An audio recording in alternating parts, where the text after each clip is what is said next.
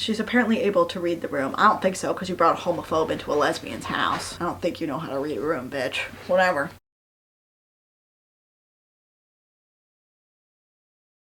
Hi everybody, welcome back to my channel. My name is Shelby. This is Shelby Reads, where we talk about sapphic books all day, every day, all year round. If you're interested in hearing about sapphic books, please don't forget to like, comment, subscribe. It really helps the channel. So today's rant review is going to be Strength Check by Katherine McIntyre. This is book 1 of the series called Dungeons and Dating. It is a contemporary adult romance. Hooray! I've been planning to do this one for a while. Fills me with rage inside every time I think about it, but I think I'm finally full of enough rage today to actually make it happen. I'm angry, and this book is gonna make it worse, so let's do it. So I will read the synopsis and then we're gonna read the disclaimers, okay? The moment Mel answers Roxy's ad for a roommate, the connection between them is explosive, warm, and real. Everything they've both been longing for. Between horror movie marathons, board game nights, and deep talks, Mel and Roxy are falling for each other hard, except the only problem with romance is they both seem to fail every single time. And when the grenades of exes, family drama, and their own insecurities drop, neither will escape unscathed. Roxy Esposito just opened a board game cafe in San Francisco and should be basking in success. Instead, she's picking out shards from her last relationship and handling her perpetually drunk mother, both of which strain her finances and fuel the need for a roommate. Melody Roberts finally got the promotion she's been aiming for across the country in San Francisco. The perfect escape from her stagnant life and the toxic relationship with her now ex-boyfriend.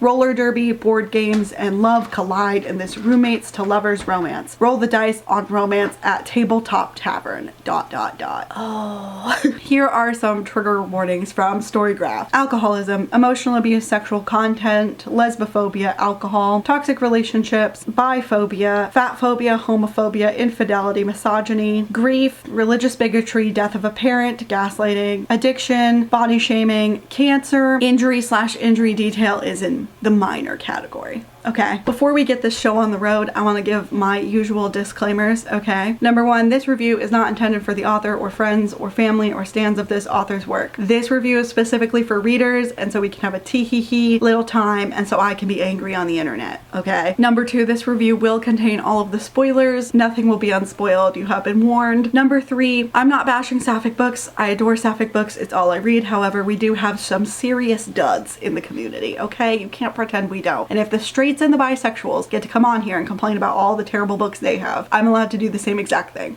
okay? This book makes me angry. It makes me feel all kinds of intense emotions about it. If that's not for you, click off of this video, please. And this is a new one because somebody found my YouTube through shorts and was kind of weird and accusatory, but it turns out we wrap back around to understanding each other, which is great, but it was still not a fun conversation for me. This is just my opinion. I don't need you guys accusing me of not understanding an entire genre of work just because I don't like something. Something can be common in a genre, and I don't have to like it. Doesn't mean I don't understand the genre. It means I think this trope or this specific word or this whatever is not to my preference and I don't like it. If you can't handle me having an opinion on the internet, don't interact with my content, okay? Don't want to deal with it anymore. And this book is made by an indie author. We should still support indie authors. Just because this wasn't for me doesn't mean you won't love it. Please give it a try. Now, the synopsis really sounded like something I would enjoy. Unfortunately, I did not. So there's that. But I'm going to give you guys an indie recommendation for today. This one is also an adult contemporary romance. It's called Before You Say I Do by Clare Lydon. I had a really good time with this book. There is some cheating, but it's on a man, so I care less. I know that's shitty to say, but like, I feel like it's kind of a staple in a lot of lesbian/queer books. So it's how it is, you know? There's also some fat phobia, which was really not fun, but otherwise the premise was really fun and I had a mostly good time. I gave it a 4 on Storygraph. I think that that author has some serious potential. She just needs to work on some other stuff, okay? Now again, I really thought that I would like this book that we're going to be talking about because I've played D&D, not very much, twice, but I heavily enjoyed it. I had a really good time and I loved the idea of like D&D and roller derby and like all these fun things, and I have also dealt with an alcoholic parent, so you know, all of this sounds sounds like it would be up my alley. It wasn't. It was so frustrating. So chapter 1, we're with Roxy. She is coming home from work. She is extremely frustrated. She doesn't want to talk to anybody. She just wants to have a beer because she has a headache from all the stuff she has to do at work. Most of her headache comes from her job, which is at the Tabletop Tavern. One of her workers quit this morning. Good for Derek. Wish that was me. Then a bunch of other crap happened. Like their Outback fridge started leaking. Someone named Julian burnt his hand, which means that the main chef is now out of action. And now her alcoholic mother is calling her repeatedly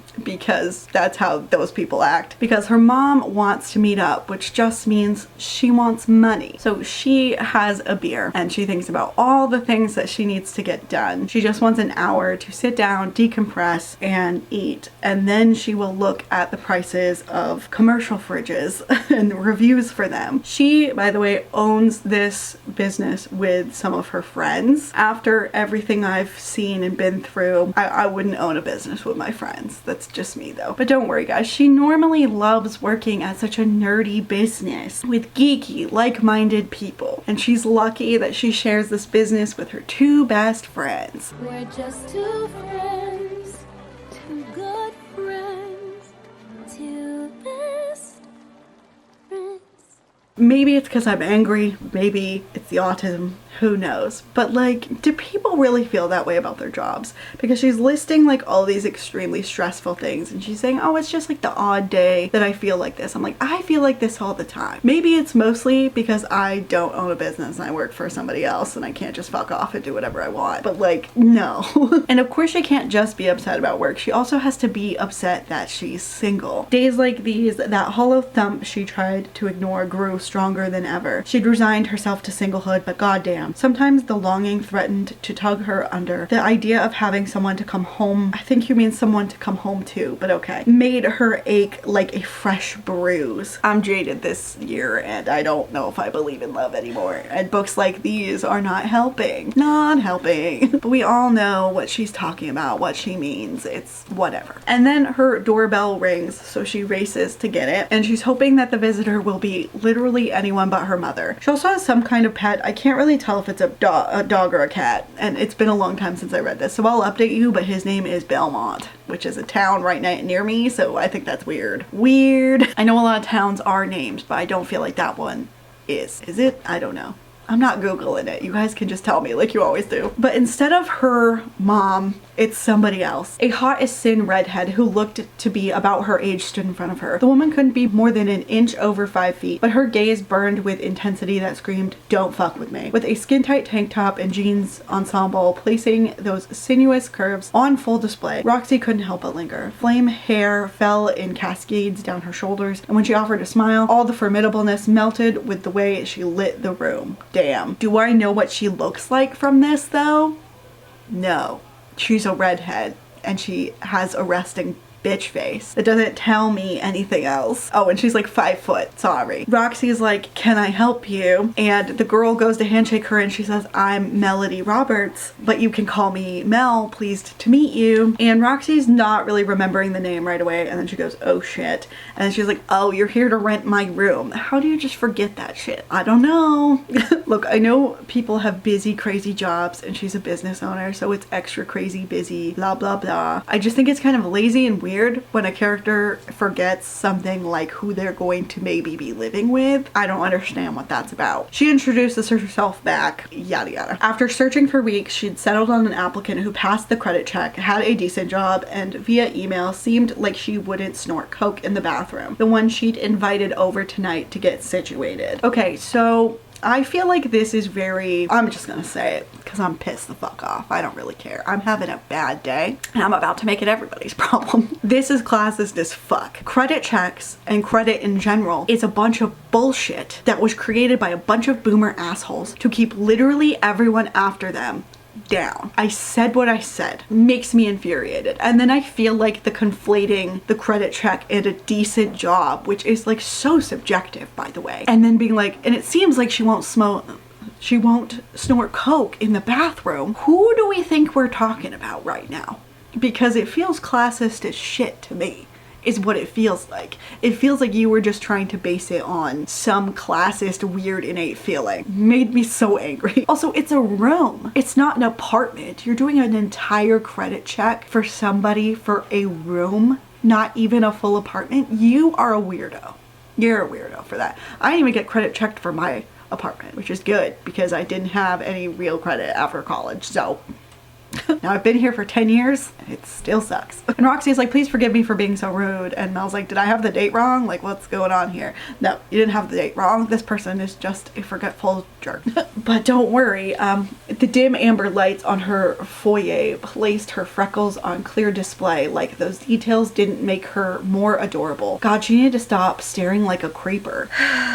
I know that you can be attracted to people right when you meet them, but you're a grown adult who runs a business. You can't get it together long enough to like not stare at someone. Like, to me, it just feels like I'm gonna get on my soapbox a lot on this one, okay? I'm fired up. I'm pissed. Partially related to the book, partially not. You know, we're having a time in this apartment, okay? Also, my new chair, so nice. That's why we're over here for filming. It's very cozy. Anywho, you're an adult. You're an adult. And the other thing, where was I going with that? I remember now. To me, it feels like neurotypicals make all of these stupid fucking rules, but then they proceed to not follow a single goddamn one of them. But the second someone else is like a little off in their opinion, you know, like a little autistic maybe, or they have ADHD or whatever, they immediately don't like that person. I'm like, but you're not doing any of the rules you say we're supposed to follow anyway, about the staring and the not staring and the eye contact and the no eye contact and the how you're supposed to be acting 24/7 near other people. I'm sick of it. I'm sick of this nightmare. Like, just make up your mind, whatever. Also, stop staring at people that you're gonna rent a room to. They're gonna think that you're gonna murder them. You know? Roxy says, no, you got the date and time right. I'm just a moron. I'm not normally this absent-minded, I promise. Whatever you say, boo. Whatever you say. But she's like, come on in, I'll show you around the place. And Mel's like, thank fuck, I'm not gonna lie, I'm super anxious. And this rental was a lifesaver because her new job has had her flip her entire life around in a matter of just weeks. And don't worry, she smells like black tea and berries. Whatever. I'm so sick of smells. Again, sometimes it's important. I find in a lot of romance books, not that important what everything smells like all the time, especially people, okay? That's a personal preference. Don't come after me. I just sick of the smells, okay? And Roxy thinks to herself that it's like getting her heart rate up and she can't help it, and that she needed to get out or get laid more. This woman would be renting a room from her, not sharing her bed, though her bed had been empty for far too long. That sounds like a personal problem, homie. Sounds like a personal problem. Roxy asks where she's from, and I thought you did like a credit and background check or whatever. You don't know where she's from? Okay. And then she offers her like a beer or some coffee, and Mel is from the East Coast around Philly. Philly on the coast? I don't think it is. Like, Shelby, it's on the east, but that's not what we're...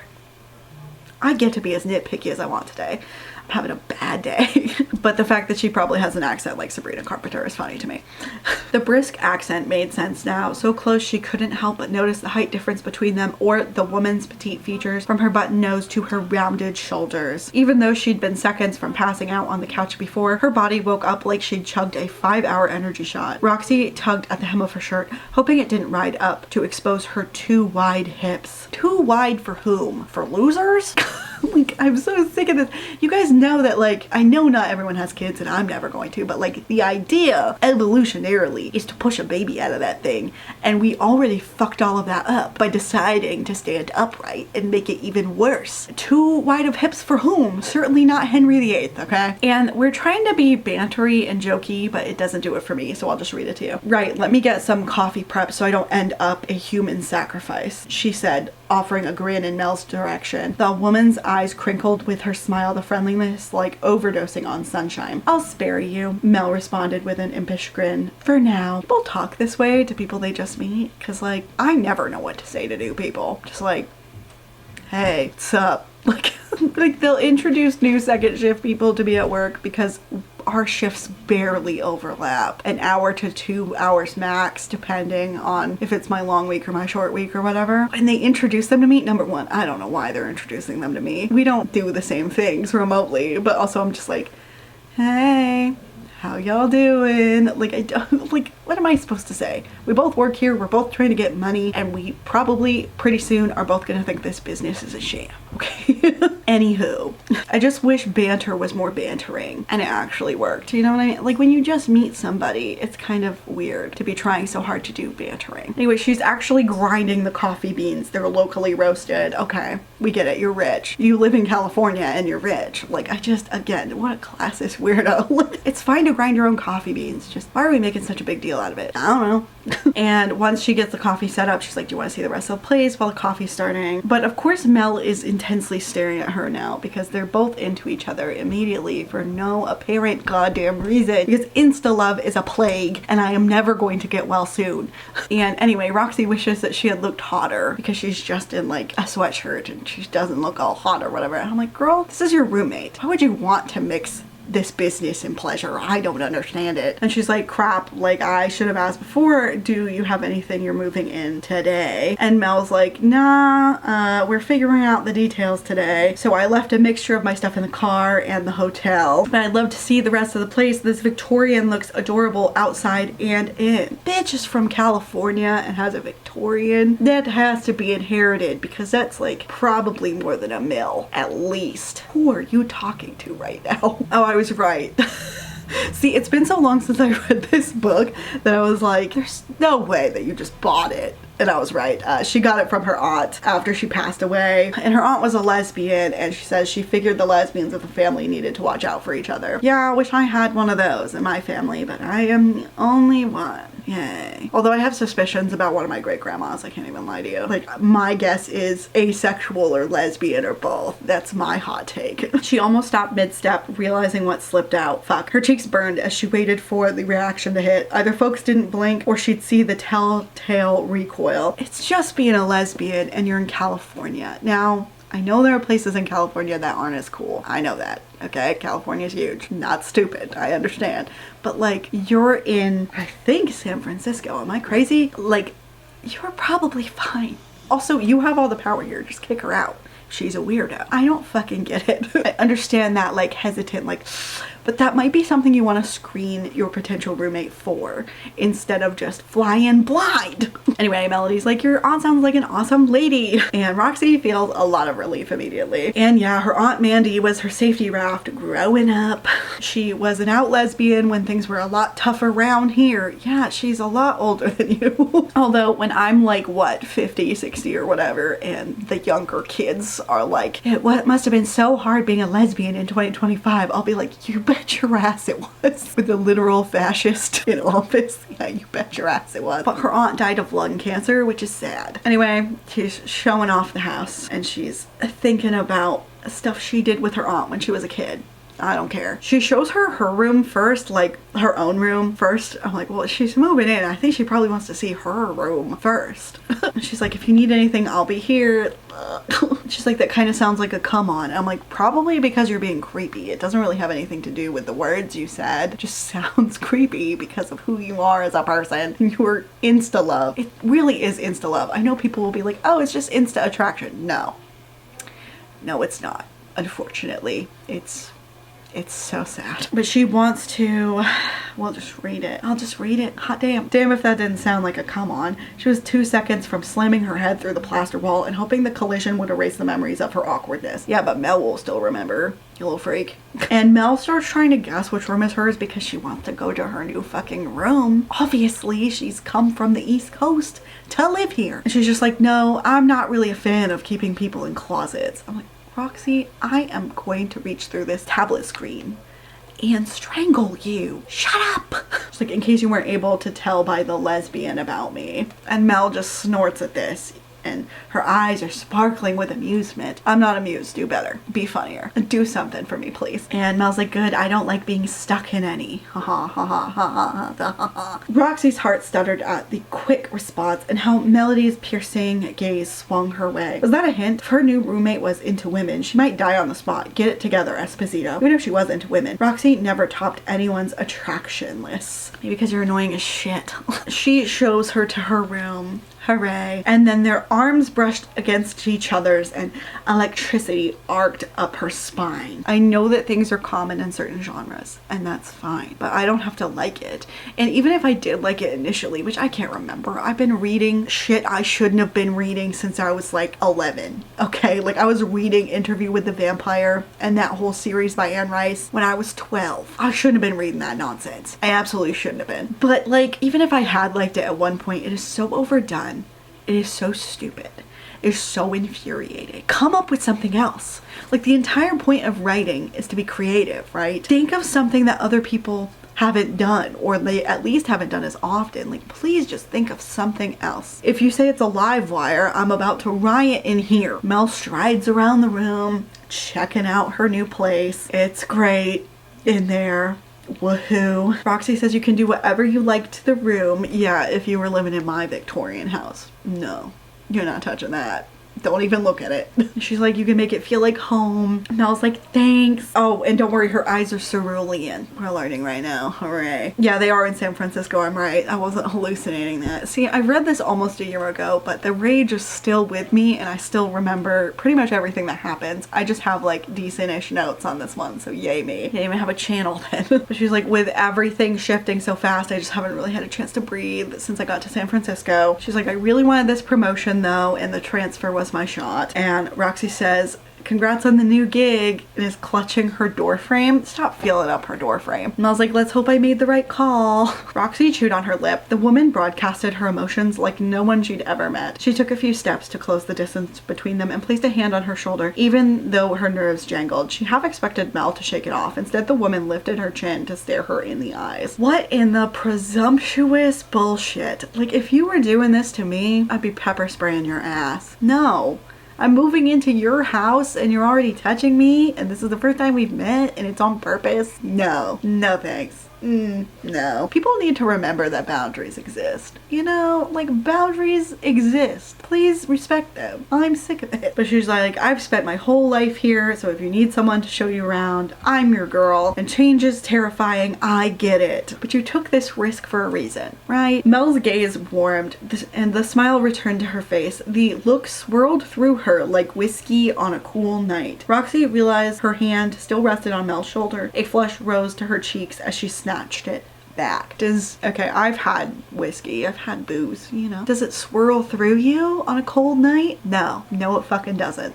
Burns like an ass. Melody says, I'll take you up on that. I would die without people. Now, I will say that we live in a deeply individualistic society, and that's part of why I have this opinion, but it's also that I've been fucking betrayed, so this is also why I have this opinion. I could not feel the same at all. God, I can't stand most people. They drive me insane. But then you guys get to have nice little rants, because like, things drive me nuts. Roxy's like, you're talking about killing and dying a lot. Should I be worried? Probably. She's probably gonna like kill you and then secretly steal your house. That would be a better book. Don't worry, I won't pull a Ted Bundy on you, Melody responded. I get my aggression out on the track. I just love when people constantly drop real serial killers, like the shit they did. Was it real? I just adore it, don't you? Those victims weren't real people, don't worry. They're back going down the hallway where Mel, unlike, you know, no one asked her, right? She said that whole thing about the track, but then like, there's no prompting. She's just like, I play roller derby. And I'm like, okay, nobody asked. And she's like, or at least I did in Philly. Are there like leagues I can join? It's fucking California. Of course you can. You have the internet. You don't need Roxy to hold your hand through every fucking decision. Oh, holy hell, this wasn't fair. On top of being smoking hot, sweet, and funny, Mel played roller derby. Roxy fanned herself, pretending she was overheated and hadn't become far too attracted to this woman. How do you know that she's sweet and funny? I mean, you said the smoking hot, and that is a matter of perspective and just looking at someone with your eyeballs. However, how do you know she's funny and sweet? You have had one conversation with this person that wasn't through email. This is the first time you've ever met this person. Why are protagonists in books like this? Why? Roxy says, I can help you find a league. I've got a bunch of friends in local leagues and we'll get you situated as soon as possible. It must be nice to have a fairy god lesbian to just come around and fix all of your problems, including like getting a new roller derby league. Must be nice. They go back into the kitchen to get the coffee, and there's more attempt at banter because the coffee machine gurgles or sputters or whatever. She's like, it just complains sometimes. You'll get used to the grumbles. The sound's endearing, kinda. I mean, I get it. Melody responded in pure sarcasm. I love bowels of hell gurgles and Cthulhu screams. Best wake up ever. Don't y'all ever get tired? I remember wishing that I DNF'd books, but I don't. So many times. Oh my god. I'm committed to the bit. Okay.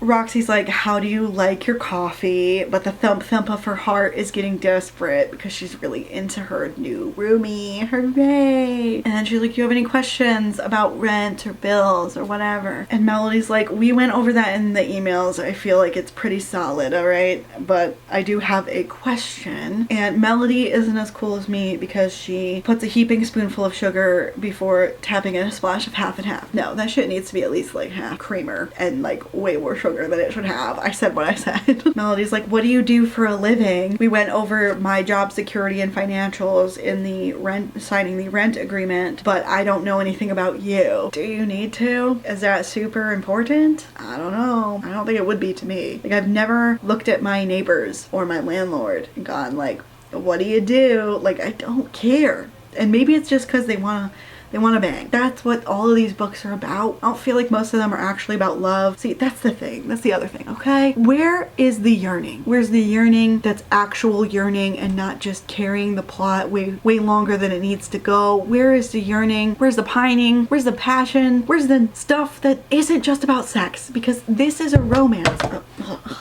God.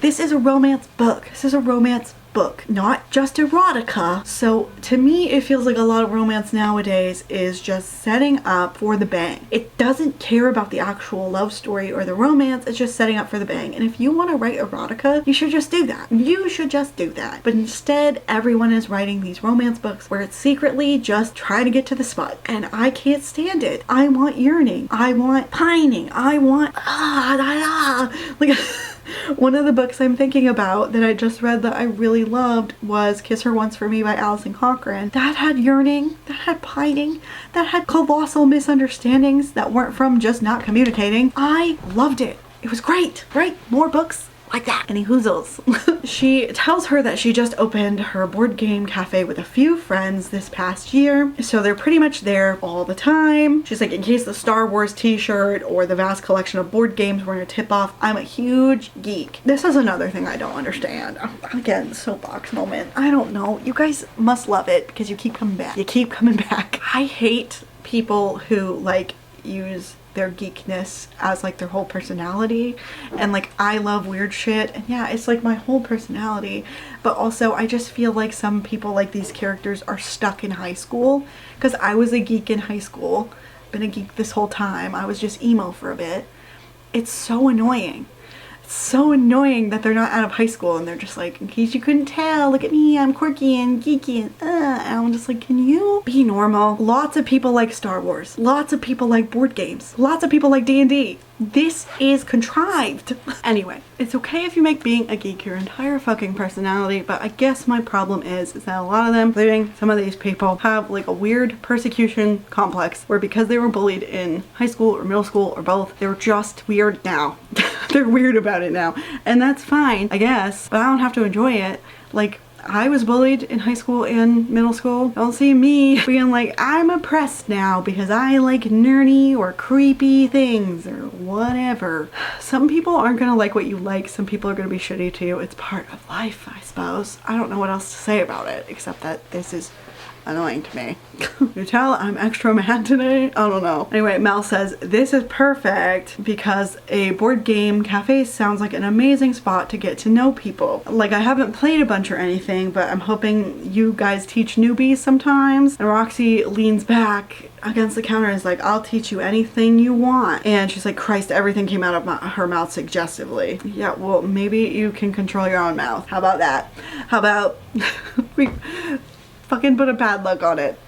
She's like, just find me at the cafe, I'll set you up, yada yada. But don't worry, Melody is relieved that she's a geek because her last roommate was a neat freak who swooned over The Bachelor all the time and pretty much strove to be a Kardashian. We had nothing in common, and the awkward conversation eventually turned into silence when we both stopped trying. Yeah, I mean, you're roommates, so number one, you don't have to automatically be friends and you don't have to automatically like all of the same goddamn things. But I just feel like there's a lot of positioning yourself as like other, and ew, that mainstream person is so boring and they like The Bachelor and the Kardashians. I'm like, yeah, obviously the Kardashians are unethical as fuck, so that's a problem. But lots of people like reality TV. Lots of people like reality TV. That's what it sounds like to me. And some nerds even like reality TV. Not me. I find it anxiety producing, even though I know a lot of it's scripted. It still stresses me the fuck out. However, I just feel like there's a lot of judgment for other women. You know what I mean? Like, I know they're what they're trying to do. I know they're trying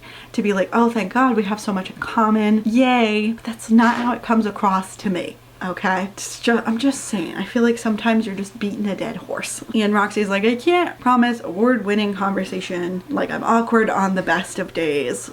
Okay, if you say so. And Mel shakes her head, those gorgeous eyes gleaming as she stared at her. I get gut feelings about people and you're one of the good ones. I think we'll be just fine. One of the good ones of what? Like people, or like women, or like lesbians? We need to be specific. Who is the subject of this sentence? One of the good ones of what, you know? Because like if it's just people, that's fine, but if it's something else, you're implying something fucked up. Okay. Roxy starts to think that rooming with Melody is going to be a really bad idea because it's making her feel some type of way, like all tingly inside. Let's actually read it because it's ridiculous. Roxy flushed at the praise from the woman she'd been lusting after these past 17 minutes. Yeah, you're ridiculous. This is ridiculous. You are insane. Like, your body is having hormonal reactions, but you are an adult woman, so you should be able to control some of that, at least some of it, okay? I feel like in a lot of these books, they talk about being attracted to someone like it's this force that you can't stop and you can't do anything about, and you just feel so into them that you can't do anything about this.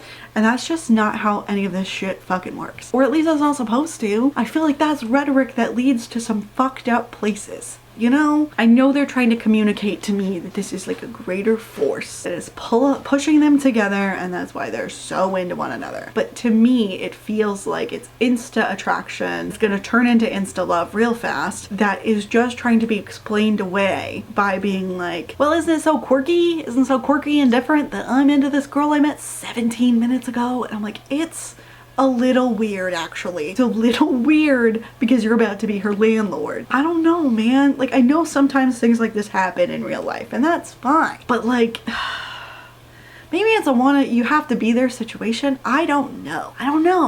I just feel like it's kind of ridiculous. Though I've never met like a real life Gideon Nav or Vi from Arcane, so maybe I would be tripping all over myself after 17 minutes. I don't know.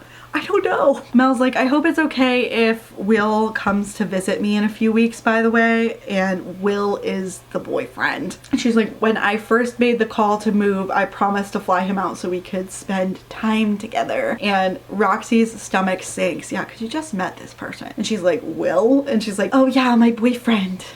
She's like, well, ex. She's like, fuck, it's still so new. He didn't approve of the whole move, but we're trying to give the whole friendship thing a go. Yeah, that's the beginning of the end, motherfucker. Like, Roxy feels... Well, just read it. Roxy's hopes shattered on the concrete, of course. Not only was someone like Mel fresh out of a relationship, but she also wasn't gay. She forced a grin. Of course he can stay. Can't wait to meet him. And she thinks liar, liar, liar about herself. Like, yeah, no shit, you're lying. She might have just met Melody Roberts, but the crush flared more intensely than any in a long, long while. 1 year of close proximity with this bombshell, and Roxy was pretty sure she'd detonate. You just met her. Like, again, I haven't done traditional dating ever, really. I mean, unless you count my ex-boyfriend, but ew, we don't talk about him because that wasn't real for me, you know, like emotionally it wasn't real at all for me. So I've never been trying to hit on people except on like I was on OkCupid for a hot minute, and Lesbitronic, I don't know if anyone remembers that one. That was like probably my second closest to like getting in an actual relationship. However, when you're like looking for people, and I know that's the whole thing, is she's not looking, but she was though, obviously, right? Because that's what this is. And someone goes, oh, I have a boyfriend, or oh, I just got out of a relationship, or oh, I just did X, Y, and Z thing that sounds not great and you know won't bode well for the relationship or whatever, or you can't have one, period. Usually in my brain, personally, I think for me, it usually goes like, oh, okay. Because that's how it was on the dating apps for me. I don't know if that's like uncommon or something, but it's just weird to me that you're so hung up on someone you met 17 fucking minutes ago. Get it together. Oh my God. Chapter 2. It's move-in day now, and Mel is here with all of her stuff in front of the beautiful Victorian that she's renting a room in the Soma district. You know what? We're actually gonna look it up because I think that this girl lucked out so bad with the, like, not so bad, but like so well with the housing shit. You know? Okay, so just for perspective, one of these Victorians that I'm just looking at, $1.8 million. Hello? How does she afford the taxes on it? Whatever. We're gonna ignore it. Mel is glad to be out of that damn hotel, and she feels flooded with relief, and the move was very quick. So we learned that she and Will fought something vicious the day that she got the offer, and the venom he spewed clanged around in her head even now, leaving deep scratches in her psyche. She'd felt like a monster calling it quits between them, but after 6 months of trying to end the relationship, she finally cut that cord. The best she could offer was an attempt at friendship. So if it took you 6 months to effectively break up with this man, why on earth do you think that being friends is a good idea? Because he's clearly not willing to take no for an answer. So I really don't understand what planet you're on. I think sometimes women who like men are incredibly delusional. I don't know.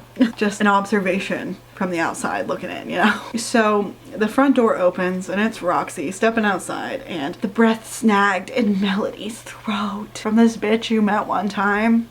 Okay. And then we get this huge description of what Mel looks like, except that we don't really get to know what she looks like, do we? Because it's more like hair color, and she has toned arms on an already solid frame, and she has tattoos, but I don't really understand, like, that doesn't really tell me what someone looks like, you know? I'm not saying we have to have the most boring bio of everyone of all time, like they had an aquiline nose and they had this kind of a mouth and they had this, but like there's so much more to what people look like than just hair color, vague body shape, you know what I'm saying? Anyway, her tattoo is Lord of the Rings. I'm not gonna bore you. I've read Lord of the Rings, all right? Don't come at me with that. Also read The Hobbit. Get out of here. And Melody thinks living with someone as sexy as her would be an exercise in restraint. But no one needed the shit show of baggage she was toting along from her last relationship. Yeah, then don't date. I think some adults forget that we have free will most of the time. Roxy's helping her, and Mel's like, you know, I could do all this by myself. I'm like, I would let any woman move in for me. I don't want to move. Bringing up this chair, and it was one of those vacuum sealed ones, by the way, was a nightmare. It was awful. I would let anyone move my shit for me. Anyone at all. So you're already offering me a place to live. Like, why are we acting like she did that out of the kindness of her heart? She didn't. She's getting money. She's like, you don't have to help me move in. And she's like, I've been working so much that my gym membership has lapsed. And I'm like, okay. She's like, don't take away my chance to exercise. Okay, you could go running outside for free. You just want to bang, and that's fine. Like, we could believe that she just wants to be nice if this was written in a way where it wasn't insta-lovey or insta-attractive-y, and she just wants to be friendly and nice to her new fucking roommate. That's not what it feels like, is it? No. And Mel's like, all right, champ, here you go. But Roxy's like, I gotta handle a little more than that. I'm like, okay, I guess you're jacked, I guess. Roxy emanated this earthiness Mel found herself drawn to. Her low voice scraped like fingernails over skin, causing a delicious shudder. What does emanated earthiness mean? Is she smelling of dirt? Does she have the essence of dirt? Does she have the essence of the Grand Canyon? Because we're just talking about random places on Earth. What are we talking about when we say that? Shelby, you just have undiagnosed autism. You're taking this too literally. Yeah, well, maybe if your metaphors slapped like the metaphors in this, I would give a shit. Rereading this for the second time, and like, there really are no words that I have in my language with my deep fried overnight worker brain to explain to you what it feels like to read an incredibly written book versus a book like this, where you're like, ugh. And the other thing is I think people will think I don't like romance. I've loved romance pretty much my whole life. I love romance subplots. I love romance storylines. I love romance books. But if you write it in a way that is profoundly stupid, then I'm not gonna like it. Like, it just feels so boring and annoying at the same time. You know what I mean? Like, I want the pining, I want the desperation, I want thoughts and feelings and opinions that also have nothing to do with the romance. Okay? Like, romances shouldn't just be romances. There should be a bigger overarching problem, in my opinion, okay? Because I loved Carol. I loved How to Excavate a Heart. I loved Kiss Her Once for Me. I read all of those for my December reading wrap up, and I loved them. It can be done. It just isn't done very often anymore, in my opinion. Do I think perhaps this is the Colleen Hoover effect on literature, or the Sarah J. Maas, or the, I'd even say fucking, obviously Penelope Douglas, but also like Taylor Jenkins Reid and that kind of shit. Like, I feel like we have flown too close to the sun. You know what I mean? Like, romance can be amazing, and it doesn't have to be written in like flowery or complicated ways, because I don't feel like Kiss Her Once for Me was written in a flowery way, but I still loved it. Still loved every fucking second of it, except for the Taylor Swift mentions. So it can be done. It's just not being done in a lot of these. Okay. Anyway, Mel is checking out Roxy as she brings the boxes up. Can you believe we're only on chapter 2 and I've had this many rants? I hope you guys like this one, because I'm wilding out here.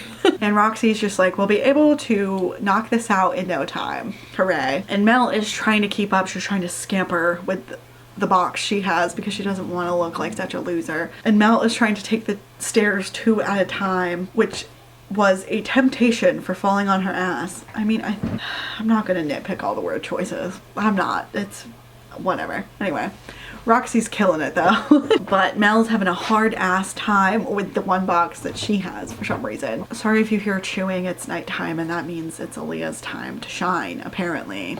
I don't know.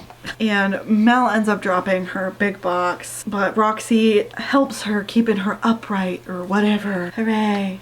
Roxy asks if she's okay, and Melody's like, yeah, I'm fine. I just got a little overexcited. These shoulders weren't meant for lifting. And Roxy's like, okay, why don't we just carry in a box at a time or whatever? And I'm like, well, that was like what you should have done to begin with, muscle woman. But okay.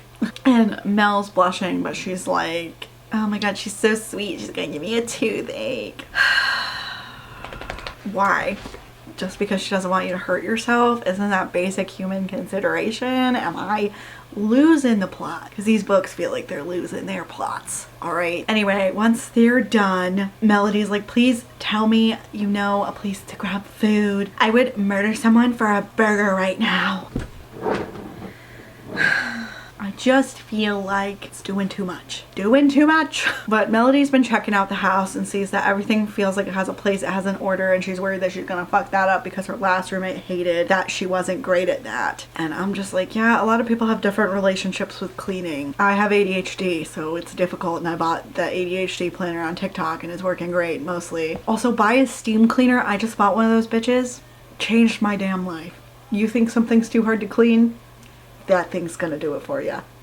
10 out of 10 would recommend. A best 25 bucks I ever spent. But Roxy brings them 2 glasses of water and is like, you're so bloodthirsty. Really? Where's the actual blood? Nowhere. God, contemporary lately has been making me miss horror, honestly. God. For fuck's sake. Alright. And she's like, lucky for you, I know the perfect spot, no murder necessary. We're just all so quirky in this fucking house. And she's staring at Roxy's biceps. That's at least relatable. And she's like, even if her heart hadn't taken the newly single memo, her traitorous body clearly had. Okay, whatever you say. Wish my body and my brain would fucking catch up. She's like, that sounds perfect. Like, let's head over now before I chew off my arm. Do it. I'd rather see that. That would be a more interesting story. And Roxy has her muscle shirt on and it's like glued to her chest from sweat. So you brought a lot to be in one room. I know you have other stuff like kitchen shit or whatever, but like for one room and like part of the bathroom probably and part of the kitchen maybe, you were sweating that bad. I know California's hotter, but damn. And Melody's like, yeah, go exactly like that. Okay, freak. You just want to stare in her all sweaty. But sweaty people smell bad. Sweaty people smell bad. It's reality. She's like, yeah, exactly like this, unless you're dragging me somewhere fancy. And no, Roxy's like, no, I'm just taking you to Kari's diner. We'll get there in a few minutes before your murdering spree. Relief flooded through her at the flow of their conversation. Talking to Roxy felt as easy as speeding down the highway in the middle of July, a comfort she missed. Not like the constant game of who can feel worse that came with Will or the prickle of expectations from most of the folks at home. You're a grown adult. Of course there are some expectations of you, you little weirdo. Also, of course it feels natural because you're both weird. You're both two people who saw each other, met for 17 minutes, and are immediately thirsting after one another. So of course it's natural because you're both matching each other's freak. Which is good for you, because that takes you out of the dating pool and I don't have to look at you. But still. Anyway, they grab their stuff, they lock up, and they're going to go get food. So Mel asks if it's her day off or something, because I thought I'd be hauling everything in on by myself because it's a Friday. And Roxy's like, I'm heading in later. Days off aren't possible right now with the business being so new, but I've made sure to cram in some partial days so I don't entirely lose it. As someone who's had to work pretty much 7 days a week for the last many years of my life, that doesn't work either, just so you know. I mean, I'm stuck there right now, but it doesn't work like that, okay? And Melody is like impressed that her roommate owns a business. Okay, lots of people do. And she's like, consider me jealous. I'm just some boring marketing manager who's probably going to bork her first week and get sent back to Philly because she's all anxious about the new job, yada yada yada. Well, I mean, you did kind of decide to move across the country for a job. And if the job doesn't exist, that might be a problem, you know? Like, I'm not saying that you should never do it. I am saying that it's a choice you made. And Roxy's like, I'm sure you'll knock it out of the park. And this is the job you've been waiting for, right? And she's like, I'm just in the whiplash phase of diving off a cliff. The oh fuck, where am I gonna land part. And I'm just like, do you get whiplash from that? I don't know. I guess tell me in the comments. But she's left everything that she had behind, and yeah, that's kind of what moving across the country means, yeah. Like, sometimes you'll have some family across the country, sometimes. I mean, it's never happened to me, but like, I think all my relatives are concentrated in either New England or Florida, and that's it. Roxy's like, you look pretty firm on the ground to me. I'm like, okay, if you say so. They're at the fucking diner. Hooray. She's like, you've got a job lined up, you're all moved in, and you're just about to discover your favorite place to eat in town, apart from my board game cafe, of course. I'm like, well, it's a little presumptuous. She hasn't been there yet, so. But Melody's chest twists, and she's like, you're so wonderful for showing me around town. And I'm like, why? I mean, I guess she doesn't have to, but I just think that, like, we're praising people for things that are easy to do. See, we need to get our standards higher, ladies. Higher in the sky. That includes me. I need better standards too. Anyway, they're going in finally to get some freaking food, and they get in and they smell greasy burgers, salty fries, and lemon cleaner. I don't know if I'd want to smell a cleaner that much when I'm hungry, but whatever. I'm not going to describe the diner to you. I won't waste your time, alright? It's a diner. Diners look the same. I don't know. If you really need something to picture, look up the... what is it called? The 104 Diner, I think. It's like part of a chain of diners up here in New Hampshire. But yeah, that one's a dinery diner. Okay, picture that one. They also have one that's like by the airport in Match. So there's also that one. They're both a little bit farish away from me. I guess it depends on who you ask. By European standards, it's far away from me. Mel's phone is buzzing and it's Will calling her, and she silences the ring and she's trying to ignore the guilt she feels. And she hates being the person to do the dumping. God, I wish I had been the person. Fuck. Less surprising, obviously. She's like, no better way to feel like a monster. I'm like, oh, okay. But this is her chance to live in the present and not linger in her past. Yeah, your past is gonna keep following you because you decide to be friends, but go off. She asks Roxy what they all do for fun, and Roxy's like, what is this fun you speak of? Bitch, these people are so annoying to me. They don't have to be annoying to you, but they're annoying to me, okay? She's like, that doesn't gel with my work all the time. I'm like, okay, but you are the boss and you can work less at some point if you try, okay? And Melody's like, so you're telling me that this city is pretty much just tabletop tavern and then the rest is a total wasteland. And Roxy's like, wait, you've never even been to San Francisco, have you, before? And I'm like, no, a lot of people haven't, okay? But Melody's like, nope, never seen the Golden Gate Bridge, at least until I drove into the city or any of the big touristy sites. Don't you guys have some panda at a zoo here or something? Roxy's like, that's actually San Diego. And I'm just like, well, this bitch should pack up and move to San Diego then. You guys don't even have a panda? Weak sauce. Anyway, the waitress comes over, they order burgers, and well, one of them orders a burger and then the other one orders waffles and bacon and iced tea. Riveting. And I'm not saying that romances can't be boring or a little bit cozy, right? Because I love You Can't Spell Treason Without Tea and Legends and Lattes. I really like all of those. But I feel like even though the actions and the events are boring, they have something going on, you know, and there's more emotional depth than whatever the fuck this is, because this is a puddle, okay? Emotional depth of a puddle. Very shallow puddle. But Roxy's gaze returns to hers, and the oxygen might as well have evacuated the room. Melody looked away first, mostly because the thump thump thump in her chest made her head swirl. Second time meeting. And you didn't even talk for most of it because you were busy moving in.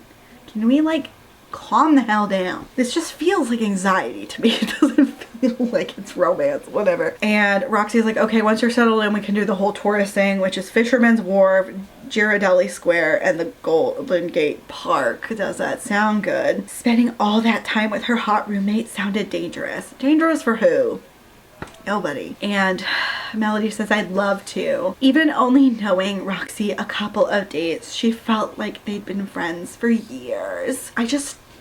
My note here on my Kindle app says, why does it have to be insta love? You have 300 pages of book. I stand by that shit. I stand by it. You have 351 pages and you can't just like be normal. You can't just have like a nice love story that isn't insta love. I'm so sick of it. And she can't remember a time she's felt that connection with anyone else. That's sad. That's depressing. God, whatever. They're excited to go, and then Melody starts asking Roxy questions about like, you grew up here, like, do you have any family in the city? And Roxy tells her immediately that her mom lives wherever her transient ass can find a place. And my Stepford sisters parked at Presidio Heights, and Pops has a permanent residence at Holy Cross. And she's just like, is your dad a priest or something? And she's like, not dead. I'm like, damn. Crazy. And Melody feels like an asshole, but I feel like Roxy is an asshole for not being direct, but okay. And she's just like, fuck, I'm sorry. What are you sorry for? You didn't murder him. I mean, you've been talking about murder so many times though that maybe you did. Maybe you did. And she thinks to herself, maybe this was why her friends back home were so easy to ditch her. Between her and Will, they'd made their allegiance clear. Yeah, maybe Will sucks less than you. I don't know what to tell you. Roxy waves her hand. Seriously, don't apologize. It's always awkward to bring up, and I haven't found a good way to tell people yet. Had over a decade to practice too. Oh, you're just so quirky. You've had over a decade to practice and you don't know how to say it in a way that isn't Wilden? Okay. Mel really wants to reach out and hug her because she seems a little bit sad that her dad's dead or what have you. And I'm like, girl, she was just kind of a dick. I don't know. Mel's like, well, that sucks regardless. I wasn't trying to dig into old wounds. And then she asks about like the crew at the board game cafe. And Roxy's shoulders relax and there's crisis averted. Maybe her new roommate wouldn't think she was the worst like her last one did, or most of her friends back home. Fuck, she'd become so sick of standing on the outside looking in on friendships, tapping at the glass, but never being able to step through. On the outside, always looking in. Calm down, Evan Hansen. I don't remember asking you to come here.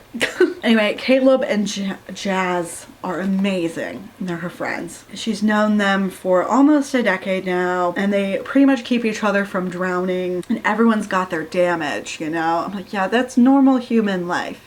You don't have to like explain it. And then she's like, enough about me. Do you miss your friends and family in Philly? And Mel's like, I'm supposed to answer yes, right? Well, you don't have to because this is a new person. You don't have to, whatever. She's like, because that didn't sound cranberry bitter. sometimes shit just doesn't work out with people. It could be an area, it could be a friend group, it could be relatives being abusive and shitty. It can be all kinds of fucking things, okay? You don't have to feel like it makes you bitter immediately. Like, some people leave places to find their people, and that's fine. Why do you have to make it this big thing? I don't know. I feel like we have a lot of internal assumptions about every single thing that aren't necessarily indicative of reality, like how actual people will think about you doing a certain thing or feeling a certain way. I don't know. But she's like, family, I miss them. Yeah. She's like, friend wise though, I've never had anything like the tight-knit group you're talking about. I mean, I had folks to grab drinks with, parties to swing out to, but I don't know, like ... No one I'd call if I got stranded on the side of the road or something. And don't start giving me those puppy dog sympathy eyes either. It gave me the push to come out here, right? So progress. I mean, yeah, when you have less to care about because people aren't that close to you, it is easier. Yeah, for sure. Definitely. Yeah. She was like, well, you're going to meet folks on, I know, this killer board game cafe.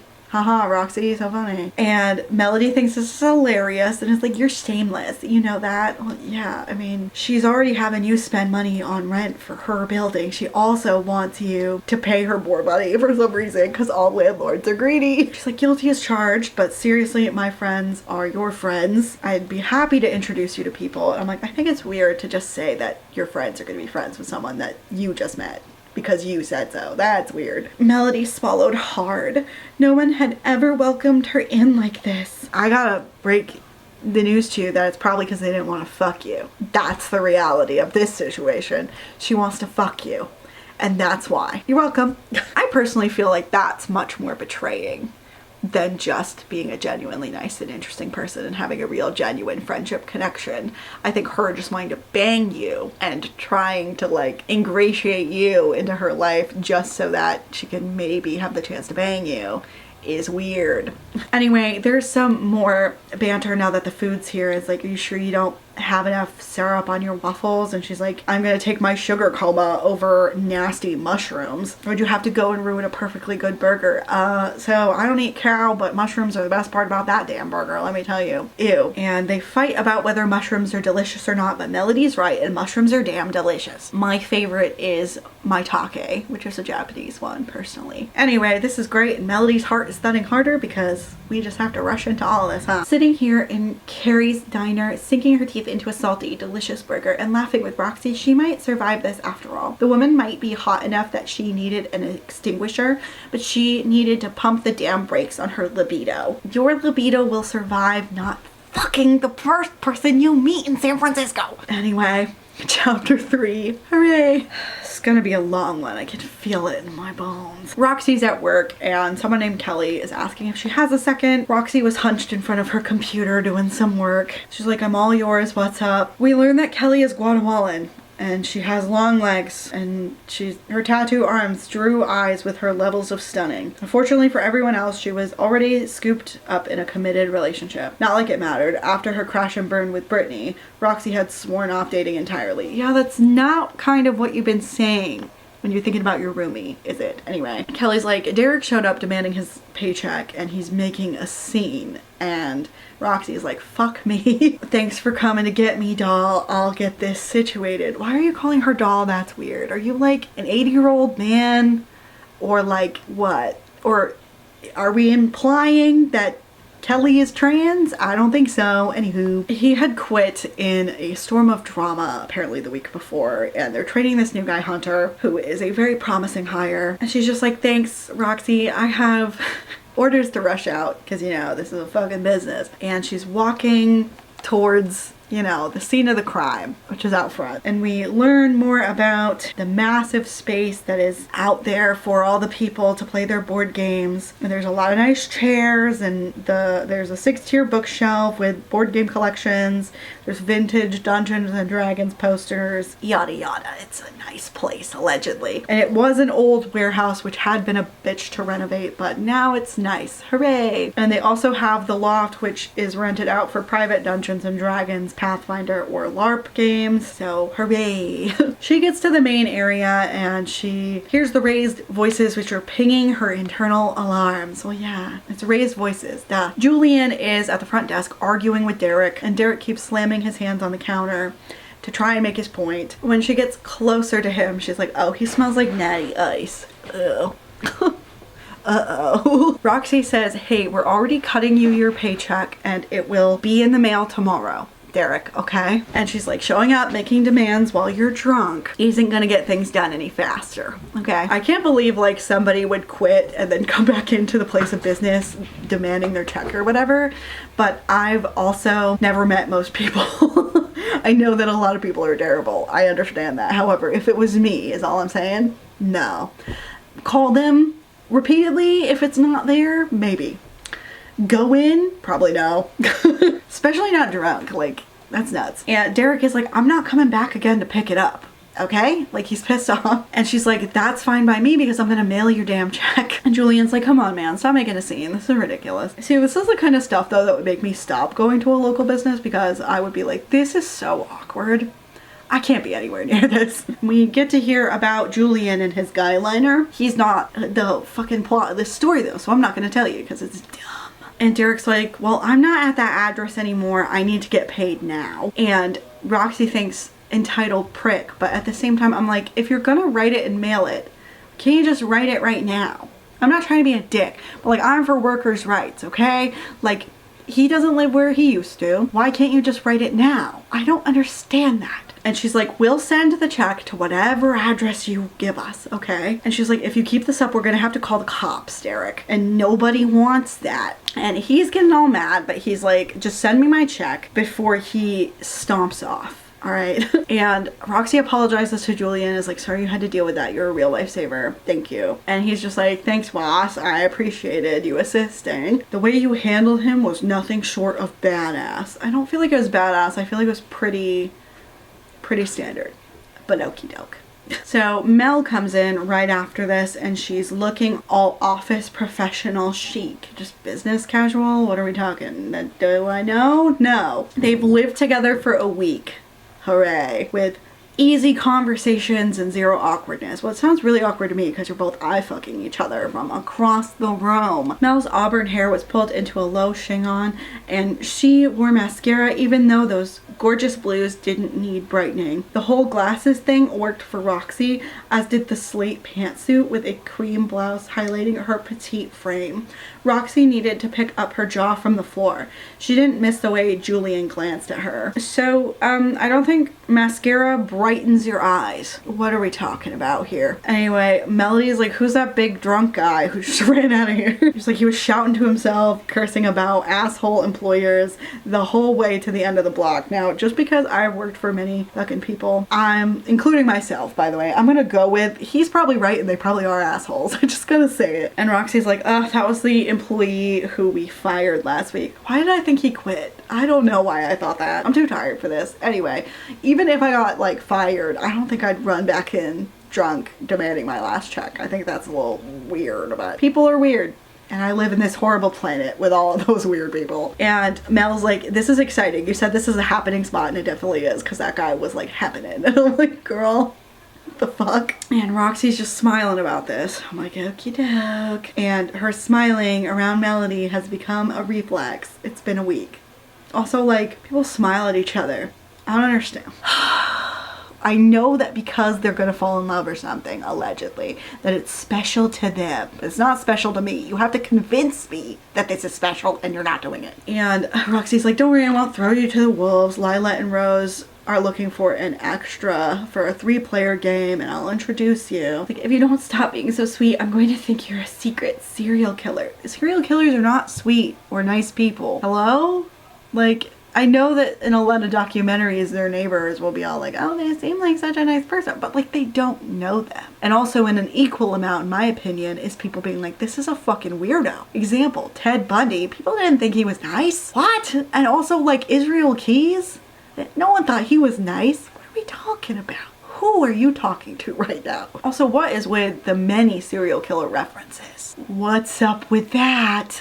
And Roxy's like, thanks, I guess. Yeah, that is exactly the thing to think, except she's thinking that she wasn't used to blunt compliments like the ones Mel gives. What are we talking about? And she just hears her ex's Brittany's voice in her head being like, could look better, should work out more, not hot enough. It's like, okay, well, you stayed with somebody who said that shit to you, so I don't know. Like, you're a grown adult, so I don't understand what you're talking about. And Julian is just like, she's always been like this, and her extreme patience is obnoxious. It's like, yeah, that is a summary of a lot of things happening in this book. And she's like, but if Derek had stayed a few more minutes, you might have seen her scary side because she knows Krav Maga. I'm like, okay. And Melody's like, that's something I'd pay to see. And I'm like, why? I mean, I guess I'd probably pay to see some drunk guy getting their ass handed to them too, but like, is that the human experience? Is that why Coliseum started? I don't know.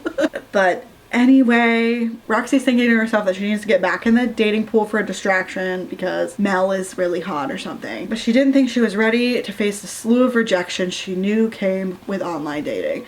Yeah, but it's not as painful when it's online, in my opinion, because it's like some asshole on the other side of a screen and you're just like, like, you know, like, I don't understand this. Like, I didn't feel bad that certain weirdos didn't like message me back on OkCupid. You know what I'm saying? Anyway, Roxy announces to Lila that she has her third player if you want to check out Blackbeard's Oath. Whatever the fuck that is. Then we learn about Lila and Rose, who are together. Lila has lavender hair, hooray, and her girlfriend Rose has a right hook meant for breaking noses and a neon blue pixie cut. Okay. I feel like they look really pastel and cute together. Good for them. And Roxy will never admit it, but sometimes she's so jealous of them that she gets heartsick.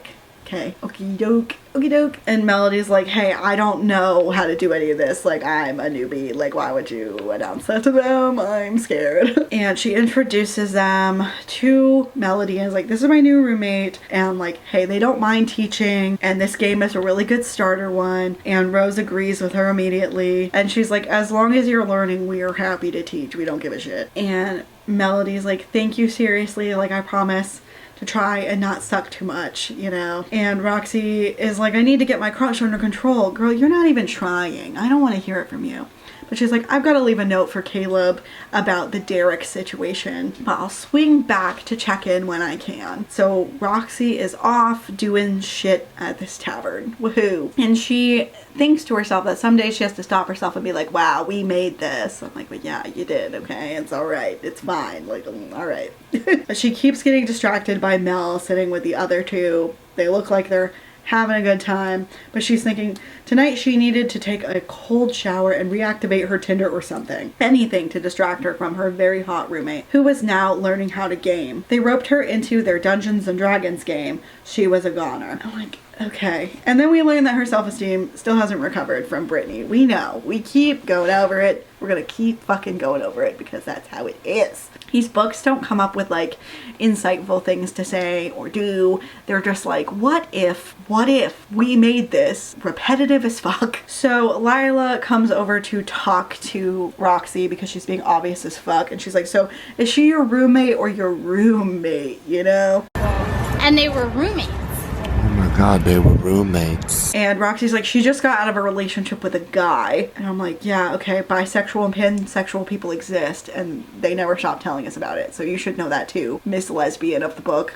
And then Caleb comes up and is like, who's with a guy? Because I'm 100% sure it's neither of you. And I'm like, yeah, obviously. Also, Caleb has a wife and a 1-year-old girl on top of business stuff. This will come up later. That's the only reason why I'm mentioning it, okay? And Lila's like, we're talking about the redhead that she invited tonight. And Caleb is like, oh my god, you're dating again. I better get to meet her, yay. And Roxy's like, no, Mel's my roommate, not my girlfriend. She's like, also, I was telling Lila she's just got out of a relationship with a guy. And Lila's like, Caleb knows better than anyone that doesn't mean shit. She could just as easily be into women also. She's like, don't tell me you wouldn't be thrilled by it. I saw the way you eyed her over there, you know? And Cal's like, yeah, I get it. You better introduce us by the end of the night. Like, I've got to meet your future wife. And Roxy's like, I hate you guys. And go play your game, Lila, and leave this spinster alone. Like, you haven't not been dating that long. Calm down. Although I kind of want to be a spinster now. unless a really hot butch comes and changes my mind. Please, you can't do to me what's happening right now because I will lose it. I will lose it. Don't do that to me. Don't be with me for 13 years just to like not even work on our relationship at all and just have a big fat crush on your 26-year-old boss. Don't do that, please. And she's just thinking about how Lila won't let up because after the whole Brittany situation detonated 6 months ago, Lila had been in her mother hen mode. I'm like, okay, if you say so. Also, it's only been 6 months. Everyone's rushing around acting like 6 months is a ton of time. It's not. So like, what are we talking about? And she thinks that she needs to fill Cal in on the Derek situation because we're repeating shit all the time. All the time in these books. Have to be reminded of every plot point over and over. But she's going around, she's thinking this place is more than just work for me. These people are family. Well, I mean, they're family who give you a lot of money. So, don't know what that's like. And Roxy's there with, I think, Cal, and Julian is like, so our favorite ex-employee showed up and he's like, Derek, like Julian mentioned he had a hissy fit about his final check. Roxy's like, I've dealt with it, but if he comes back, call the cops. And Roxy's all like, what is so important that you're here on your damn day off? Like, you have a wife and kids. Because his daughter is great, but his wife, Sarah, not so great. And he was like, the original plan was for me to just hang out with them, but then Sarah got mad and accused me of cheating on her the other night when I needed to stay here late to conduct some interviews. And Roxy is like holding back some comments she has about Sarah because it's none of her damn business and she shouldn't be rude about Sarah because Sarah is not her problem. And his wife had seemed fine with this whole like business idea, but then when they opened shop, like, it's just been hell for the past year between the two of them. And I'm kind of like, yeah, because I think when on paper you're like, yeah, I want to support my significant other's dreams, I want them to be happy, I want them to be successful, and then the reality of them being gone all the time or on their phone or not engaged with you at all hits, it really fucking sucks. As someone who is with someone who is a dog trainer, always on her phone, always not here, always out doing whatever. It sucks. It fucking sucks. Okay? Don't ask me why I'm Team Sarah, but I am. I am. And she's just like, I'm sorry that she doesn't get the demands of running a business with some time off help or family vacation or something like we can cover. And Cal's like, is it bad that I'd rather just have a getaway with me and my daughter right now? And I'm kind of like, no, I feel like that's normal. And she's just like, no, it's normal. And like the constant fights are stressful. And trust me, I remember I had them with Britt and there's a reason why I haven't gotten back out there. And Cal's like, she fucked you up real bad. And I'm like, yeah, obviously. And he's just like, we all tease you, but I get why you're not excited to date again. I'm like, yeah, I mean, no shit, because no one will shut up about this. And Roxy's like, hey, we're talking about your damage, not mine. And I'm like, well, I feel like we somehow circle around to make everything about you. I know the urge to try and like relate as like a neurodivergent person where someone tells you something about them and then you relate something to it, but that's not always what's best or most helpful. You gotta kind of resist that urge sometimes, you know? She's like, if you're just gonna hide out here, why don't you just go play a game or two instead of working yourself to death? Like, it'll get your mind off some things and you can scope out the business from the ground level or whatever, because it's not really about just relaxing. And he's like, do you think there's room left with your roommate? Like, I'd love to meet the girl who's causing the flush on your face. And I'm just like, I don't understand why people are so up in everyone's business. Like, to me, it feels like little old biddies that are like, I can tell that you're in love. Oh. And I'm just like, well, most people don't run around thinking or saying these things. I don't understand. Like, maybe you do if you're really close with people. I don't know. But to me, it feels weird. Like, what are we talking about? They've known each other for a week, goddammit. And Roxy's like, she's probably straight and she's fresh out of a relationship, so nothing's happening, okay? I just didn't expect my roommate to be so friendly and hot. Like, well, that's on you. You did a credit check, but you didn't bother to look at a picture of her. Weird. And he's just like, oh, you're in crush mode. It's like, yeah, no shit. And she's like, yeah, because I need an unrequited crush right now. I'm like, well, you're kind of doing it to yourself by forcing the forced proximity. Like, you're in control of that, you little dork. And he's like, hey, maybe this will be like the thing that gets you back out on dating. It's very, boring. And she's like, get out of here and stop working. And he's like, I'll be there in a minute. I just need a little more time away from everything, okay? Some people don't want to play games right now. They want silence while they contemplate their relationship and their life choices. And she thinks that she understood because Jazz and Cal had been her life-saving AED when her relationship with Brittany thrust her into a permanent state of cardiac arrest. Well, if cardiac arrest can't be permanent, like you're either dead or you're not. What? Whatever. Anyway, she goes out again to check out Melody playing with her friends because she has nothing else to do apparently, even though she allegedly runs this business. Allegedly. But Mel is having such a great time. She's laughing at something Lila said, and their gaze meets and those blue eyes softened and Roxy's heart thundered. Thunder rolls and the lightning strikes. Anyway, she waves at Roxy, and Roxy decides she's gonna go over and join them. And she thinks that she'll need to put some distance between them or set up some dates because the carousel lurch of her heart right now could only spell regret. Yeah, I mean, you are doing this to yourself. Anyway, chapter 4. Mel says that she will see her tomorrow Betty to her assistant. That's how high up she is. She has a fucking assistant. Shy had an assistant for life. And this woman is still peppy after a long shift, apparently. Good for her. I wish that was me. Betty, you must be getting paid that good money. Right, it's been a few weeks now since the beginning of Mel's job because we're skipping around all over the place. Why see anything unfold? Whatever. And she kind of misses the hands-on work of her old position, and the management is taking some time to get adjusted to. And she thinks this about Betty, her assistant. Her strawberry blonde assistant always wore carnation pink lipstick and Gucci dresses to work. The sort of femme Mel never wanted to be. So, number 1. You can't be a femme because it's spelled F-E-M-M-E because you're not a fucking lesbian. You were with a man and you were actually into him at one point in time. You are not canonically a lesbian, so you can't be a femme anyway. So number 1, fuck you.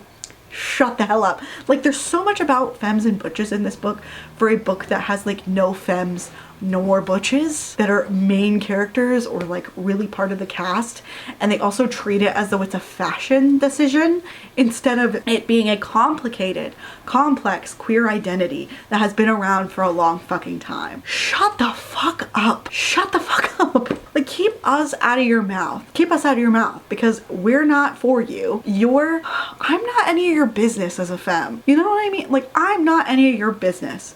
And you don't have to want to be a femme because number 1, you can't be because you're not a lesbian. And number 2, you don't have to want that because it's not for you. So like, I don't understand why we're saying it in kind of a judgmental tone. Why? Because she looks more feminine and hotter than you? Because we don't have any fucking confirmation that this person is a femme lesbian. So it's really fucking weird. It's weird. And I don't like it. I don't like when nerdier queer women make weird fucked up assumptions about, like, presumably in this case femme lesbians, that femme lesbians like normal things, and because they like girly things that means that they're not as cool or something, or they're more vapid or shallow or whatever their fucking problem is, where they judge feminine women. You're not quirky and different. You are judging other women in a very negative way. And I'm fucking sick of it. Don't worry, there's more, so we'll keep going. Anywho, getting out of the office space, out of her cubicle stuff, and Will is calling her, and she's like, oh yeah, Will. And she's like, how's it going? After she answers the call, she's in the elevator, and he's like, I'm tired of going places without you. And last weekend, I kept getting approached at the bar, and all I could think about is what we used to have. And yeah, this breakup is pretty fresh for him. He ends up sucking, because a lot of men suck, but especially in sapphic books, men are the worst.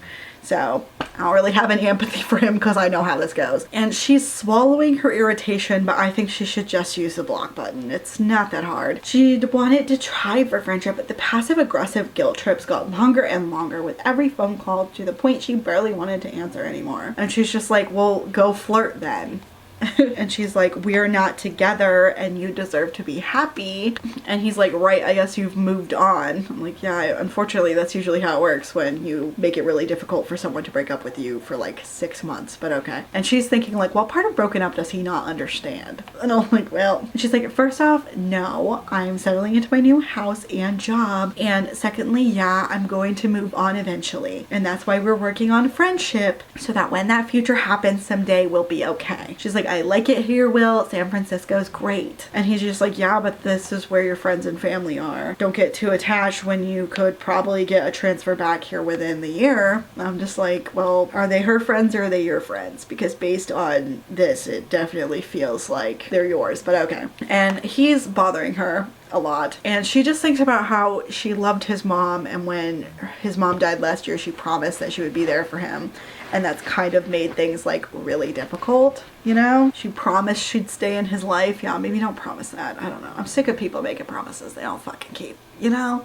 I'm sick of it. And she's just like, those positions don't crop up often, so I don't know what you're talking about. And he's just like, what are you planning to do then? Just live there forever? Like, we had something good and you just left it behind? And asked me why I'm kind of on team him, even though I know he sucks. It's because I'm going through it and I'm like, I feel like the other person who gets like left, you know, has to deal with all of these horrible, awful emotions, and the other person just gets to start trying to fucking move on, and it feels so unfair. That's a personal thing though. That's a personal thing for me and my autistic sense of justice that I am trying to work on. It's not going great. And she just decides she wants to like get off of this call, and she's like, look, I'm gonna get dinner, okay? Like, why don't I text you when I'm done? And he's like, don't take long, I really miss you. And she knows that he means it to be endearing, but even that feels like a guilt trip to her. She was really tired of this, and she's like, am I fucking this up by even trying for friendship? I mean, you can't really fuck it up more than you already have, honestly. Like, I respect a lot of people's urges to try and remain friends, but at the same time, like, I'm abundantly aware that it's really not possible a lot of the times. Most breakups are not amicable. So like, I don't know why you're even bothering, girlfriend. But she decides to text Roxy, and she's like, are you at the house? And she's like, I'm walking home now, what's up? She's like, I just want to make sure I've got someone to bother when I get back. I don't think Belle likes the musical sing-alongs I forced him into. I still don't know what kind of animal this is. Couldn't tell you. But she decides to get Ty, which is a mood. I should have done that, but I have to budget. So, it's a cat. I finally figured it out, okay? And she just thinks he's a snob, or I can't tell if this is a thought or a text. I don't know, but he's a snob. He will only meow along to Hamilton and Les Mis. Okay. Finally learned it's a cat. Huzzah. But we learned that Mel had really wanted a cat, and she'd had cats her entire life, but Will was allergic. Yeah, that's why you shouldn't get with people and then like limit huge parts of your life just because they can't do something or they don't want something, okay? God.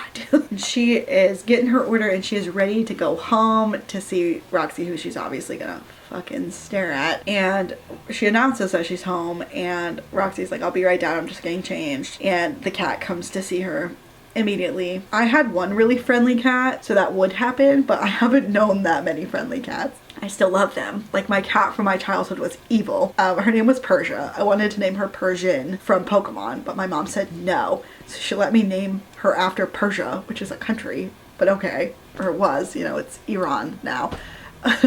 And like, she was evil. She was evil as hell. She would like wait under the bed when I had friends over, and she knew what my feet looked like because I had like a scar on my foot, and she would attack the other person and not me. And she would like lay on my chest for hours and hours, and I would be scared to move her because she was this giant fat white cat who was so mean. Like, she would get you, she would bite you, she would do whatever. She was something else. But also, I figured out later in life that she was deaf the whole time, and that was part of it. And I was like, oh, I never even thought of that. But yeah, she was definitely deaf. I could tell by like many things, but anywho. And Roxy is wearing gray yoga pants and a loose pastel tee that's slipping off her shoulder, and it's obviously hot because everything that these people do is hot, obviously. And I think she brought a takeout for Roxy because she's like, pick your poison, like I'll eat either, and they're both mushroom free. And that is actually a little bit romantic, except they're not supposed to be getting romantic because they're roommates. Anywho, they argue about who's paying for what. Doesn't even matter, but who cares? Who cares? Doesn't matter. Roxy had eaten some kind of terrible sandwich at some point at the end of the day, which gross. It had peanut butter and marmalade. Isn't that kind of similar to like PB&J though? I don't like PB&J as part of the problem, so like let me know what's the difference between regular jelly and marmalade, except that marmalade is oranges. Like, what is it about grapes that goes with peanut butter but orange doesn't? I don't get it. Again, I've never tried it, so I wouldn't know, but I don't really like PB&J, so I'm just like, well, maybe this would be better. Who knows? Also, I'm getting flashbacks to the Elvis sandwich from that frickin' Unthaw My Heart video. God. And Roxy's just like, half the time when we wrap up the kitchen's closed or I'm on a mission to get home, and I'm just like, well, you should just have them prepare for something for you because you're the boss. So I don't get why you just don't do that, but okay. And Melody's like, I've always lived with someone, so we've always split the whole dinner thing. I'm like, that's not typical, I don't think, but okay. And she's like, I'd rather die than eat alone though. I'm like, okay, that's a little dramatic, but okay. And Roxy's like, I'm gonna start a death counter for you. And I'm like, that's so stupid. So stupid, whatever. And Mel's like, too many horror movies. She's like, everything except that torture porn shit. I'm like, well, what do you consider that though? Again, don't make me get on my soapbox, okay? Like, horror has lots of different genres within horror, and there's lots of different reasons for each thing. So are you talking about torture porn like some of the movies that are just disgusting for no reason, or like terrible for no reason? I'm not gonna name any because people will get on my ass. Or are you talking about things like hard candy? Because hard candy is amazing, and I'd say it's exclusively centered around torture. It's torture of a pedophile, but it's still torture. So like, what are we talking about? What kind of torture are we talking? Because I feel like you could also say movies that I hate, by the way, like I Spit on Your Grave. I have seen the original. That's the only one I've seen. I'm not really interested in the rest. I think the formula is very much the same. However, if you're not talking about this, the essay, which is torture to watch, by the way, is the rest of it considered torture porn to you? Or is it like kind of fun? I mean, I don't like that movie, but you know what I'm saying? Like, what is your definition of torture porn versus somebody else's? Because people do interesting things with like gore and torture and stuff like that. I'm just sick of like the weird horror elitism. Like, sometimes shit is really bad for like many reasons, but that doesn't make it torture porn. Like, I think of some very specific movies when I think of that, but I feel like, unfortunately, because it's like a sliding scale, I know we're getting into off topics, but I don't care. I'm having a day. I feel like it's a sliding scale, and I feel like the more you slide towards a certain way, the more you get towards like the conservative horror movies are bad. Horror movies are all torture porn. Horror movies should be banned like the video nasties. You know what I'm saying? Like, what is the limit? What is the limit? And I think there should be a limit, but I also think the limit as a whole is also up to each individual person to a certain extent. Obviously, I'm not defending movies like a Serbian film or something, but I am saying that I just think the further you go along that thought, the more conservative you fucking get. And the more people are gonna start saying like, well, Scream shouldn't exist. Or like, I don't know, have a lot of like queer ass horror on here, so it's not a lot of like torture porn or whatever the fuck. But like, you'd get people saying Saw shouldn't exist. And I love Saw. Like, again, it's just infuriating. I think it's also just that I hate these people. Like, they should be part of a group that I enjoy. They should be people I would want to be friends with, maybe, but they're not. They're people that I think are weird and annoying and pick weird hills to die on, and they're nerdy, but not in like, in my opinion, an intellectual way. Like an intellectual way, like anti-intellectualism is really killing this country, I fear. I fear that it's what's doing America in, and I'm genuinely scared. But she also doesn't consider slashers to be torture porn. I think you could make the argument that it is, if you wanted. Like, again, it's stupid. Why am I dying on this hill? It doesn't even matter. Doesn't even matter. Anyway, Roxy says that explains the morbidity. Anywho. And Mel's starting to strip because of the spices from the curry. What? Does that make your body hot? I don't know. So, okay. Fun fact about me. Again, I know we're taking a lot of segues, but like, I'm having a fun time, okay? I hope you are too. One time, my mom's cousin, who I used to call my aunt for some reason. I don't really know. It's confusing. You're a kid. You don't understand that your mom's cousin is your whatever cousin, whatever removed, you know? Like, you're just like, oh, that's so-and-so. But I live close to them, okay? Had me try a Thai chili pepper at the age of like 10. And before this, my taste buds were like not attuned to very spicy foods at all. Like, I couldn't handle much beyond salsa overall. And I had that. My mouth was on fire. I was dying. Food has really not been spicy to me since that. Yeah. So I do miss spicy. Like, not much. Like, I've eaten like a ghost pepper before. like it doesn't do anything. I don't know. I wish that it would, but it's the way it is. But anywho, what do you mean it makes your body hot? Can people tell me if that's true? Because I, again, haven't really experienced much of this in a damn hot minute. In a damn hot minute. I don't know. I can already tell this video is going to be a banger because I feel like we're chit-chatting. We're having a good time, you know? We're learning more. Roxy's gaze flicks at her and Mel's like, just looks like she followed the movement, but also that her eyes flared with spellbinding intensity. I think that's a little dramatic. You're having Thai next to each other after work. I don't, whatever. Maybe I'll feel this way again for someone. I don't know. Kind of hope not. That's just the point I'm at right now. I can't imagine being betrayed by somebody else right now. No. Mel then tries to say, I'm pretty sure office clothes were designed to make you feel like you're being swallowed by a boa constrictor. I wish I could wear more casual stuff. I'm just like, what kind of office shit are you wearing? I mean, I guess it's like the whole suit option. Like, I guess Hillary Clinton is what I'm picturing. I don't feel like it's designed to make you look like you were swallowed by a boa. Because that would be like skin tight. Wouldn't that be like bodycon? Am I crazy? All right, whatever. And Roxy's like, whatever, but you look damn good in them. Ugh. And she also says, I did the office thing for a stint, but none of those clothes were flattering on me. Like, the mental vision of Roxanne Esposito in a suit helped tamp down her libido. Ma'am, this is a Victorian house in San Francisco. Can we calm down a little bit? Apparently the room gets 1,000 degrees hotter. I wish, because then this building would be on fire. Anyway, she's still thinking about how Will's coming next week and she needs to straighten out the whole baggage between them and the whole just being friends thing. But she also thinks I shouldn't be flirting with my hot as hell roommate while she had all these complications to wade through. Yeah, I mean, but you're choosing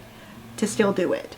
So I don't really want to hear it from you. And then the phone is buzzing and Roxy's like, not again. And Mel's like, is there someone you're trying to avoid? It seems like you're both trying to avoid people. She's like, yeah, definitely. And if someone named Brittany shows up at the door, shut the door in her face. And Mel's like, bad relationship? How do you know? It could be her sister.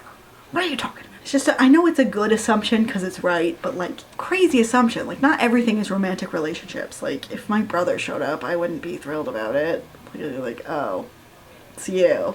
Hooray.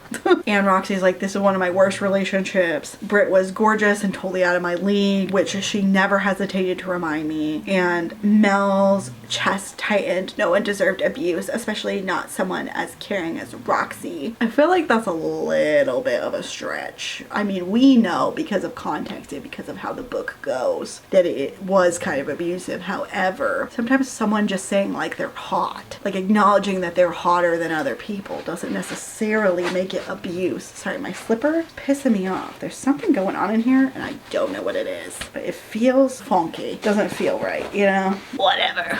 Mel then says, that's some bullshit because you're an absolute stunner. She sounds like a bitch. And I'm just like, right, I read this quite a while ago, but I was like right out of the gate without knowing anything. Damn, she just says she's a bitch. And I'm just like, yeah, it's a little bit nutty. A little bit nutty. And Roxy's like, you're not wrong about the bitch thing, at least. And she's like, Caleb and Lila both pulled me aside to tell me their concerns because she would start fights in public. Thing is, she kind of just wanted someone to float her financially. She always flowed in and out of jobs and I picked up the bill. I don't necessarily, I mean, again, this is like a very specific circumstance where the author clearly thinks that this is what happened and the character therefore knows that this is what happened. However, like, I think that's kind of a wild assumption to just make after 6 months of you not having been together. It's not like she was like a mustache twirling villain holding a sack full of money. Like, hee, thanks for all the money. Like, I don't understand. It's so many assumptions. But again, they're proven correct, like in a lot of these books, because the author knows it, therefore the character knows it, and that's not reality. Like, there's a lot of questioning of which things happened, which things are your perception or actual reality versus what actually happened, because there's one person's side, then there's the other person's side, and the truth is somewhere in the middle. So, whatever. Most of the time, except when shit happens to me, I am definitely right. I know I am. Anywho, they nudge knees because they don't want to be too sexy or something. I don't know, but she's just like, I'm glad you're out of that toxic mess, but it sucks that you're still dealing with the after effects. And Roxy's like, no kidding, I need a beer. You want one? Sounds like a great idea for two horny roommates who want each other. Great. And Mel's trying to tell herself, hey, I need to kind of get out of my own fixer mentality because this is not gonna work.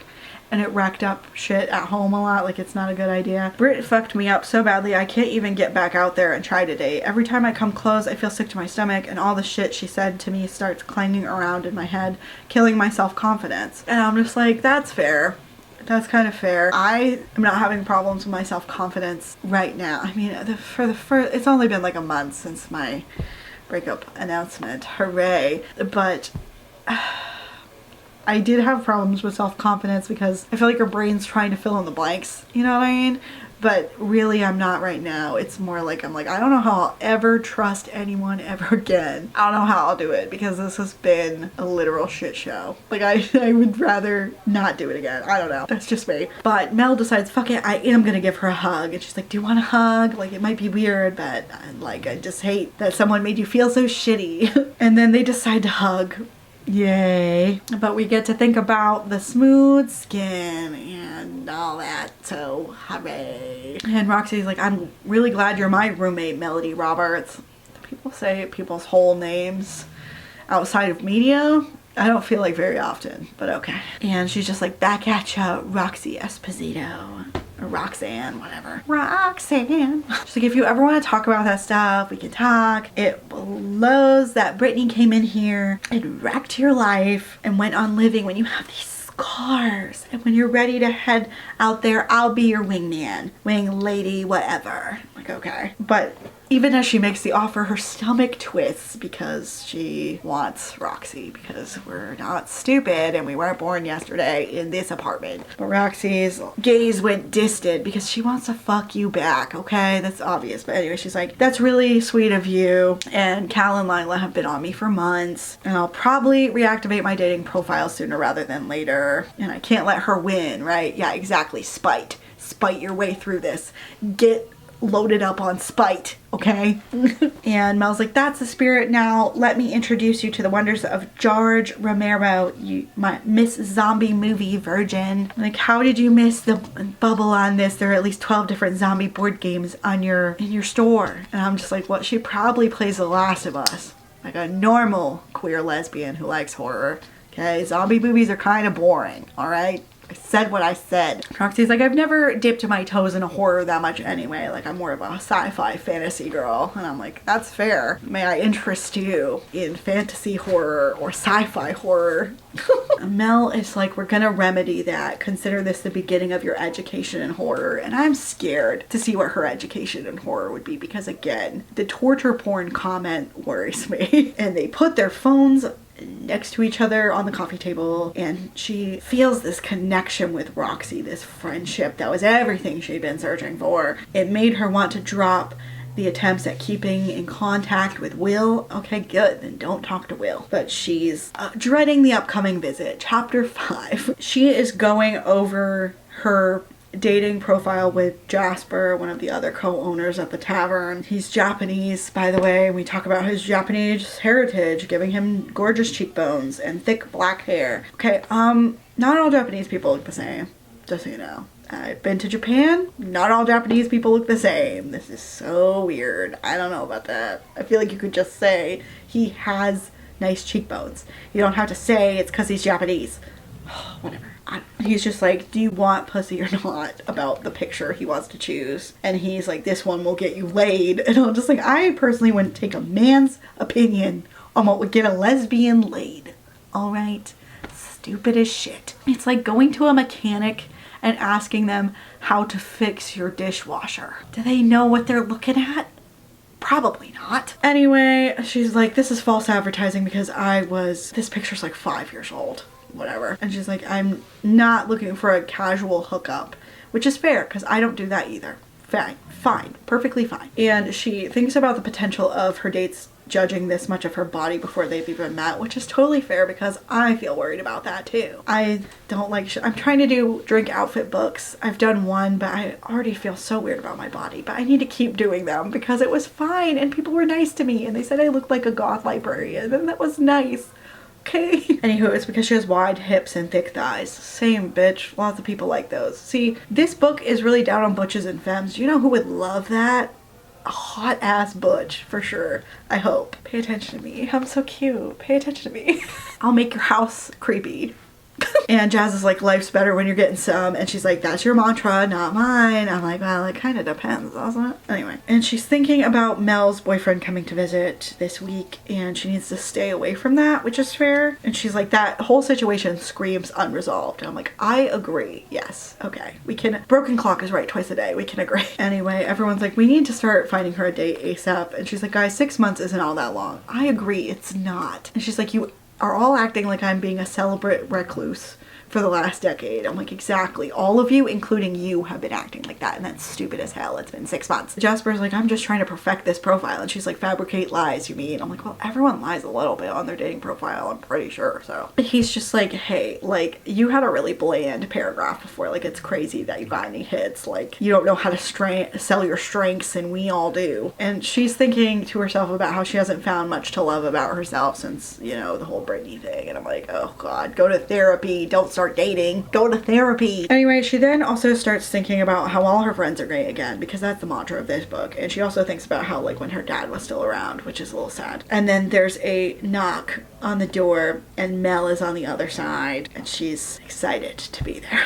And Roxy gets up to let her in. She tried to avert her gaze so she didn't always flat out stare at the woman, even though she couldn't help herself. The jeans Mel wore highlighted her fantastic ass, and the casual red tank top and black hoodie made her cream-colored skin pop. Truth be told, Roxy hadn't seen this woman in a look she didn't like, which probably meant more than she'd let herself mull over. I understand that people are hot, that you can think they're hot in normal clothes. However, it's always odd to me that people are like, oh my god, she looks so good in a tank top and a black hoodie and the jeans that make her butt look good. Like, the jeans at least I get a little bit, but the rest, maybe it's because I'm a femme at my heart and I'm a big goth femme and I'm kind of like, what happened to dressing up? You know, like, you don't have to. I don't care, and people are still hot when you don't, but at the same time I'm like, can't even get a little bit of a show. You guys can't even be a little bit like Chrissy Chapeka. No, rude. And Mel's like, hey guys, hope you don't mind me crashing the party. And they're like, you're not crashing, you were invited. And we're trying to set up a dating profile for Roxy. Want in on the action. And Mel saunters off to the sofa because everyone who's hot saunters, apparently. Nobody has joint problems like me, I guess. I'm not hot, so it's fine. But she's shooting looks at Lila to, like, back off because, like, Lila is her BFF, apparently.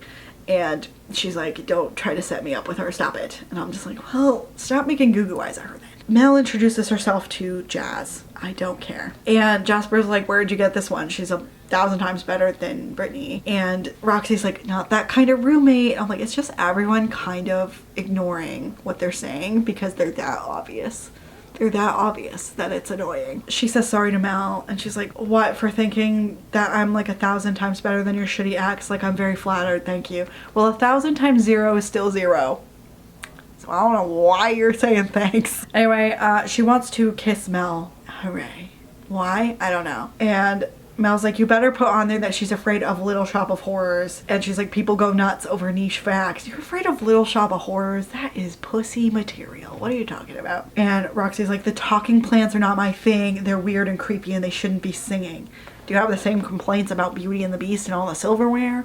Probably no. Anyway, they think she's adorable and I don't know why.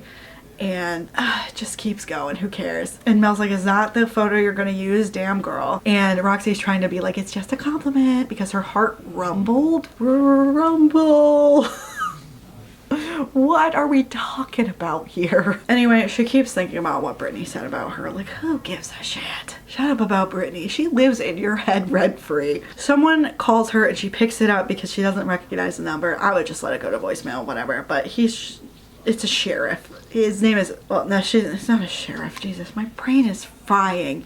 It's a police officer named Sherwin. You can see why I was confused. And he's like, is this Miss Esposito? And she's like, yeah. And he's like, well, your mom, Clara Esposito, is in police holding for driving while intoxicated. And she was swerving down Market Street and she, you know, fucked up the breathalyzer and we're gonna hold her until she's sobered up. And she's clenching about this because this is some bullshit. And she's like, do you need me to pick her up? And she's hoping he says no because she's exhausted from doing this with her mom, which is totally fair because my dad was, again, alcoholic. And when my parents split, we moved into a new apartment. He was calling me at all hours of the night because he couldn't get in touch with my mom. Mind you, my mom had worked overnights for a long fucking time at that point.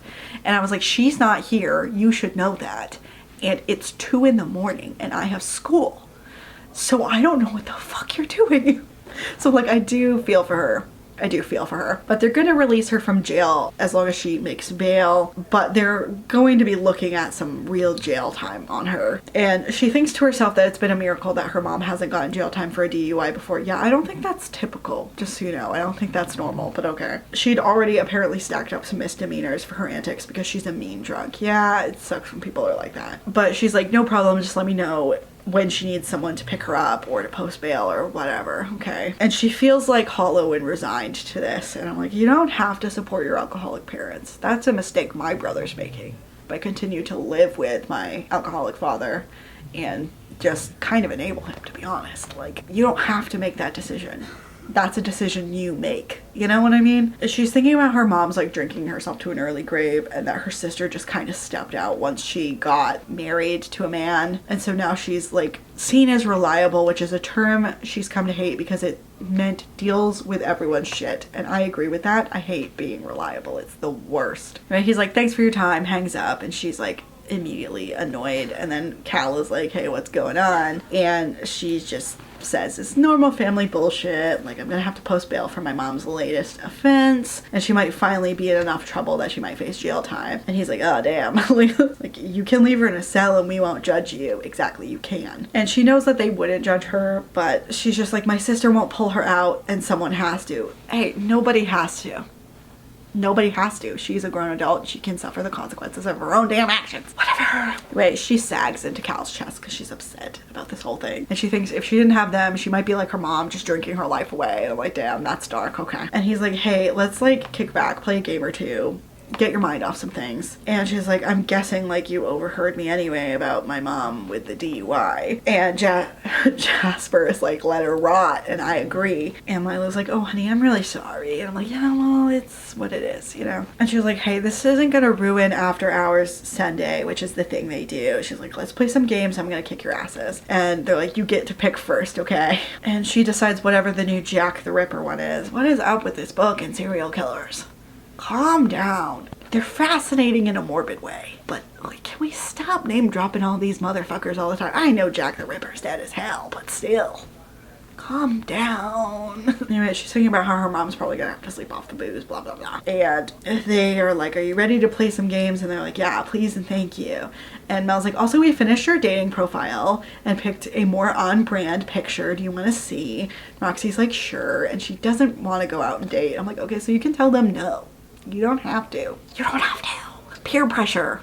Just stop it. Like, anyway, she skims the dating profile. This profile makes her feel seen or whatever, and that's nice, I guess. And they're getting ready to play or whatever, and she's all like, thanks guys, yay. And she's like, tonight I'm gonna enjoy myself, tomorrow I'm gonna deal with the damage.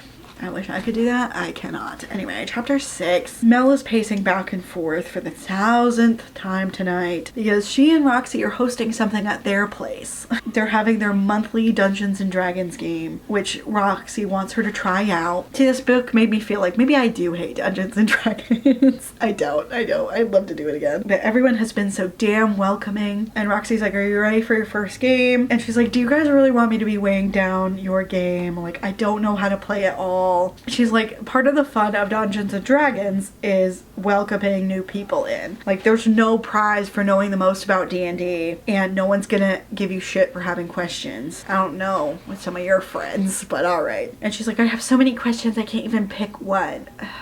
Whatever you say. Annoying as hell. Anyway, they're making some kind of nachos. I'm gonna probably eat something similar when I'm done with this first half of the video, alright? She's like, you've got a character, which is all you need to start, and I'll be handling the rest, and I'm guiding you through the story, okay? It really is really easy. Anywho. She thinks about how she rarely hosted get-togethers, blah, blah, blah, but this is like Roxy's thing. It's not even your thing, so shush. And Roxy's like, hey, I have a hunch that this doesn't have anything to do with you playing D&D with other people, right? And having people over. And Mel's thinking about how she needs to just rip off the band-aid and explain. And she says, I haven't really hosted in years, and it's really rare for me, and every time I get jittery like this. And Roxy's like, is there any reason? I'm like, well, if she knew the reason, she would probably fucking solve it, but apparently not. And Mel's just like, give me a minute because it's mortifying. I'm like, what can it be? Like, what the fuck? And Roxy's like, I'm familiar with mortifying, doll. Shut up. And she says she used to host stuff at her college dorm all the time. You can't really host things at that, but alright. And she's like, at first it was great, and I felt like I found my people and friends that I'd be with forever, and we studied together. We went to the dining hall. We had like late movie nights, everything. And then one of the times I was hosting a movie night in my dorm, and I stepped out to just use the bathroom, and they were all talking about her when she got back, saying that it would be better without her. And they were basically like, do we really need to keep doing this? We could be going to parties and actually enjoying ourselves instead of wasting time with her. And she's like, I tried to fake it that night, but then I stopped hosting stuff. They stopped inviting me out, and eventually I just started my recurring thing from bouncing from group to group. Everyone's grab a beer friend, but no one's bestie. And so we're gonna talk about my college experience because I feel the need. I feel like college, at least where I went, okay? I'm just saying where I went, art school, felt very much like you were kind of friends with whoever was around who you liked the best, and that doesn't necessarily mean that you loved them, you know what I mean? Like, I feel like for a lot of it, it was kind of a goldfish situation of if you weren't in front of those other people, they would forget you existed. Because I had great friends, I would say my junior year of college, because our dorm was great that year and we had amazing people. And then the second we all didn't live together, none of us hung out anymore, and it really sucked. But at the same time, I was kind of used to it at that point because it had been 3 fucking years of this, you know? So I don't know. Sometimes I feel like college is still kind of like high school because it's mostly the best of a bad situation overall. You know what I mean? I still have some friends from college that I talk to sometimes, but overall, I don't.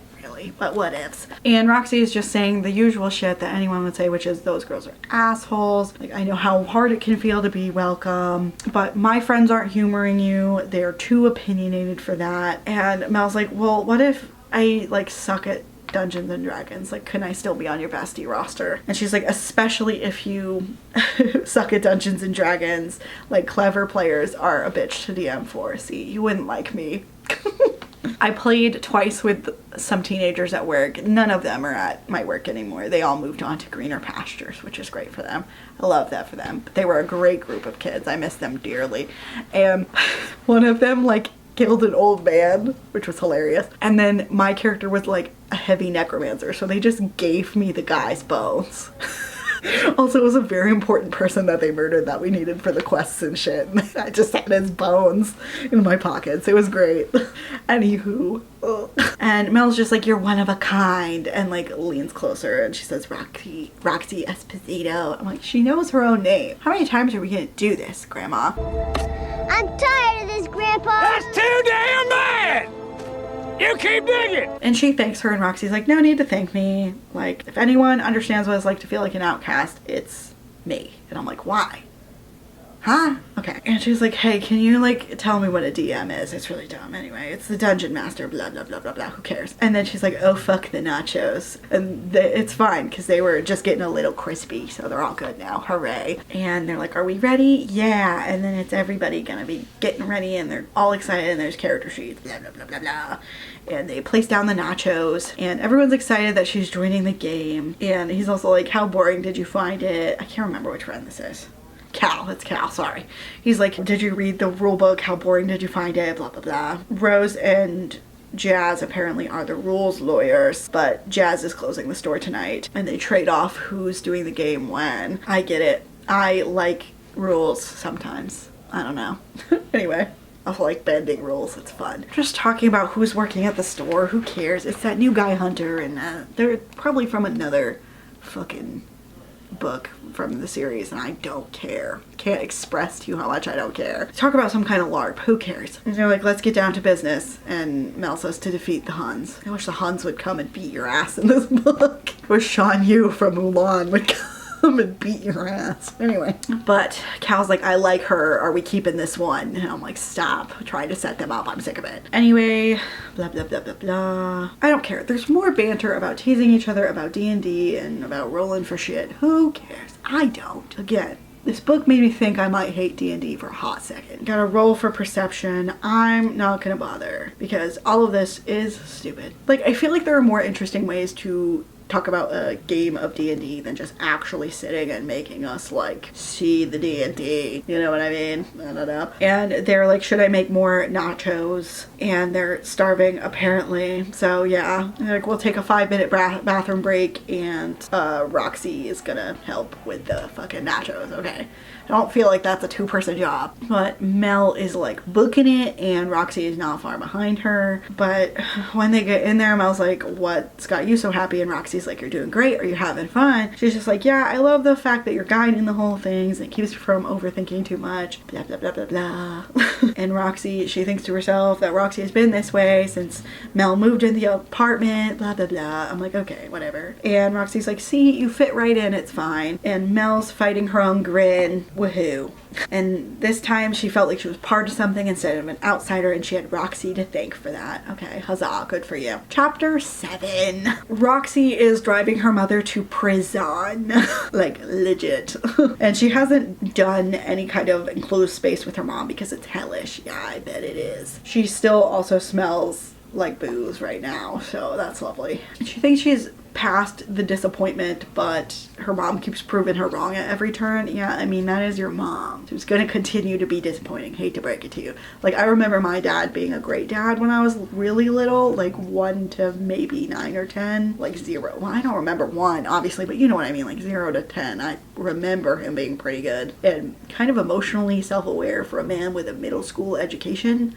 However, once he started drinking, that was all over. So I totally understand kind of feeling that way, you know? And her mom is like wasted again. She's like, where are we going? And she's like, to the prison, remember you needed a ride? And she feels very nervous, and her mom is starting to go off and being like, they fucking pulled me over, they should have better shit to do, there are crack whores on the street, fucking crack whores and assholes shooting up each other, and they're worried about me. Like, yeah, this is where Roxy got classism from. Alright. And Claire's just like, and you. Like, her mom's just like, and you. And I'm like, okay. And Roxy's just trying to focus on the road, but she's just like trying to be like, don't say anything, don't engage. And her mom's like, driving me to the prison like some fucking good do-gooder. You should drive me to Canada or smuggle me into another state or whatever. And she's just like, okay, alright, this is a whole bunch of shit, but whatever. And she only has 2 minutes until the prison, so she's like trying to just get through this, trying to not respond. And her mom's like, you don't have anything good to say, you're just a sheep, but you do everything the government tells you to. Like, they say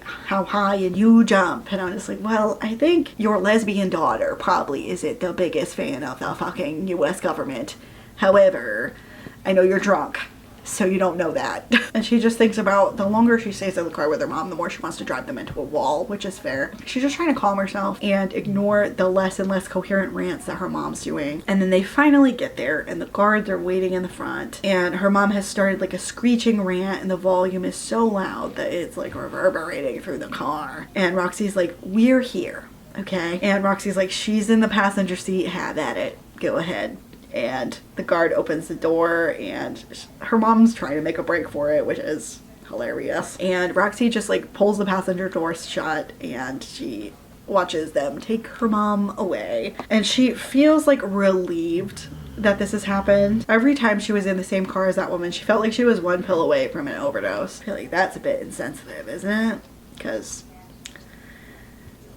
oh, we'll just move on. We'll just move on. Addiction is a illness, not like a moral failing or whatever, or like something that only happens when you're feeling like you want to off yourself. So I don't know how to feel about any of this. Anyway, she's back at her house before she knows it, and she's thinking again about fucking Mel, who's in the driveway, and she's like, her heart's picking up speed again because apparently Mel gives her heart palpitations. And she's like, most folks took years to get to know her, but in the short time they'd been roommates, it already felt like Mel did. If she were a random roommate, Roxy would probably head inside and lock herself in her room for the rest of the day, but with Mel, the woman already knew where she was heading today and would probably drag her out until she talked about it. Roxy couldn't help the lift of her lips at the thought. Again, I feel like we're just rushing into the being comfortable with each other without any of it being earned. And I know that's one of my main comments and complaints for a lot of romance books like these, but my main complaint is that instead of telling me repeatedly, you could have showed me, but you didn't know how. You just tell me that they're close and I don't have any real good grasp upon why. All I'm saying. Anyway, she gets in and there are savory scents from the kitchen and she's just like, hey. And Mel's like, I thought you'd be out a bit longer, like shit. And Roxy's like, you're upset that me dropping off my alcoholic mother didn't take long enough. And she's like, no, I just thought the soup I was making would be ready before you got back. Like, you don't need chicken noodle soups if you're not sick or anything, but when I think of comfort, that's where my brain goes. I'm like, okay, good for you, I guess. God. And she's also like, you made me soup from scratch. And she's like, well, it's probably shit, but you could probably use it. And I'm like, damn.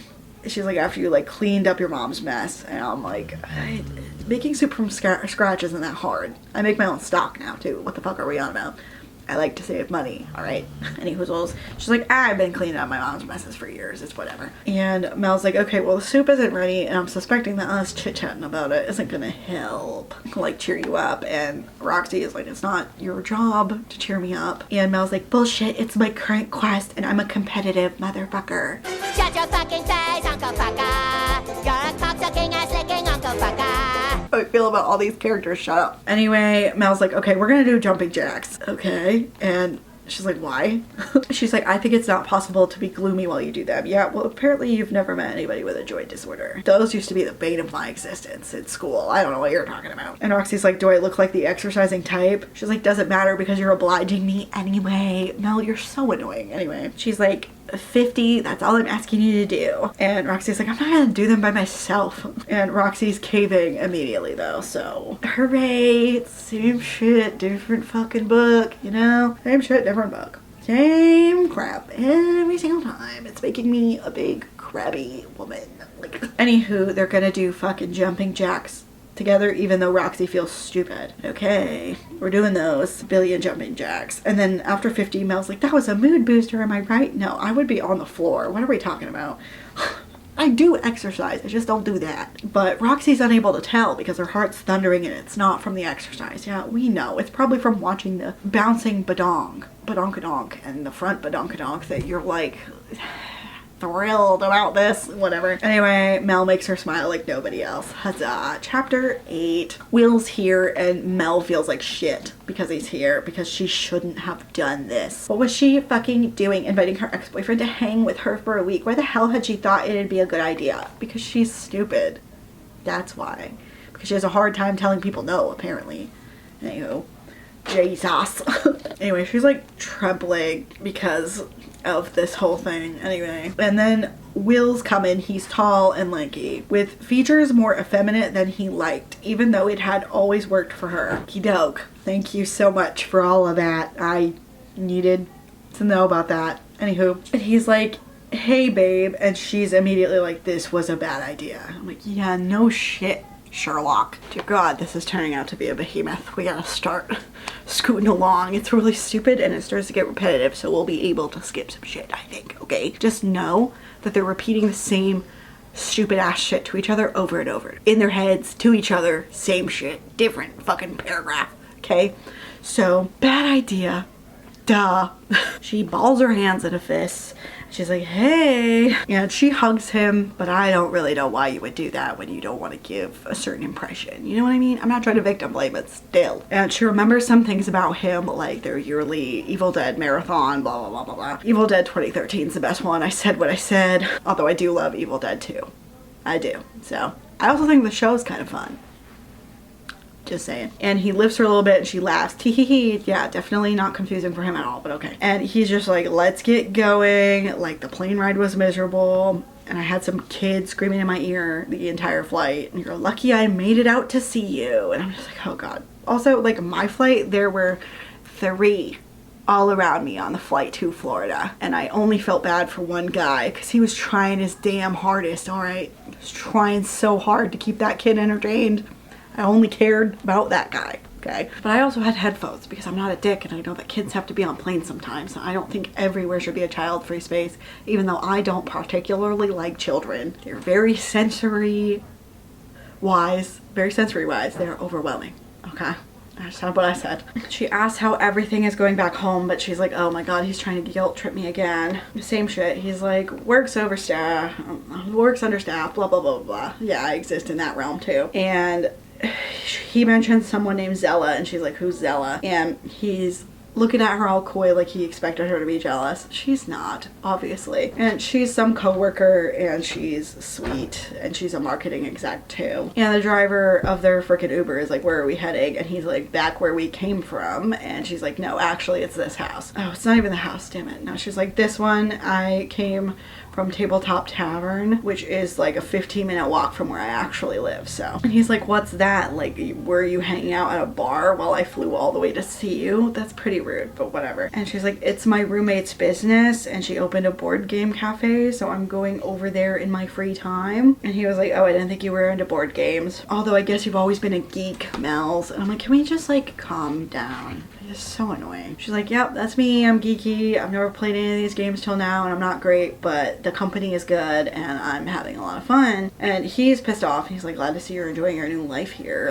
I don't know why the fuck she thought this was a good idea. I don't know why she thought that. That's dumb as hell. They pull up to the house and she feels really reluctant about it, but she's doing it anyway. And she's hearing all this stuff about people from where she used to live. She doesn't give a shit. Anyway, she feels weird walking in with him, and that makes sense because you dumped him and now he's here. Hello. And he's like, it's cute even if it could use some work. And I'm like, have you seen Victorians in San Francisco? This thing costs more than your entire life, dude. What are you talking about? Anyway, she comes in, she yells, hey, roomie, and Roxy's like, hey, did you succeed on your quest? And she's like, yep. And she's just like, this is Will. Not a figment of my imagination. I don't think she ever thought that, girl. And he's like, hey, I'm Will. Thanks for giving Mel's a place to live. And Roxy's like, I should be thanking her, but living in San Francisco isn't cheap. I'm like, yeah, no shit. I don't understand how you afford the taxes on this place. Explain it. I know that property taxes are much higher in New Hampshire, and I understand that, but I still don't understand where the fuck you're getting all this fucking money from. Anyway, she feels like seeing Roxy and Will together is so wrong. And Roxy thankfully is like, hey, I'm gonna go. I gotta go back to work, which is the smart decision. And he's like, am I relegated to the couch after she leaves? And Mel's like, I set up an air mattress in my room, but we're not sharing a bed. And she even doesn't really want him to share a room with her. And she, again, doesn't know why she invited him. Because she's stupid, that's why. She literally describes herself as a complete fucking sucker. And I agree with that. Yeah, I think you're dumb as shit. Like, and she thinks then about how she's tried to break up with him 5 times last year. Yeah, that's not someone you're inviting over to be friends with, girl. That's not somebody you're doing that with. And she was like, even with the final split, I wasn't sure if he'd take me seriously. And obviously he hasn't. And she's like, why don't we go to a coffee shop down the street? Like, I'm sure you'd like to stretch your legs. And he's like, yeah, sure, babe. And she's just like annoyed about him still calling her that. I'm like, well, you're the one who won't put down some actual limits, but what do I know? Anyway, they're going to Glassview Coffee, whatever the fuck that is. And Will is just like talking her ear off. And she loves to talk, but she's like, what would I even talk talk to him about right now. Like he always tried to tone down my geekiness, whether telling her to calm down or giving an eye roll, but ever since she'd arrived in San Francisco, she'd flourished. I don't know why you want to be friends with this person then. I think that's really odd. He's like, how's the job? And she says it's wonderful. And he's like, oh, I'm glad, but I wish you had learned all that stuff in Philly. And she's like, I know, but I've been waiting for years for this opportunity. And in the Philly office, Brenda refused to retire. Yeah, it's always boomers doing that shit. And they get to the coffee shop and he tries to order a non-fat latte with no foam. Make sure there's no foam. It's a latte. What the fuck are you talking about? And Mel feels irritated by this because duh, that's fucking dumb as shit. What the fuck are you talking about? And Jasper is there in the coffee shop, which is crazy. And he's on a date with another guy. And Jasper looks up at her and their eyes lock and she tries to duck, but it's too late. And he comes over and he's like, hey, pretty lady, what are you doing here this early? And Will immediately gets weird and offensive and is like, is this your new boyfriend? And Jasper's like, who is this? He's being a weirdo. And she's like, this is my ex-boyfriend Will, and we'll meet Jasper, one of the co-owners of Tabletop Tavern and a friend of mine. And Jasper's like, well, Mel and I would look adorable together. She's not really my speed. And he's like, though if you're single, I wouldn't mind ditching the date I got over there. And Will looks really weird because he's probably homophobic. And she's like, oh my god, is he homophobic? And I'm like, you didn't know that? It's so easy to find out. What the fuck are you talking about? But she also thinks about how he always rolled her eyes at her bisexuality. And she had thought it had to do with jealousy, not anything else. And I'm like, yeah, no. So here's another point of contention I have, is that bisexuals lately, white bisexuals, I want to specify, on TikTok specifically, not in real life, have been running around pretending like lesbians perpetrate the most biphobia and lesbians have the most power to oppress you. No. That's the men y'all date. That's the straight men y'all date who are incredibly biphobic and homophobic that you just refuse to break up with.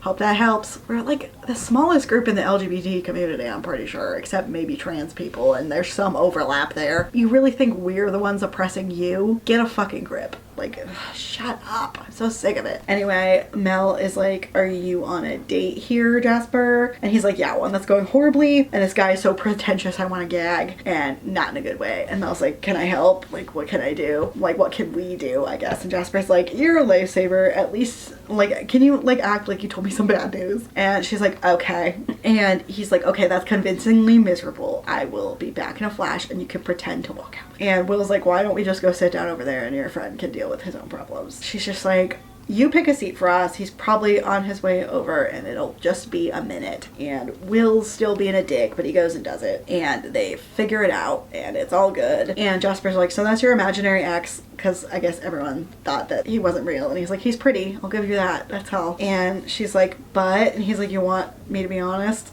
And she's like you have any other setting? Like, I know you guys are recently split, but that dude does not look like he's over you. Even that aside, I would have thought he was a coworker you hated, not your boyfriend. I was expecting you to be a little more Mel around him, all hugs and enthusiasm. Poker face, you have not. I'm like, yeah, it's because he's a bad fit for her, obviously, but we also have to villainize all exes in order to, for some reason, get into a new relationship. It's a little boring. It's a little boring to read the same shit in every single fucking book, you know? Like, can we just fucking figure something else out? Can't anything just not work out because it doesn't work out? You know what I mean? Like, why does someone have to be shitty? I say as one person is being very shitty to me, but see, I like to give people the benefit of the doubt, okay? It's wrong of me, apparently. Anyway, she's like, inviting Will was a mistake in her own head. I'm like, yeah, you already knew that. You didn't need Jasper to be your bisexual or gay, I don't remember if he's bi or gay, Yoda to fucking tell you what to do. You already knew that. Why is a man telling you what to do in this sapphic love story? Why do you need a man to tell you for you to be able to put two and two together? Anyway, she's like, I gotta sever ties with Will. I'm like, yeah, no shit. But you probably should have done that when he was on the other side of the country and not here to bother you. Chapter 9. Roxy is out on a date with Candace at a coffee shop. And she's like, this date is kind of perfect timing because Will's at my fucking house. I'm like, yeah, that's totally fair. And she's like, I feel like the camaraderie between me and Mel has just gone because he's here, and she just seems really different. And I'm like, yeah, obviously, because he sucks and he's bad for her. Anyway, Candace is trying to make small talk. Her favorite series is Lord of the Rings, and Candace's favorite movie is Blade Runner because she's more into sci-fi. Really nothing wrong about that. Then they're trying to talk about comics. It's whatever. She's a Marvel stan. Good for her, I guess. Good for Candace. And her phone is buzzing, and Roxy is like, if you need to take a call, I'm not offended. And Candace is like, nah, it's not really a big deal. And then a minute later, she's like, ugh, sorry. And she's like, hey, do you want to head to the bathroom? And she's like trying to, get it on with her. And Roxy's like, hey, maybe I wasn't clear when we chatted. I'm looking to meet people to date, like not just hook up. And Candace is like, why can't it be both? And I'm like, well, I feel like you should respect some people's boundaries, but whatever. And Roxy figures out that she has a girlfriend, hence the quick hookup. And Candace is like, technically yes, but our relationship's careening toward oblivion anyway. And Roxy's like, hey, I'm not gonna help that along. No thank you. Which I do respect. She's like, you seem nice, but being someone's side fuck was never gonna be my thing. And Candace starts getting mad, and she's like, screw you thinking you're hot shit, you're not even that pretty anyway. And she like storms out or whatever. And I'm just like, I don't think most queer women act this way, but I guess I haven't been in the dating pool since fucking 2013, so I guess I wouldn't know. But I feel like this is like an incel man thing to be like, oh well, you're not even that hot anyway. I'm just like, okay, if you say so. But Candace is out of here. Wish I was Candace, because we're not even halfway through this fucking book. This really bothers Roxy because it's something that her ex used to say a lot. It's played out. It's really annoying. It's like we keep repeating the same shit. Anyway, she decided that she's gonna go home, and she prays that Mel and Will aren't there. And she opens the front door, and she hears murmurs from the kitchen, and she just feels like twisted up inside and annoyed. And she creeps inside. She's trying to not make noise, and then she thinks about how she doesn't like Mel and Will in the same room. I'm like, yeah, of course you don't. From the moment she met him, she got an acid taste in her mouth, one that always meant people were bad news. So see, I wrote here, you can just be wrong sometimes. You don't always have to have like this intense gut feeling, and I stand by that. I think having a really insane gut instinct on every single person you meet is weird. I think it's not normal. I think it might be a trauma response. I don't think that every single person has really strong feelings about people when they first meet them, but maybe I'm the one who's wrong. Am I so out of touch? No, it's the children who are wrong. But she thinks about how she felt the same the day she met Brittany, but she'd ignored the signs back then because the loneliness had stolen tome after tome from her library until she lay barren. See, we have a lot of stuff going on here. So she still felt the acid taste in her mouth, obviously, that always meant people are bad news. I think maybe you just need a Tums, but also she then apparently, like, the loneliness stole tome after tome from her library until she lay barren. I didn't know libraries were fertile, so I don't fucking know what we're talking about. Guess what, guys? You can impregnate the bibliothèque now. Congrats. Anyway, she's not good at sneaking, so Mel peeks out of the kitchen and she's like, oh, you're home already. And Roxy's like, yeah. And she's like, what happened? Like, Mel's like, what happened? And she can hear Will like coming toward her or whatever. She's also inhaling the comfort of Mel's berry scent, wishing for all the world this woman could be hers. We're gonna talk about it briefly in a bit, but I'm just sick of this, and I'll talk about why. It's all right. We'll get there. And Roxy's like, it was just a bad date. I don't want to bother you guys. Like, leave it to me to end up on a date with a chick who is trying to cheat on her girlfriend, And Will's just like, with a chick? And I'm like, why is Will here? Be gone.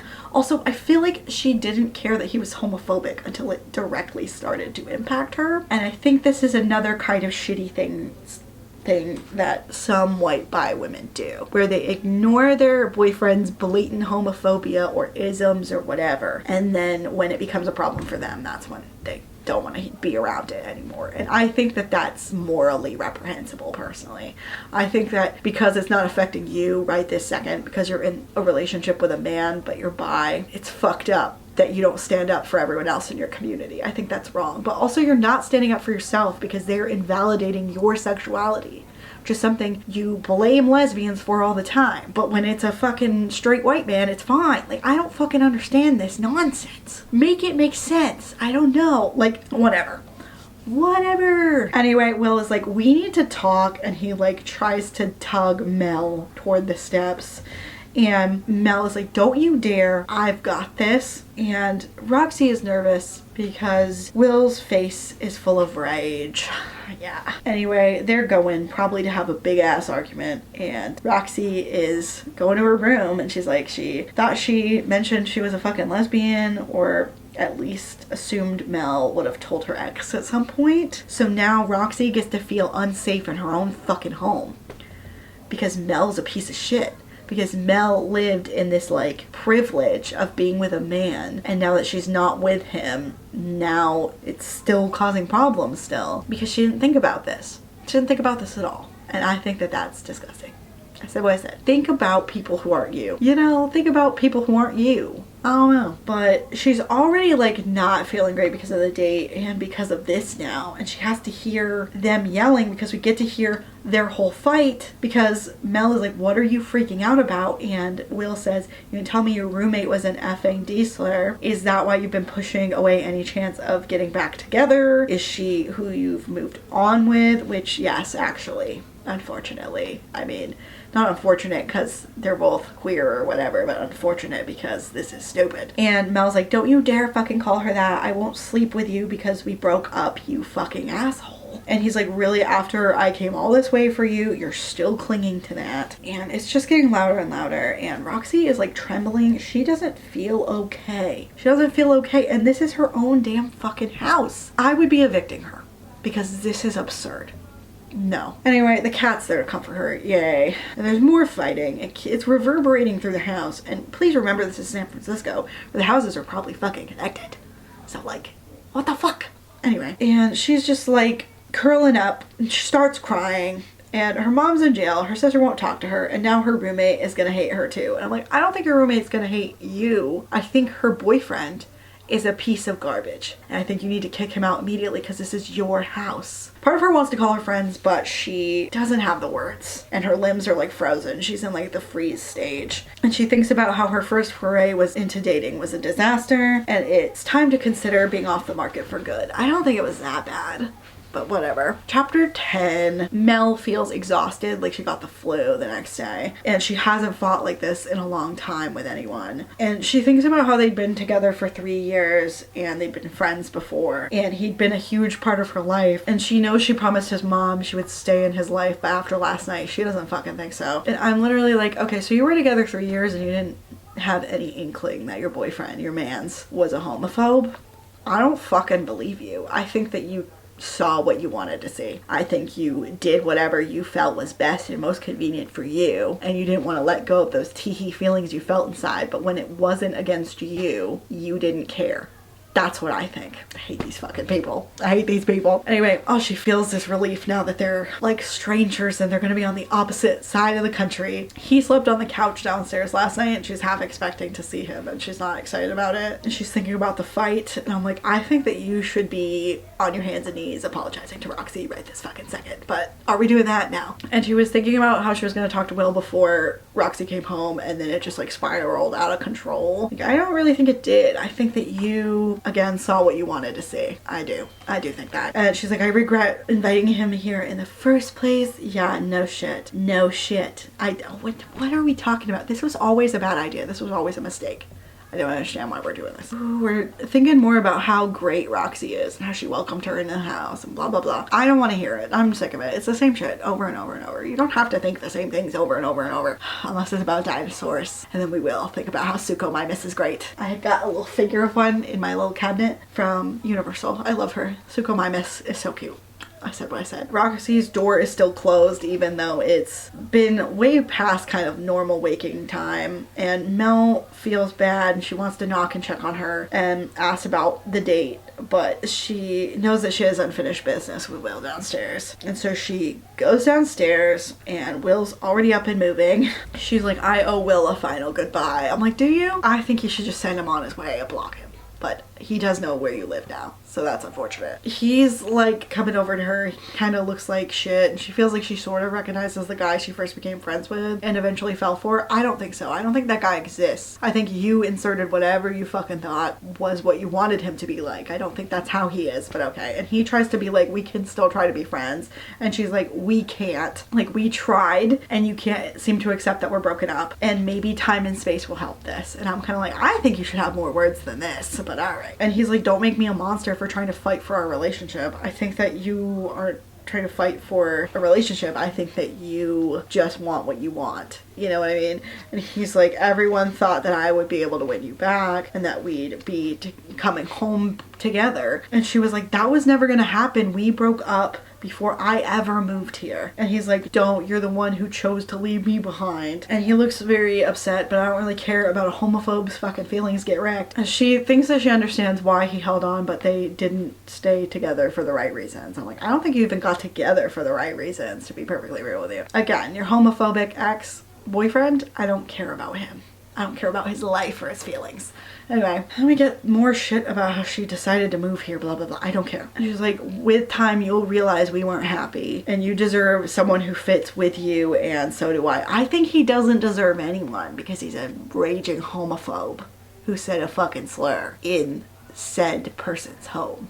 I don't know why we're doing this, like, I'm gonna extend empathy to this guy thing, because he doesn't fucking deserve it, but okay. Anyway, she thinks about all the guilt, and he's like, well, my Uber's here, thank God. And she's like, we were never gonna be friends, I know that now. And I'm like, yeah, no shit, all right, whatever. And she's just like, have a safe flight back. And they hug for some reason. I wouldn't hug a homophobe, but I'm not a white bisexual woman who was dating said homophobe for 3 years, so I guess you just had to be that person in this instance. Okay, what the fuck? Like, what are you doing? What are we talking about? And he's just like, have a nice life, Mel's. And I'm like, okay, I think that you shouldn't have one, sir, but whatever. Also, for a lady who talked about murder, she should have just been murdering his ass, but what do I know, apparently. And she thinks about how their reality hasn't hit her yet. You've been broken up for a hot minute. I don't know what we're doing. Anyway, Roxy hasn't left for work yet, and Will is gone. So she decides to go up the stairs, and she thinks about how Roxy had been uncomfortable ever since Will arrived. Mel couldn't turn off her ability to sense people's emotions if she tried. I don't think you're sensing anyone's anything, because you couldn't even sense that your fucking ex of 3 years was a fucking homophobe. I don't think you know what anyone's feeling or thinking. Shut up! She goes to Roxy's room and she knocks. And Roxy's like, yeah, and Mel's like, I'm coming in. And Roxy is in a pile of gray blankets in bed. She looks like ass. Her eyes are red and puffy from crying. And Roxy's like, give me a second to look presentable. Why? I don't know. It's your own damn house and someone called you the D-slur, but okay. And she's like, I look like crap right now. And Mel's like, shush, you're beautiful. Besides, if you doll yourself up, then I have to because I'm competitive. And I'm just like, ugh. And Roxy gives a weak grin, which is fair, because that's all else I could do too, except to be more awkward. But okay. And even though we should be focusing on how Roxy is not doing well emotionally, she focuses on how she's wearing a loose tank top with no bra. Her nipples peeked against the fabric, and the shorts she wore exposed far more of her tan skin than Mel had seen before. I think we have other fucking problems. I think we have other problems. Anyway, Mel is like, look, I owe you a massive apology. Like, you've been nothing but perfect since I got here, and I subjected you to the awkward hell of my attempt to be friends with my ex. I felt bad when I broke up with him, and I guess he took wanting to be friends as hope for another chance. I'm like, are you fucking stupid? Like, and you didn't even say sorry he called you the D-slur. That should have been what you fucking led with first. But no. The lesbophobia is staggering in this one. It's staggering. Anywho. And Roxy's like, he didn't fight with you over the fact that you've been living with me, did he? And Mel is like, he's just looking for any excuse to fight. At this point, he hated the fact that I've moved on. And I'm like, no, he was being deliberately homophobic. Lesbophobic specifically. But yeah. I don't think we can just boil it down to, oh, he just wanted to fight no matter what. We can't keep making excuses for these fucking women who betray us at every turn like this, who would rather make excuses for shitty men than actually own up to, like, oh, I guess I saw what I wanted to see and I didn't hold him accountable for anything because I thought in my brain, oh, he's not homophobic, he's just X, Y, and Z. You knew. You knew. and you didn't do anything about it until it affected you now that you're not together. So like, we need to do something about this shit. This is like a crisis, all right? And Roxy's like, I thought you would hate me after last night for starting like a fight with your ex-friend or whatever. And I'm like, what the fuck are we talking about right now? What kind of middle school shit is this? What are we talking about? This whole thing feels very middle school, you know? It just, whatever. And Mel's like, you didn't do anything except exist. And like, how could I ever hate you for that? Like, Will and I ruined our shitty attempt at post-breakup friendship all on our own. Yeah, also partially because he was being a lesbophobe, but we're not gonna address that, are we? No. Why would we? Because lesbians always take the shit from this fucking community. I'm sick of it. I'm tired. Like, what did we do all this work for as lesbians? I'm not sure I know. You know? I don't know why we did any of it. Anyway. And Mel's like, do you want to talk about what happened last night? I want to talk about the D-slur, but apparently Mel and Roxy don't want to talk about that. And they try to decide who wants to talk first. And there's a little banter. I don't care. She decides to explain her and Will's lore. I don't care about her and Will's lore. And he was stuck in the past. And she doesn't want to be there. She wants to go into the future. Blah, blah, blah. And she's thinking about how she promised his mom that she would be with him, she says. And like, what sort of monster am I for breaking that? Because she died, obviously. And Roxy's like, you're not a monster at all. Again, he called her the fucking D-slur. Why do we still have so much empathy for this gross, rank-ass man who doesn't understand the meaning of the word no? People deserve better than this. What are we talking about? I don't know. Whatever. And she's like, you weren't the first to think that you could just stay friends after a breakup. I've fallen for it too. And I'm like, okay. And Mel's like, Jazz tried to save me from myself also. And Will pretty much assumed anyone that she befriended she had slept with, which is like, whatever. And she feels very bitter about it. And I'm like, I just feel like it's a little weird. It's a little weird. Whatever. I don't know. I'm not gonna go off on it. And Roxy's like, yeah, my date sent me into a tailspin and I don't know if I'm like ready because like Brittany, past ex is my mom. Like, it's just too many voices in my head. How am I supposed to hear myself? And I'm like, I feel like some people care too much about what other people think, and that's part of the problem. Because while I would love for everyone to actually genuinely love and care about each other in a big fucking human society or whatever, that's not reality. I think people are better than some people give them credit for, but I don't think that it's reality to feel like everyone's good, you know what I mean? Like, it doesn't make any sense to just fucking pretend that all these people's voices were good or whatever. And I feel like you have to like pull yourself out, you know what I mean? You have to pull yourself out of this shit by yourself sometimes.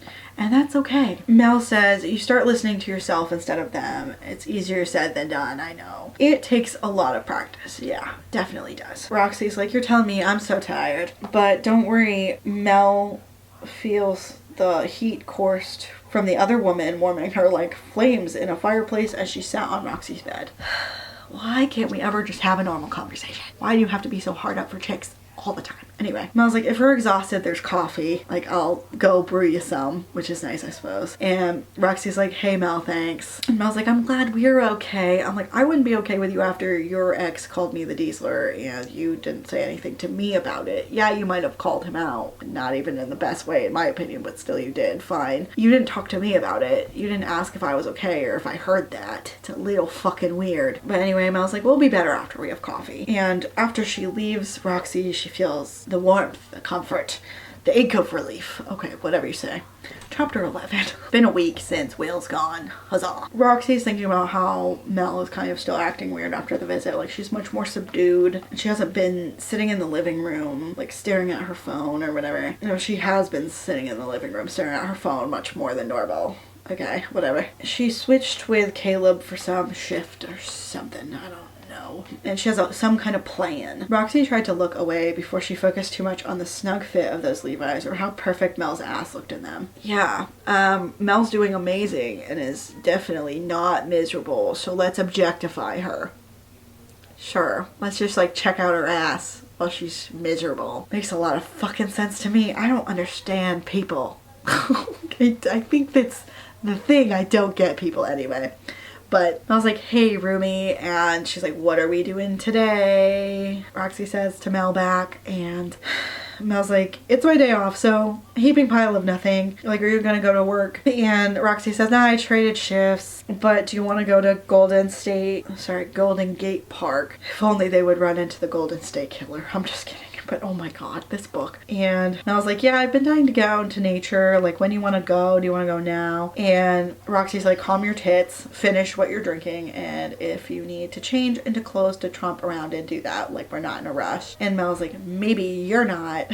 She rushes up the stairs and then she comes back down all changed. And Roxy's thinking about how her crushes end in disaster every single time. And I'm like, I really think we need to, like, think about why that is, perhaps, Mayhaps we want to think that. Anyway, they're excited to go. Mel's wearing skin tight clothes like she'd been plucked straight out of a fantasy, or at least one of Roxy's.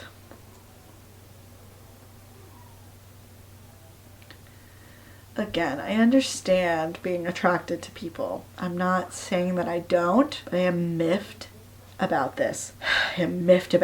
Whatever. Anyway, they're getting off at their stop on the train next. And she's like, this is a weird ass metro system, by the way. And Mel's like, please, this is European levels of public transit luxury compared to dear old Philly transit. It must be nice to have public transit. I wouldn't know what that's like. Ridiculous. Hate New Hampshire. Anyway, they're like, let's go. And Mel's like, so why are we going here out of everywhere in San Francisco? But everyone, you know, like, it's pretty, but everyone talks about, like, Alcatraz or the Fisherman's Wharf. And Roxy's lips curled on reflex. And Mel's like, what was with the snobby look? Just tell me. And Roxy's like, Fisherman's Wharf is drowning in tourist schlock. I'm like, yeah, there are places like that everywhere. Most of the lake region of New Hampshire, actually. Just where I fucking live. Huzzah. And she's just like, it's bland, it's corporate, it's blah, blah, blah. Yeah, okay, whatever. And Mel's like, wow, tell me what you really think, small business owner. And I'm like, yeah, she's just mad that that money's not her money. I hate capitalism. Like, what the fuck? It's like, okay, but why is this spot different? And Roxy says it's the biggest green space in the city, for one. Just sad, but I live in New Hampshire, so everything's fucking green, whatever. I mean, not right now, because it's fucking winter, but... And she's like, I don't have to justify my choice. The park will do that by itself. And I'm like, why can't you just explain yourself? Why do people always do this? Just talk. Talk with your words. I feel like I'm talking to toddlers when I read these, where it's like, okay, please use your words. I wouldn't know what you think. Why the fuck do I have to do all that? Just tell me what you fucking think. And Mel talks about how Philadelphia apparently has forests for days. Does it? It's a city. Assuming you mean nearby, I think. I don't know. Never been to Philadelphia, or if I have, I don't remember it. Anyway, and Roxy's like, but we've got the oceans. Yeah? The ocean's full of fucking sharks and orcas. I love sharks, but like orcas? You wanna be in the same fucking place as them? No. Also dolphins? Little creeps? No. Roxy takes this time to be like, what's been on your mind lately? And Mel's like, have I been that obvious? It's like, yes. Yes, you have. Okay? And she's basically like, you know, Will's guilt trip sucked, but the absence of them has kind of fucking sucked.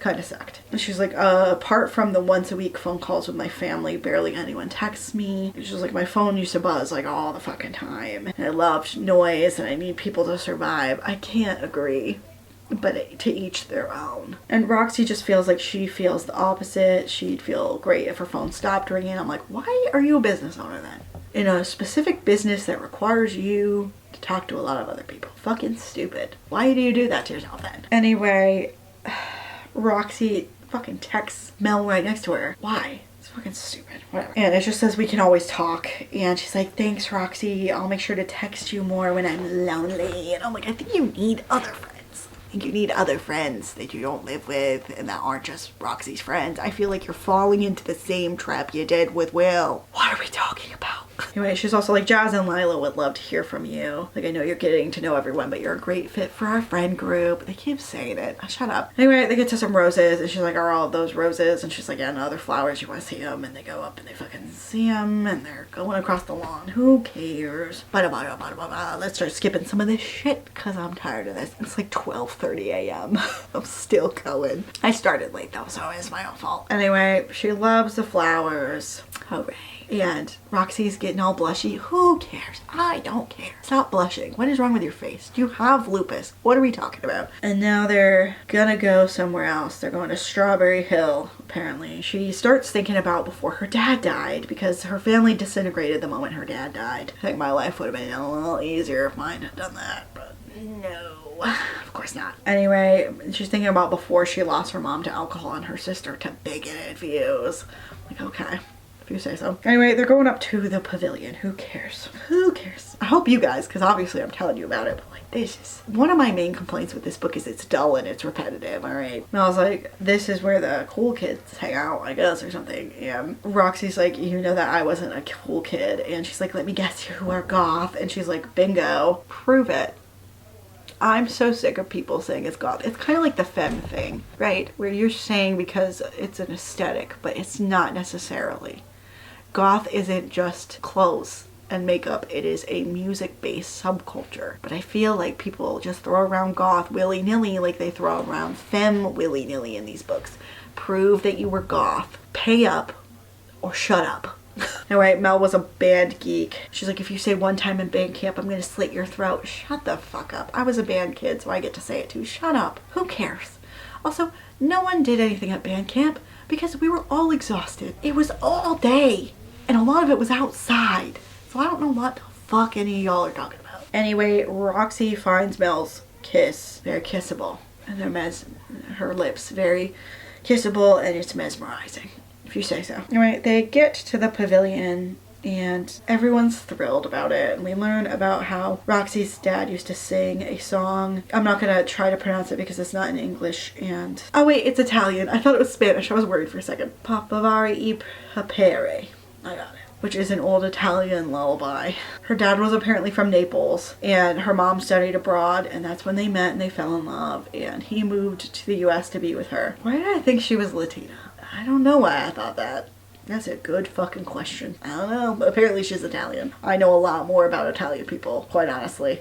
And Mel's just like, you really miss your dad? I'm like, yeah, it's her dead dad. What are we talking about? And Roxy's like, every damn day. I've had lots of time and space to grieve him, but sometimes it reminds me of when we were a family, before my mom was drinking herself to her grave, and my sister coped by cutting everybody out. And they're looking at the geese, or peperina, which I'm like, is that the word for goose? I'm not looking it up. I don't care about geese. Anyway, they start holding hands, and she's clinging to this connection with Mel with all her might, and she knows that Mel isn't someone she could have, but her heart and mind ceased listening to logic. With every passing day, Roxy fell for her a little more. This is the part that I wanted to talk about. Remember when I said we'll get there and I'll complain more later? This is stupid. Why can't they be together?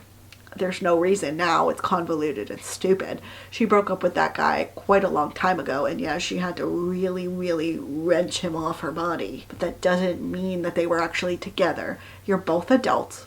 You're both consenting adults. You're both queer. There's nothing stopping you. This whole I can't have her, I can't be with her shit, it's contrived. It's stupid. It's made up. It's not real. It's all in your head, bitch. Who are you talking to? You're both adults. Do whatever you want. We're with Mel, and she's having work problems. She's apparently able to read the room. I don't think so, because you brought a homophobe into a lesbian's house. I don't think you know how to read a room, bitch. Whatever. There are some execs sitting in on her meeting, blah, blah, blah, blah, blah. And then after, they're kind of like, can we have a word with you? And they're like, sure. Like, do you want to go over any updates for the client, or from the client, or whatever? They're like, yeah, that's what we plan to talk to you about. The client loves you and your creativity, and we're very satisfied. The board has some reservations about the approach. So for this project, we're adding another team member, Jace, one of our other marketing managers. We think that you guys will work well together. And Mel's heart kind of sinks, or stomach, who cares? One of her organs. And she's like, oh, screw that. Like, they encouraged her to take risks and think outside the box. And she's getting results. And the client has been really excited about it. And Mel tries to be like, well, is there anything I could be doing better? Like, if there's more of a formula that I need to follow, I'd be happy to comply. And they're like, you're doing great with your clients and your team, but this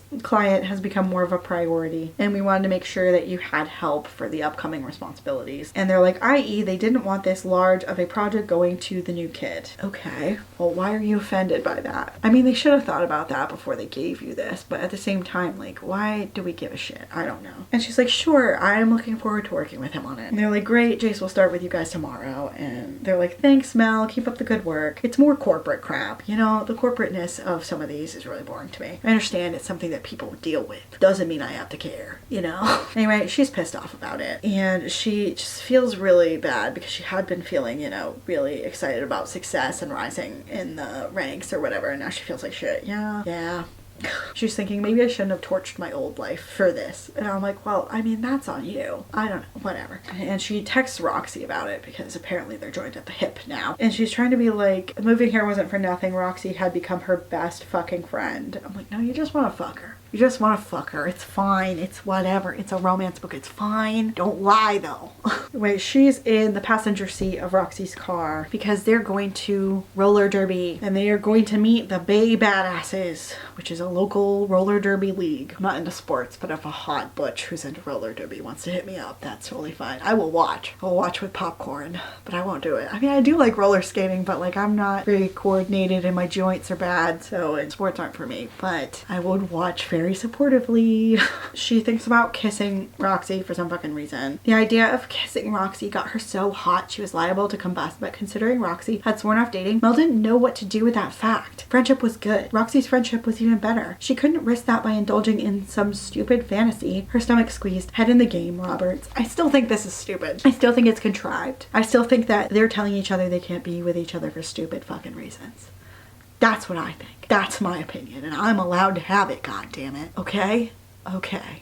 Anyway, Rose is on this league because Rose seems cool as shit. They have a full roster, but they're looking for fill-ins. And Mel's like, you don't have to go out of your way to take me here. Like, you'd rather be unwinding back home. Roxy's like, are you kidding me? Like, I missed the last few bouts, so I owe them a visit. And she's like, you know, I'd be happy to cheer you on like Lila cheers Rose on or whatever. Mel's cheeks heated and she couldn't ignore the way her heart lunged. In the dim light of the car, the shadows accentuated Roxy's raven strands. The hollow dip at the base of her neck, the strong line of her straight nose, and those firm, enticing lips. Mel had been drawn to the woman's earthiness from the moment they first met, and she'd only gotten hotter the longer Mel knew her. So here's what I wrote as my note to that. I'm glad I don't have to think of something to say. This book would be so much shorter and better if you didn't constantly remind us that they find each other hot. I stand by that. I stand by that. I stand by it. Anyway, Mel's like, I have to prove myself in the ring first. So let's meet these Bay Badasses. And they're going on in to the nearest entrance. And they see Rose,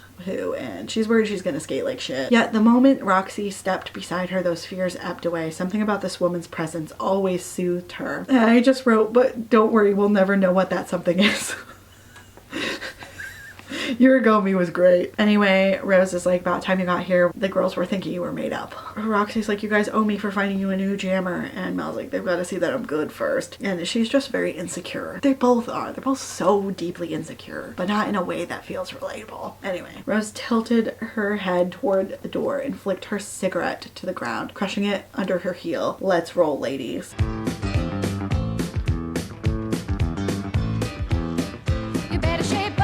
What in the grease is this? Also, littering is not hot. Oh. Anyway, they're going on in and Mel is thinking about how it smells like home and also how she had shared her first kiss with Cindy Cooper at a rink, whatever you fucking call it. I don't care. I'll learn if I get a hot butch who's like roller derby, I guess. Anyway, there's a bunch of shit about the fierce ass women who are doing the shit. I don't care. It's been 6 months since she's been in the it says rink, so we'll go with that. She's getting ready and all that crap. And there's a ton of people who are like coming up to be all like, you know, there's always somebody. Anyway, it's this hot woman, her name's Tabby, and Mel feels jealous of Tabby. And I'm like, why? Stupid.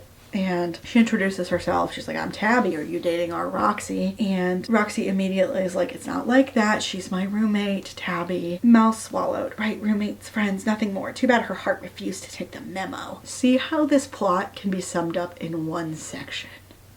This book could have been like an email at most. Okay.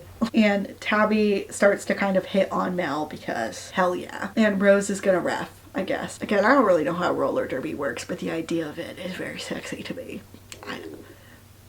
Don't ask me why. I don't know.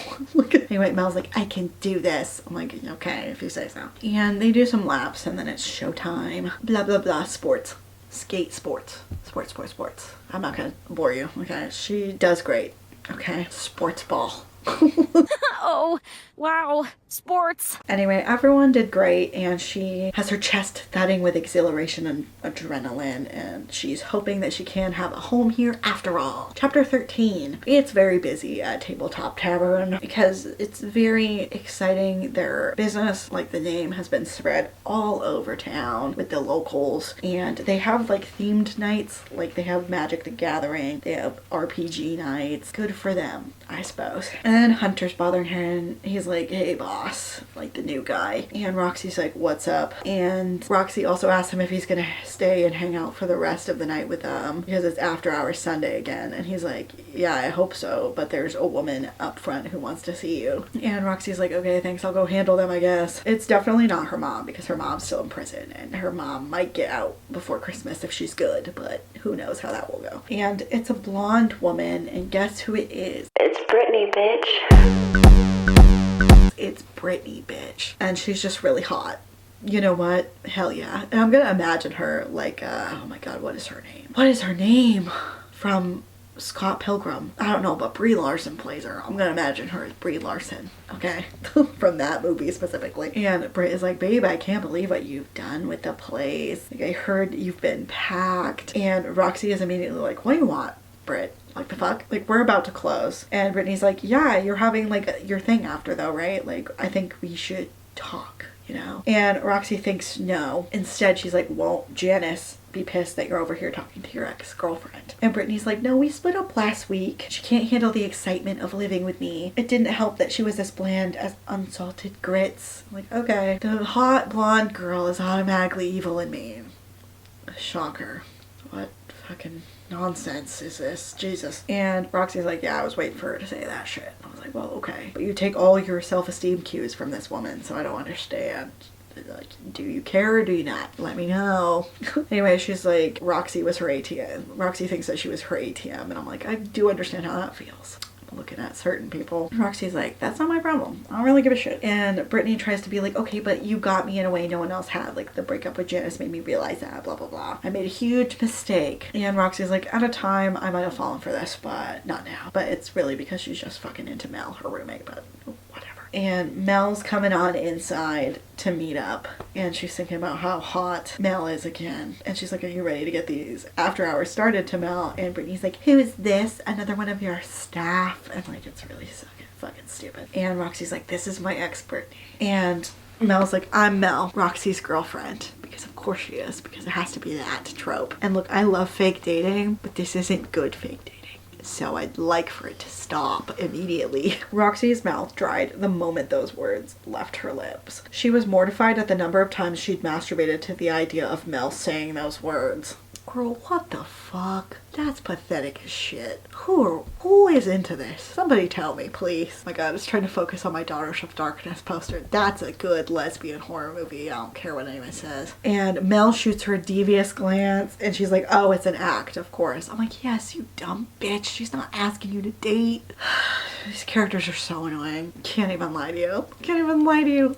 Anyway, she leans into Mel's embrace anyway. And Brittany's like, funny, Roxy never mentioned that she was seeing anyone. I mean, you just got here, so why the fuck would she tell you? Anyway. And Mel's like, we're still brand new, so we're both getting used to this whole being in a relationship thing. Well, I guess Mel's good at lying now. Roxy's heart is twisting about all of this, and it's so stupid. If you two just fucking communicated, this wouldn't be a problem. And Brittany's like, well, I was just in the area. I was just stopping by. See you around, Roxy. Bye. And Mel's like, sorry if that made you uncomfortable. I figured you didn't want her to be here. And Roxy's heart squeezed tight. I didn't realize it could do that. She longed to sink against Mel, to claim those clever lips and run her tongue and teeth over every square inch of her lithe body. I don't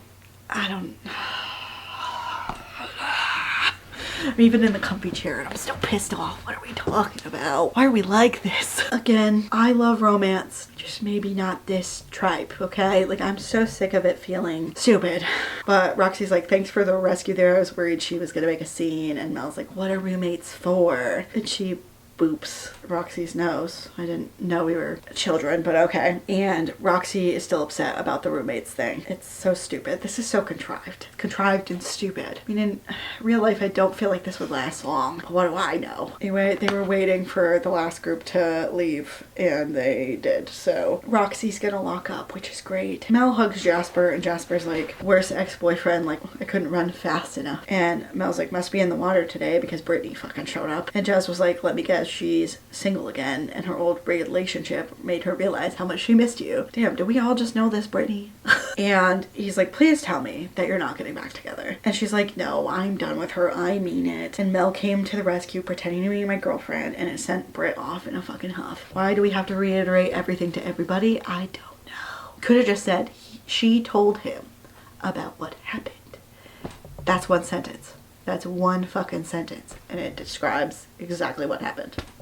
You're welcome. Anyway, they're like, come on, let's wind down because we could all use a break. And they're grabbing booze. They're gonna play or whatever. And Hunter loves working here, which is great. And he's like, you guys have a way of making it impossible to feel otherwise, like being comfortable here. And she's like, hey, not everyone likes the family vibe we've got, but Jazz, Cal, and me have been in this together way before we decided to open a business. Families about who's there for you when things are rough. So hey, working with people who have a family dynamic or who say that is toxic as fuck usually. So I'm just saying, I think this business might be a shithole and Derek might have been right. Anyway, Cal and Jasper met back in college, and she has a drunk mother. Jasper's parents are homophobic, and Cal has a very complicated relationship with his father because it sucks around here. All the parents are bad. Anyway, they're all inseparable. But as a lesbian, personally, I don't hang out with men, so I don't get this. Except for my friend Tyler, my work friend Tyler. That's it. So I don't get it. And Hunter's like, I dig it. You've got something good here. And they're all taking some booze. And then one of the songs switched to Hearts Hit Alone. And Mel hops up from her seat and says, fuck yeah, I love this song. You and everyone else, you dumb bitch. It's like one of the most popular songs ever. It's really good. Heart slaps, obviously. She's like drunk swaying along or whatever. And warmth curls in Roxy's chest because of course it does. Anyway, everyone's encouraging Mel for some reason, even though I'm like, okay, whatever. And Roxy thinks that sort of confidence drew Roxy in every time. We have seen throughout this book that I would say Mel is not very confident, so I don't know what the fuck you're talking about. Couldn't even tell her ex-boyfriend no, so I don't know where you're getting that from, but okay. She's checking her out again because of course Roxy is, because that's the whole fucking plot of this book. It's stupid. And Mel is singing too, and her voice is seductive and powerful. Yeah, I fucking believe that for sure. Definitely. Right. Okay. The woman dominated her thoughts from the moment she woke up until her head hit the pillow at night. Yet the truth hit harder than a breakup. This would only ever be a fantasy. Nobody wanted a broken toy. I feel like Roxy needs therapy. Deeply. I deeply believe that. I think she needs therapy and not to get laid. I know she doesn't want to hear that, but that's the reality. Okay? Fucking stupid. Wait, we're still going through the song. It's been like 4 pages. Jasper's like making eyes at her, trying to be like, you're into that. I'm like, yeah, we all know. It's fucking stupid. Mel finishes and it's ridiculous. And Roxy feels like she can breathe again now that this is over. It's fucking dumb. And Jazz is like, damn girl, you've got some pipes. And she's just like, I'm not the worst. I'm like, I bet she's terrible. I bet she's white girl wasted and she's awful. And Roxy's like, you're pretty damn incredible, she murmurs, or some shit. Mel's smile caused the incandescent blue in her eyes to flare, lighting them up like fireworks. She was so earnest and real. Roxy didn't have to have a hope of avoiding this descent. All she knew was when she dropped to the sharp rocks at the bottom, she might not recover from the crash. Again, so much of this is stupid and contrived. Chapter 14. Mel's talking to her parents and she's like, I'm still gonna be able to find a turkey. I'm in San Francisco, not Antarctica. And her mom just hates the thought of her having Thanksgiving on the other side of the country. And I'm gonna ship you some food because I need to. How well is that gonna keep? I don't know. I don't know what that's like, but okay. And she's like, well, I won't turn down food and I'm gonna be back for Christmas. Like, Frank's gonna be around because that's her older brother. Like, right, is he gonna be around? And she's just like, he wouldn't miss you for the world, honey. I've been so worried about you living so far away. Why? What are you gonna do? You let her stay with that homophobe. You know, I don't mean let, she's a grown adult, but like, I didn't feel like you guys had much to say about it. And she's like, I'm doing just fine, Mom. Like, you don't need to worry about me, yada yada yada. And she's like, except that wasn't true at all. Collaborating with Jace each day at work got harder and harder. Seemed to think she couldn't do anything on her own and constantly undermined her decisions, even in front of the team. Fucking asshole. Yeah, I mean, like, that happens sometimes. I don't know what else to tell you. But her mom's like, I'm always gonna worry. Just call me on Thanksgiving.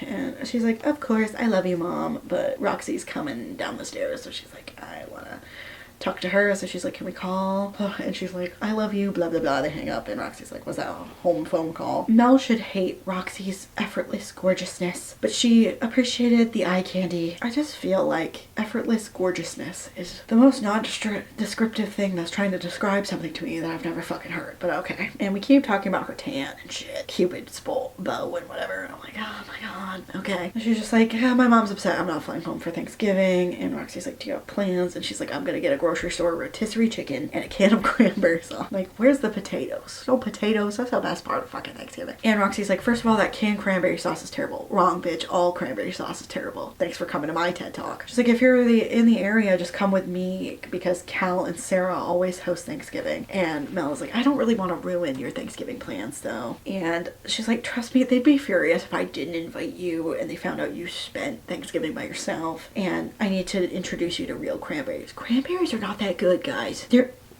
not. Who cares? And she's like, okay, you've got a deal. She keeps thinking about how hot she is. Who gives a shit? And she was like, I'm a hard sell though. I look forward to those canned cranberries every year. Like, some people have tastes. Who cares? And Roxy's like, I'm gonna bring my A game. I have a question for you because you know about marketing. Do you know anything about like graphic design or contacts? And Mel is like, is that a question? Like, because it wasn't really phrased as a question. And Roxy's like, how funny. Like, we're looking to hire someone for our graphics for like our official theme nights, game nights, etc.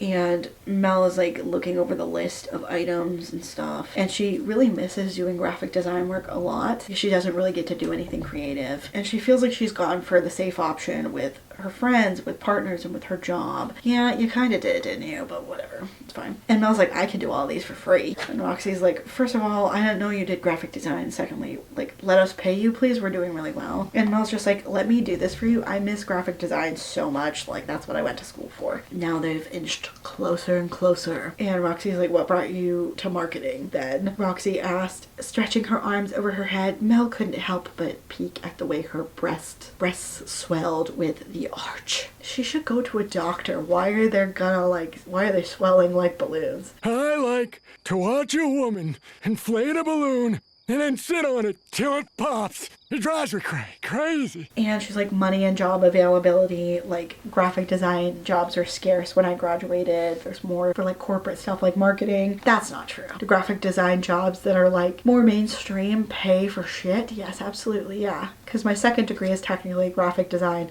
but with a concentration in 3D modeling and animation, which makes no fucking sense. SNHU is dumb for that, for real. However, graphic design jobs are everywhere. I don't know what we're talking about. And I'm in New Hampshire. If I'm seeing that shit in New Hampshire and you're not seeing that in a populated place like fucking Philadelphia that probably has more fucking residents in that one city than my entire state has in the entire thing, you're not looking that hard, honey. Hate to break it to you. Roxy is supportive and is like, if you want to like dip your toes in the water for that, that's fine, but I'm like also serious about paying you. And Mel's like, but you've been my guardian angel from the moment I arrived into town without a friend in the world. Let me do this for you. I'm like, she's not doing it out of the kindness of her heart. She's taking your rent money. She's taking your business at her business. She's making as much off of you as humanly possible. What the fuck are we on about? But it seems like they're gonna kiss, and Mel really wants to taste Roxy's lips so bad. And I'm like, okay. And Roxy's like, fine, you win. Mel sucked in a shaky breath. Her heart swelled to burst at this closeness, all while it threatened to shatter. That's too much. That's too much. I don't know what we're going for.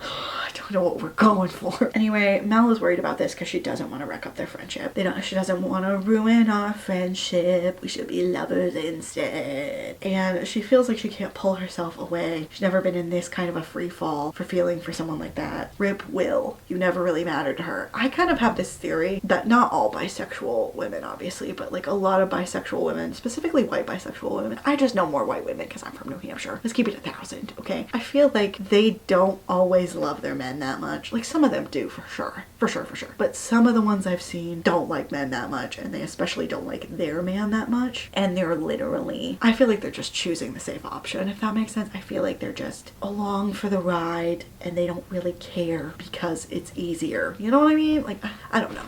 I shouldn't make generalizations. I'm trying not to. But at the same time, I just am trying to call it like I see it, you know? And I think that's fine because like you're literally with your oppressor. So that's totally different. But at the same time, I'm like, there is some comfortability in that at the same time. I don't know. I don't know. Anyway, chapter 15. We are with Roxy and she's watching roller derby with Lila. I'm assuming Mel's here. I don't care either way. It's a pre-Thanksgiving match, so we're already at Thanksgiving. And don't worry, Roxy can't get enough of Mel, period. Okay, maybe think about getting to know people before you want to bang. I don't know. Again, there's nothing wrong with hookups. It's more like this is supposed to be a romance book, but the romance is like non-existent. It's about wanting to bang the whole time and then finally being able to. That's my opinion and I'm allowed to have it. Lila is teasing Roxy because she's staring at Mel while she's doing, you know, sports game. Sports, yay! And Roxy tries to tell her that it's not like a sexual thing, but it definitely is. I'm letting you know right now. We also get that Roxy loves her best friend, but sometimes she wants to strangle her. Lovely. Glad that the homicidal tendencies are all over the place in this book. And Roxy tries to ask what jam it was, and Lila's like, you were too busy staring at Mel to care. And I'm like, yes, we know. We know, it's stupid. I don't like all this stupid teasing. It's not actually banter. It's just reiterating the same plot points over and over and over. Stop telling me shit. Just show it to me. I'm sick of it. And Roxy just says, the team's doing well. I got caught up in the game. I don't understand why we're lying even to our friends. It feels really stupid. It feels really dumb. I hate it here. And Lila's like, well, if you were caught up in the game, you'd know what jam they were on. I'm like, oop, yeah, kinda. And Roxy can't look away from Mel's thighs flexing. I don't care, not interested. And they make eye contact, there's a half smile. I don't really care. Give me actual romance, please, fuck's sake. And we go over the same shit over and over, and I just want to tell you because I'm not going to repeat it every single time. I just need you to know it's here. She keeps going over the idea of not being able to be with Mel over and over and over, except we've already kind of established that at this point now, there's no reason why they can't just bang. There's no reason. So like, it's stupid and I hate it here. And why do we have to waste an entire giant fucking paragraph saying the same shit over and over? Like, books aren't supposed to be broken records. They're supposed to be good. And Lila's like, you can just ask Rao, you know, and I'm with Lila. Yeah, you can. And Roxy's like, she just finished dealing with her ex. The last thing she needs is my shit. And I work too much. My mom's a train wreck. I'm not catching the looks department. I'm 27 years old. I've no money and no prospects. I'm already a burden to my parents. And I'm frightened. And she continues to be like, what do I even bring to the table? And Lila is like, your ex really fucked up your self-esteem. And yeah, obviously, but the answer isn't to get laid again or to get in a new relationship with unhealed shit like that. You should go to therapy. Therapy. You need a date with therapy. And her bestie is like, any girl would be lucky to tap that ass. And I'm like, that's a weird thing to say to your bestie. I don't know. Maybe it's because me and my bestie aren't like that, and me and my work bestie aren't like that, but I don't know, man. I mean, you do you, I guess. I don't have to like it. And then Roxy says this fucking bullshit, which is, not all of us can be all femme and pretty like you, Lila. So here's what I wrote in my thing. This is over a year ago. Femme is an identity, you moron. You can tell the author is not a lesbian and doesn't hang around us. And I stand on that hill. I'm gonna stand on that fucking hill. I'm gonna die on that hill. Yeah, so I'm not trying to be a fucking douche, but I'm sick of this. So in her bio on her own website, it says, in my free time, I'm usually going on adventures with my husband, daughter, and friends. So you're not a lesbian. That's number one. And the reason it fucking pisses me off is because you could use Wikipedia at bare minimum. You could spend a minute or two on Butch Femme side of TikTok. You could do literally anything to get educated, but you're not one of us, so you don't give a shit what happens to us, like what you're misrepresenting about us. And that's something that I fucking hate, is that I don't care if I get in trouble here. A lot of white bisexuals, which this author is, okay, but particularly on TikTok, act like lesbians are the gatekeepers of the queer community and we're the ones keeping them out and we're the ones oppressing them. And that's not reality, because we make up a very small fucking section of the community, okay? And sometimes, yeah, we want spaces that are just for us. And this is fucking why. You're not even actually trying to understand us. You're not even trying to understand queer history. You're not trying to understand anything. You just think butch and femme are how people look and not full-on identities that are complicated and that are entwined with working class culture. It's not hard to keep us out of your mouth. It's not. You didn't have to say anything like that. You could have literally even just been like, well, it must be so easy to be girly like you. Like,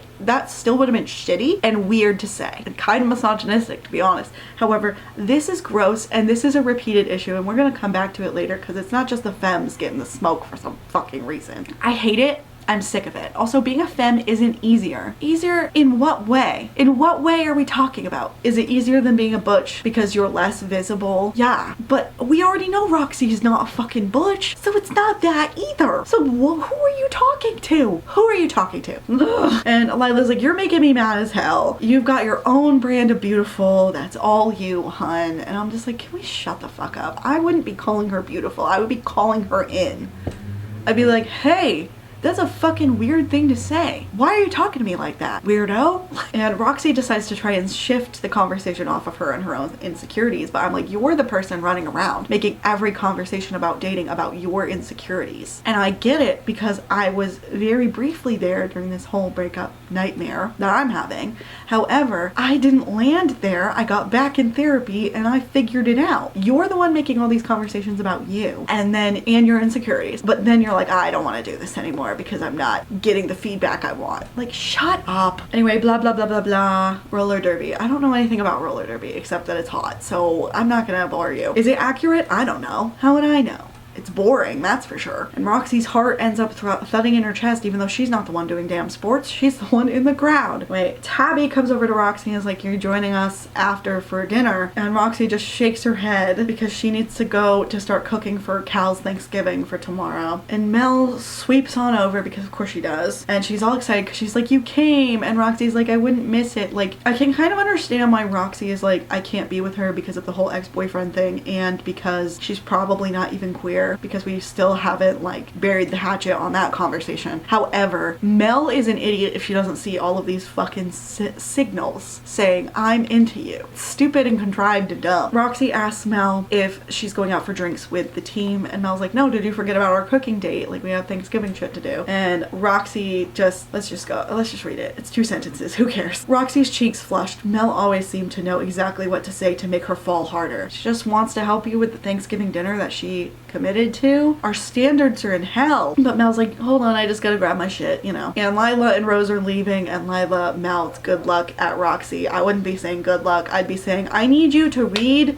the following LGBT history books and then speak to me, okay? But I'm different. Or at least let me lecture you on said books for like 10 hours, you know? Like, I'm a yapper if nothing else. And Roxy is just imagining that this was real between them, and that she's taking Mel home as her girlfriend, not just because they live together. And the longing almost suffocated her. See, I don't feel like this is longing. I feel like this is a never-ending cycle of suck. I feel like this is just you repeating yourself over and over, and I feel like pining and longing can be shown in a different way, in a way that's interesting and that I enjoy. And this just isn't it. This just isn't it, and that's fine. But I mean, it wasn't fine. I'm basically reading this book for a second time, but still. Mel asks Roxy if she had fun. I'm like, she was just watching the damn sport. What?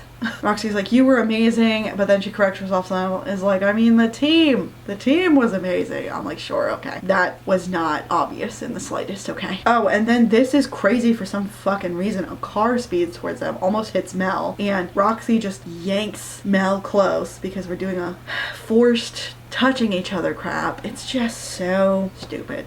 I feel like I need to get back in the zone I was in yesterday, but I just feel like it's stupid, and I'm annoyed by it. And I like things like that where like people sometimes have to catch somebody else, and it's a little bit cute and romantic. I kind of like that. But here it's just like, Get your greasy mitts off me. Like, do they fall? Because that would be stupid. No, they're just like smushed together. Hooray. But Roxy really wants to kiss her because, yeah, no shit. And we use the same kind of shit. We talk about her fucking sweat and berry shampoo and the scent's intoxicating. It's the same crap. Doesn't mean anything to me. Like, are you in love with her or are you in love with how she smells? Let me know. The tension is agonizing. Who cares? And Tabby comes out and is like, you guys are still here? Like, I love you, girl. And then they like let go of each other immediately because this is whatever. And Mel's like, thanks for the save. And Tabby's on them before they can have a real discussion. And you know what? Thank you, Tabby, for saving me from this. Thank you. I appreciate you, girl. And once again, we end the chapter with Roxy being like, I have to get my head on straight before I ruin what we have. What do you have? Just keep telling me you don't want to ruin what you have, but what do you actually have? Nothing. Nothing. You're both geeky and I have seen you hang out a couple of times, but like, where is the actual chemistry? Where's the actual longing and pining? Where is it? It's not in the room with us because you're just telling us instead of showing us. You know, I'm okay with characters thinking things sometimes. This is also third person POV, so why can't you just show me how they feel instead of telling me repeatedly? Because that would be too hard, I guess. It's a 351-page book and we're still not showing jack shit. It's the full length of a normal, like, traditionally published romance, so I don't understand what the fuck we're doing here. Chapter 16. They're cooking for fucking Thanksgiving.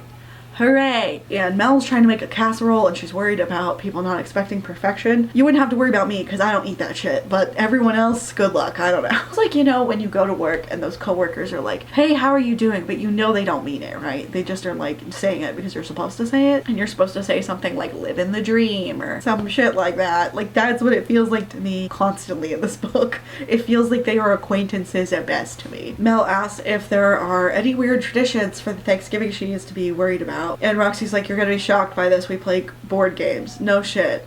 Really? I am so shocked by this information. Are you being sarcastic, dude? I don't even know anymore. Mel's like, totally shocked. I thought we'd be watching football. No, football sucks. We're not doing that. And Roxy's like, Cal's wife wishes we were doing that, but she's never really been a fan of his geeky side. She just puts up with it. And then Mel immediately makes it about herself and is like, yeah, Will was like that too. I'm like, okay, well, it wasn't about you a second ago, but okay. And then she tries to be like, not like I'm criticizing Cal and his wife. They've probably got a fine marriage. Girl, you just were judgmental as shit, comparing it to your last toxic relationship. And Roxy's just like, I'm not so sure. Like, I've kind of been wondering about the two of them for a hot minute now. And she's like, this stays between us though, because Cal is really in it for keeps with Sarah, especially after their daughter was born. And Mel's like, my lips are sealed. But then she's also like, I was the queen of sticking with a relationship because I thought I had to. Will needed me, and having someone rely on me made me feel strong. Made me feel like I had my life together. Like I was on top of things. And then for some reason, Roxy decides to be like, now that he's not in a picture, but her voice is all husky. I'll just read it. Roxy asked, her husky voice like a paintbrush across canvas. What does that mean? What does that mean? Have you ever painted before? I mean, I guess we're just pretending the paintbrush doesn't have paint on it, because otherwise what is the noise? It would be wet. I went to art school. It's wet. Wish people would think about things that they write. But Mel's like, I'm terrified. I'm nearly 30. These people are nearly 30. Get in the fucking corner. I'm so sick of it. She's like, I risked everything for a job that's been really shitty lately, and I'm not married, settled down with a house, have any of the life goal boxes checked like I thought they'd be by now. Well, I mean, me neither apparently anymore, but you know, sometimes the plan has to be adjusted, okay? And Roxy's like, hey, the only reason I got a house was because of my aunt. Yeah, obviously. It's in fucking San Francisco and it's a Victorian house. Like, I'm in the same spot as you. We're each following our own paths and all we can do is keep walking forward. It's so much like, you know, it just feels to me like disingenuous conversations you have with people that you have nothing in common with, even though these people are supposed to have things in common with one another. Because like, it doesn't feel like, it feels like that we all bleed red bullshit a little bit. It feels like the whole that we all have our burdens to bear. Like, do people talk like this? Someone tell me if they do. Anyway, they were driving apparently, and now they're off the exit. Hooray. How long is this car ride? I don't know. How far is Cal's house from the fucking business? I don't know. Couldn't tell you. Maybe that's why his wife's mad.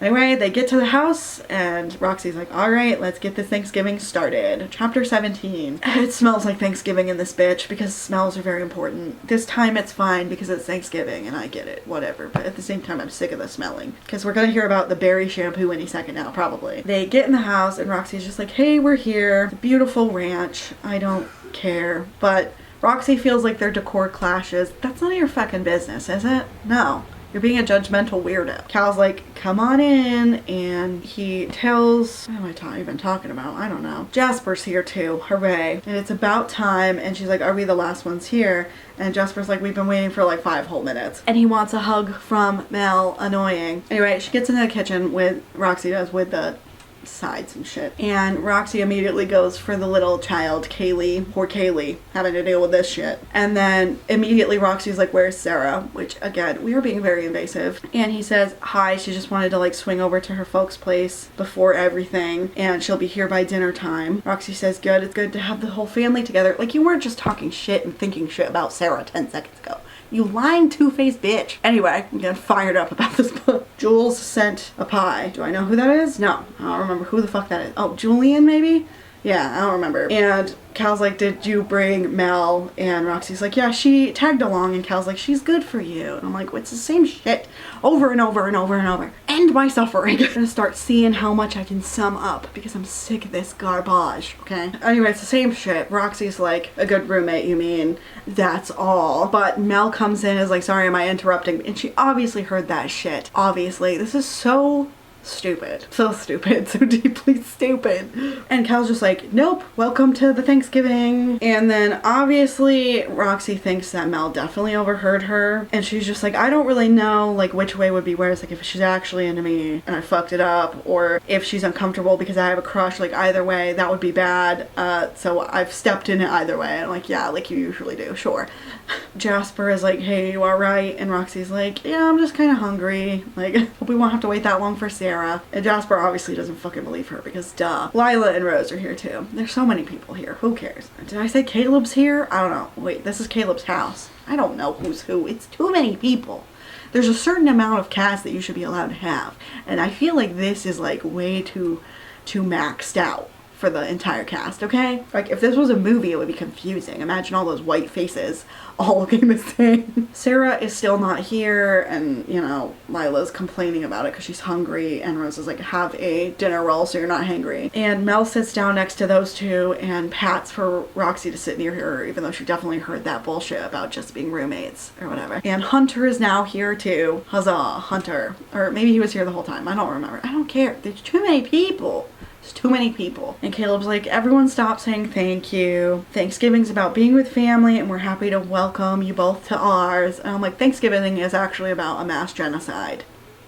So, but other than that, it's supposed to actually be about being thankful. No one said anything about family, but okay. Anyway, Roxy just can't love them anymore. Yeah, I know, shut it. Jasper wants to fit in some Arkham horror, and Lila's like, if I have to wait the 6 hours that game takes to play to get fucking food in my mouth, I will massacre the whole table. Kaylee accepted. Caleb just keeps saying that Sarah won't be long, and Jasper's like, are you sure we should wait for Sarah? I'm kinda like, yeah. And Caleb just kind of sighs, and Mel's like, hey, let's just play a game to pass the time, it's fine. Would you rather be part of Justice League or Avengers? That's so annoying and stupid. I liked superheroes a lot, but I'm literally like, this just feels like, what's the most baseline nerd thing you can think of? Like, what's the most mainstream nerd thing you can think of?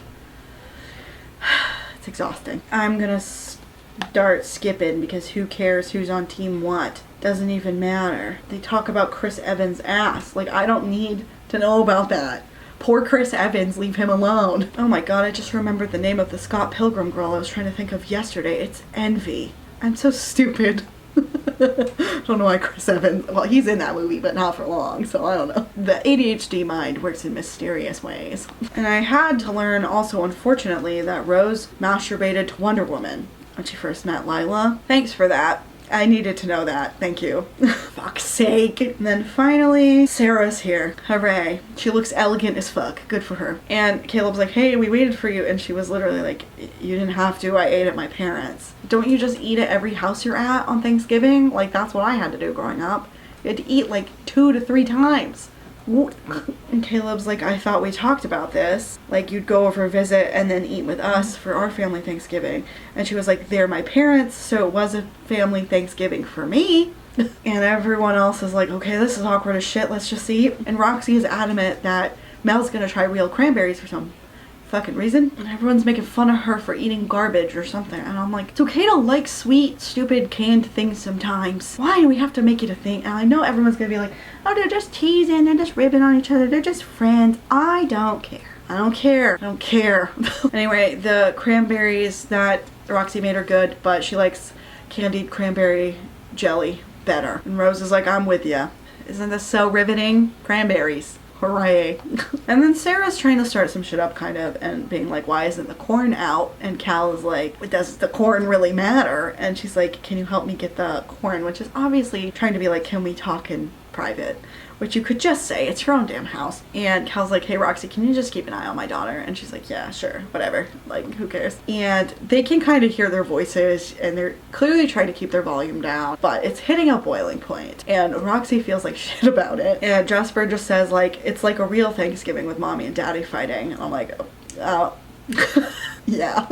Then Roxy says, this is leagues better than doing Thanksgiving with my family. Like, I don't have to drive anyone to the hospital because of alcohol poisoning. I'm like, okay, I know we're trying to lighten the mood, but this isn't working. And Hunter's like, or pull a needle out of anybody's arm. I'm like, damn, Hunter, your life sucks. And Mel's like, what kind of Thanksgivings have you been to? And I'm like, yeah, some people don't have nice families. Actually, I'd say a large amount of people don't have nice families, bitch. Just because you lived under a rock in Philly doesn't mean that everyone has a nice family. And apparently Mel's family does a pun off and everyone's like, that's way worse than our Thanksgivings. And I agree.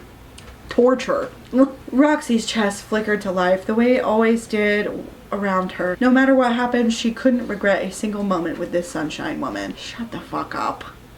What?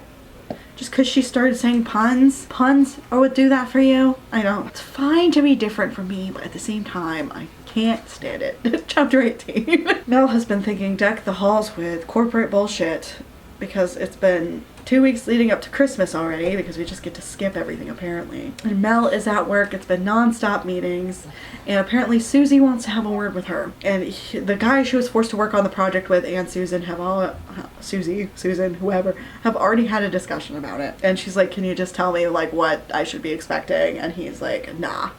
But they're making some changes, even though it's really late in the game for some reason. And yeah, she's going in to talk to Susan, and Susan's like, we need to talk about several of the team members on your project. And Mel's like, what's going on? And they didn't make enough money, so they're gonna lay off a bunch of people because Merry fucking Christmas from corporate America. And she's like, so Jason and I will have to sit them down after the project concludes. And Susan's like, no, like we believe it would be a good experience if you just handle this by yourself. Like Jace has already done this before, so we think you should. What, he can't sit there and help? It's too hard for him? Whatever. And she literally thinks, right, so he could sweep in, take all the credit and praise for the project she spearheaded and did all the work on. But when it came time to handle the difficult things, they left that on her. And she's like, okay, sure thing, like let me know who's getting laid off before the project ends. And Susan's like, you're doing a great job, Mel. Too bad her tone sounded anything but authentic. And they proved they have zero faith in her abilities. I have zero faith in your abilities at anything except roller derby.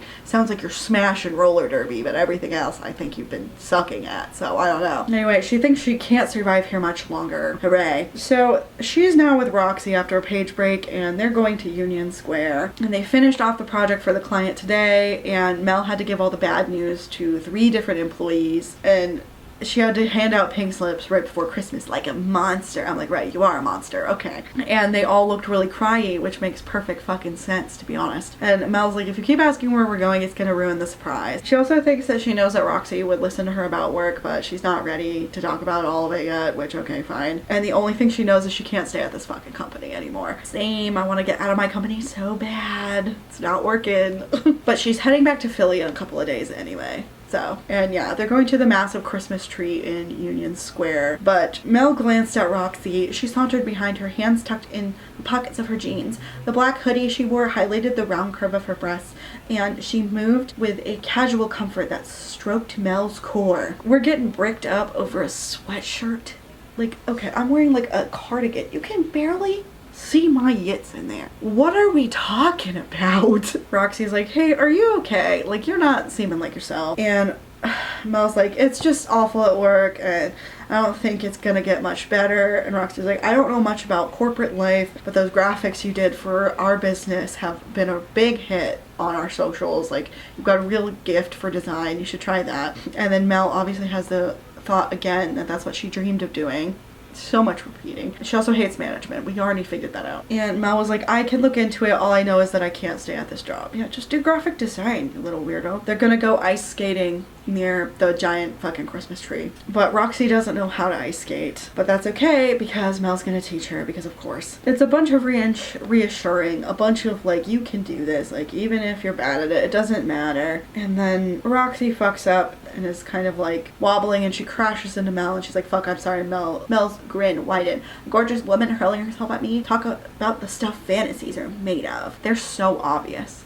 They're so obvious. Like, they say this shit to each other and then they do nothing about it. It feels juvenile. It feels like they're in middle school and they're dancing around each other in an intricate, ridiculous way. But they go back to teaching the fucking ice skating. They're trying to like banter, but it's annoying. I don't know. And then it just says again the same shit. I'm not going over it about they're inseparable. They like each other so much. It's been like this since the day that she moved in. I don't care. When it's been since the day she moved in, that's boring and stupid and annoying. I'm trying to be a dick, but it's just stupid. Everything unsaid dried on her tongue, but the truth flickered like these Christmas lights. She didn't want to leave. Mel was so in love with this woman she could barely breathe. It hasn't been that long. I know sometimes people fall in love really fast. I understand. But I just feel like it's not in character because she just got out of a really awful relationship where she thought she knew this guy and she didn't. And I understand that time isn't a replacement for just actually knowing someone, but time matters. Time matters a lot. Whatever. Chapter 19. Keep going. Mel's gonna head to Philly and Roxy's pacing around and she wants to give her the Christmas gift she got her, but she'd spent too much for a friend gift. It's like, yeah, obviously. And she's scared that Mel's gonna leave and never come back, which, I mean, I guess is a possibility. And she thinks about how she doesn't have a reason to stay in San Francisco because Roxy hadn't given her one because she's too chicken shit. I'm like, well, she likes it, so that's part of it. Mel's coming down the stairs to go. And Mel's like, hey, I wanted to give you a Christmas present before I go. And Roxy's like, you didn't have to get anything for me. And she's like, fuck off. Of course I'm getting you a Christmas gift. It's a mix of candies from Japantown, some pretty metallic dice, and some like bits and bobs that she usually likes that, you know, like she obviously just noticed. That is sweet. Okay, that's fine. It's whatever. And Mel's like, I gave you a self-care box because you don't take care of yourself and you put everyone and everything ahead of yourself. Which is true because she has no self-esteem and she has no self-worth. Roxy's like, wow, you have no idea how much that means to me. And she's like, hey, I want to give you your present. They do that. And then it's some really pretty skates for roller derby, which is nice. They're top of the line, apparently. That's really nice. That's sweet. And Mel's like, I'm gonna leave these here, obviously, because like I'm not gonna skate on my visit. And they hug. They're crushing each other because that's what you do. We're talking about what she fucking smells like again, and I just want to lose it. And then finally, at 60% through the book, they kiss. Hooray!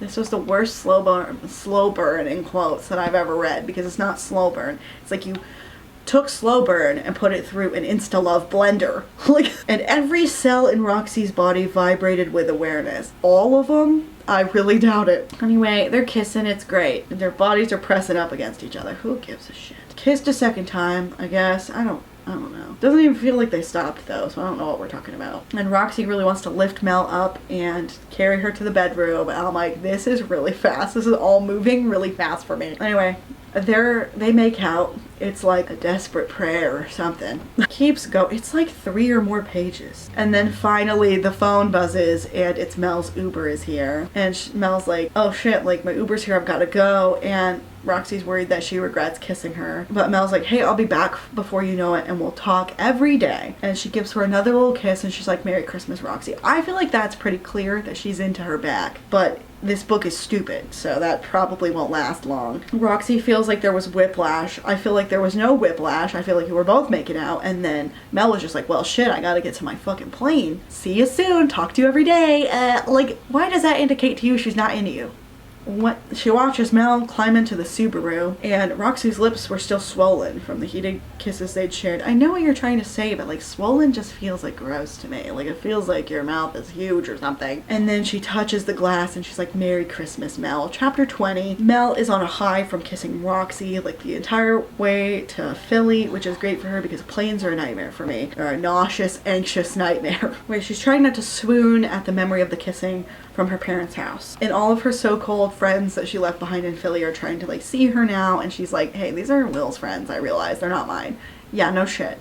You already said that. And her brother, I think Frank, I can't remember which one is which, because there's too many people in this damn book. He's like, hey, you've been brooding all day, like, don't tell me 3 months in San Francisco makes you hate Philly forever. And I'm like, she's only been in San Francisco for 3 months. Time takes forever when you're having a miserable time, I guess. And she's like, Philly's not the problem. I'm just not feeling going for dinner and drinks with people who haven't bothered to respond to any of my messages for months. Frank's like, fuck 'em. You can just hang out with your loving family. Like, we're way better. And she's like, excuse me for having a social life. Well, it's not a great social life if you're with people who can't stand you.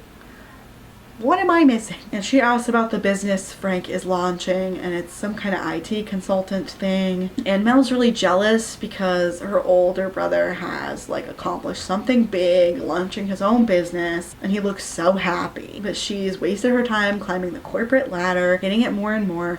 Look, corporate work, I've never done any of it, but I do know that it sucks for a variety of reasons, okay? But that's true of all jobs. I have, however, been an owner of my own business, which I'm trying to ramp down as the dogs I take care of pass away slowly, naturally over time. It's not easier in a lot of ways, and pretending like quitting the 9-to-5 corporate rat race is just gonna make your life better is not realistic. It's not reality for a lot of people. And some jobs that you do by yourself, you have to give like all of these after hours things that you don't really get paid for. You have to put in all this effort that you don't have to if you just clock in from 9 to 5 and then leave. It's very different. And I think it's okay that some people don't want that. Okay? She's proud of her brother. Hooray. And he wants her to come to the launch party, and he'll cover her plane tickets in a few months. And she's like, I wouldn't miss it for anything. And she thinks about how all her friends back in San Francisco seem to be making their mark on the world too, and she's just not doing that. And again, I just feel like this glorification of small business ownership is odd. It's odd. Also, a lot of small business owners exploit people even worse than a lot of corporations because they don't have the means to do it, and also because a lot of times they're greedy. They're greedy. They want the profits to the entire business, and that's something for sure said from personal experience, okay? And he's like, whatever, you're a big wig manager now, you're doing an amazing job. It's like, we're the little people. And I'm like, okay. I feel like they're trying to gas each other up. But she's also like, I kind of wish I had found a job in graphic design instead. And he's like, well, we're gonna be hiring, like, you'd be the first on the list. And she's like, I don't want nepotism, okay? Like, I want to interview like everybody else. And I'm literally like, why not use nepotism? Nepotism barely hits any of us. Use the goddamn nepotism. Wait, her mom comes in. It's like, anyone want to help me make ginger snaps? Blah, blah, blah. They're gonna make, the dad wants to make coconut macaroons, Mel's favorite.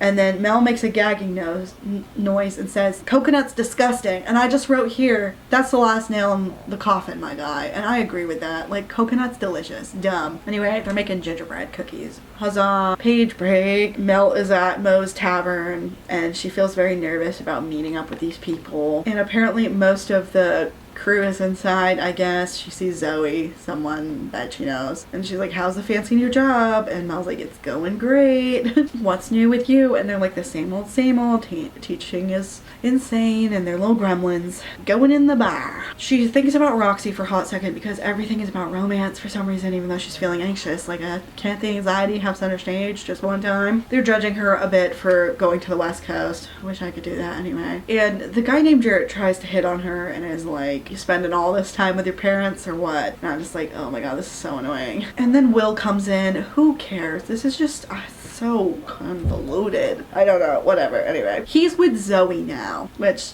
good for them.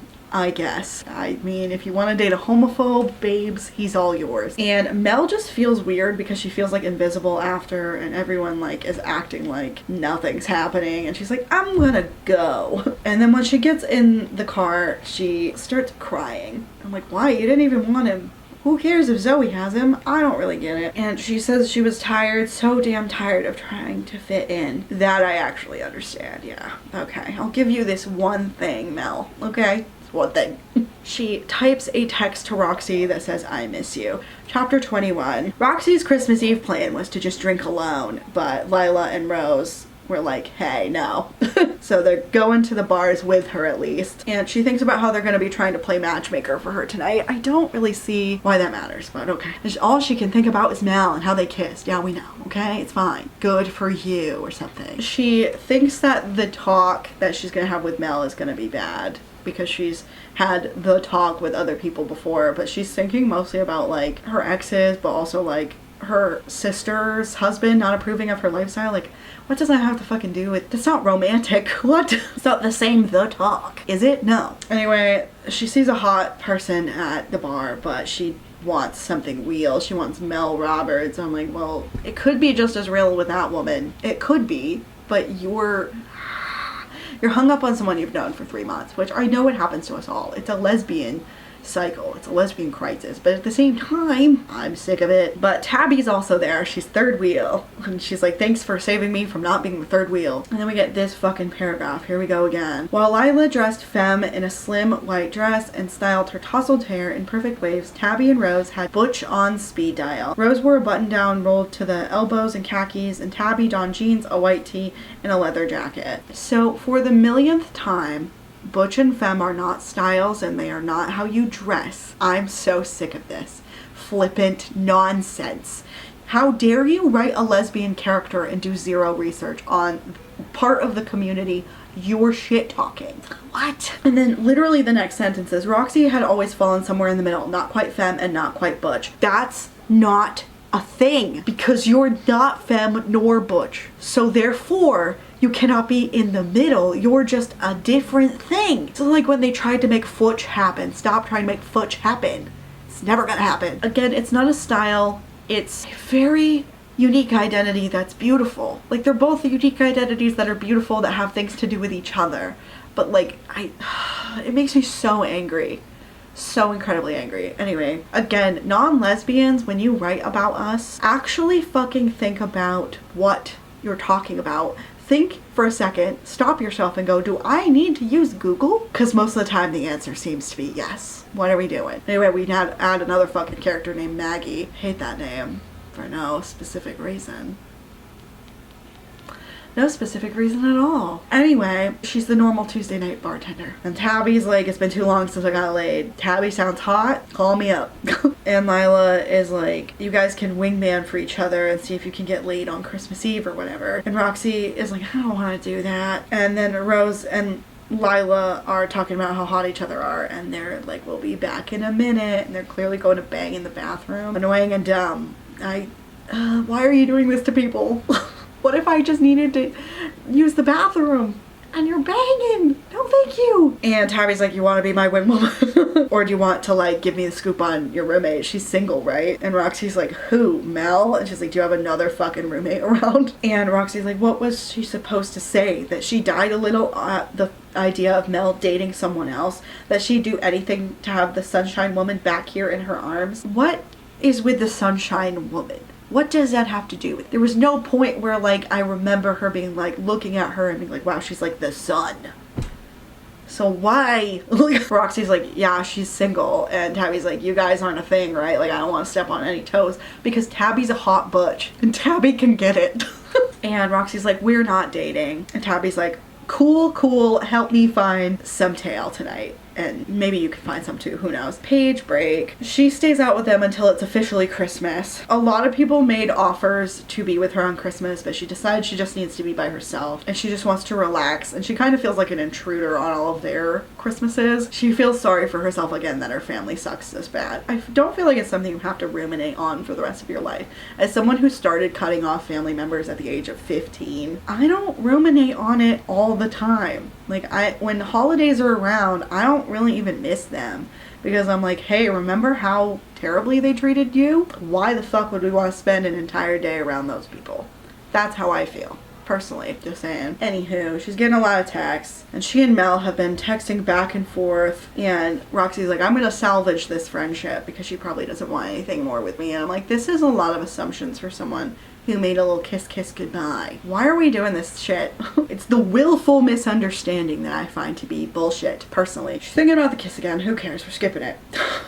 She made herself breakfast for Christmas, hooray. But then there's a knock on her door, and she's wondering if it's like her friends coming to drag her along or whatever. But instead it's her fucking mom, because of course it would be. And her mom's like, are you gonna let me in? And she's like, yeah, sure, come in, Clara. Yeah, that's how you know you're pissed at your parents, when you start calling them by their first names. Yep. And Roxy's like, when did you get out? Oh, also her mom has a half-empty bottle of Jim Beam. I don't know what kind of booze that is, but you know, you can't know every kind of booze. And she's like, apparently my mom had gone straight from prison to the bar. Well, I don't know why she wouldn't just go to a liquor store if she's gonna take the whole bottle, because the liquor store is probably gonna be a lot cheaper than the bar. But what do I know? I know it's Christmas, so the liquor store probably isn't open. But, and Claire's like, yesterday I shouldn't be surprised that you or your sister didn't pick me up. I was born alone in this world and I'll die alone. I'm kind of like, I wish that more parents would actually internalize this. Because yeah, exactly.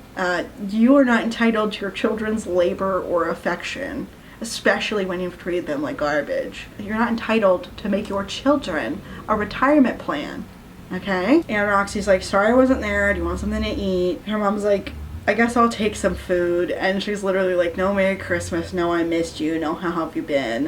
I mean, you know what she's like. She literally said right after this, her mother always took until nothing remained. Yes, why are you letting her, almost 30-year-old business owner? This is on you at this point. Like, there's a certain point where things stop being completely your parents' fault, and when they then become yours, because you're not a child. You're not a child. You could just decide not to see these fucking people. Whatever. But she says Merry Christmas to her mom, and her mom lets out a derisive snort before she starts to eat. And she tries not to think about like happier times with her mom, but it's hard. And her mom's like, what are you doing alone on Christmas? Like, don't you have some slut warm in your bed? That's what dykes like you do, right? And I'm like, right in front of my salad? Like, why do we have to do this? Why does lesbophobia have to be the villain? And it's also because the author isn't a lesbian. So not only is she being lesbophobic as shit through this entire fucking book, saying inaccurate and stupid things about butches and femmes specifically, but then she has to throw around the D slur like the D slur belongs to her. It doesn't. It doesn't. And also, if you get called that and you're bisexual or you're pansexual, why are you being called that? Quickly now, why? We all know why. It's because they think you're a lesbian and they don't believe that bisexuals or pansexuals are real. And that's shitty and fucked up. But let's not forget who it's actually targeted at. The lesbians. Okay? Sick of us. And Roxy's like, I told you before, don't call me that. I'm not gonna sit here and deal with your abuse. And then her mom is like, you're so sensitive. You're the one with the whole lifestyle, so you shouldn't be shocked when people have something to say about it. I do feel this because like I feel like a lot of parents are just like, you're so sensitive. It's like, no, you're being a douche canoe. And she's finally decided she's sick of her mom's shit and she's done.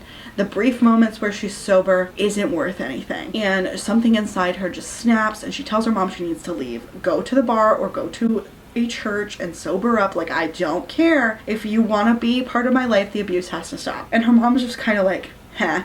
And then Roxy's like, either you leave or I call the police. And her mom's like, you wouldn't call the cops on me.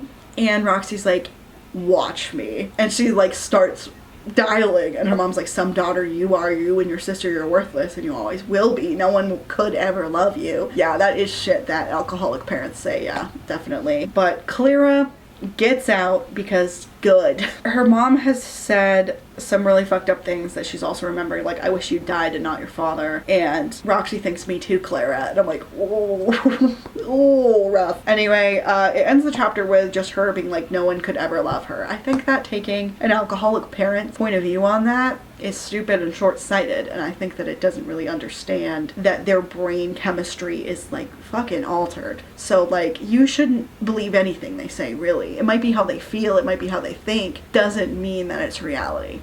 Don't really get it. Okay. Anyway, Mel's been dying to go back to San Francisco, and she's back. Huzzah. And she is excited that she's coming home to Roxy, and she's excited about having the talk. Who wants to bet this talk doesn't go well because this book is stupid?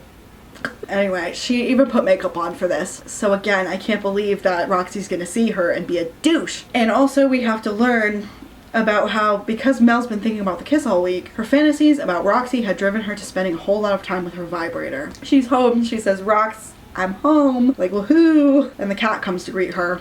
Belmont. Roxy's coming down the stairs and Roxy's like, "Welcome back." And Mel's like, "How was your holiday?" And Roxy's like, "It was quiet for the most part. It was me with Belmont. Was your visit with your folks good?" And Mel is like, "Yeah, we, you know, made ginger snaps and sang Christmas songs. We frightened some other carolers." I'm like, oh god, you think you're the main character, and technically you are, but I can't stand you.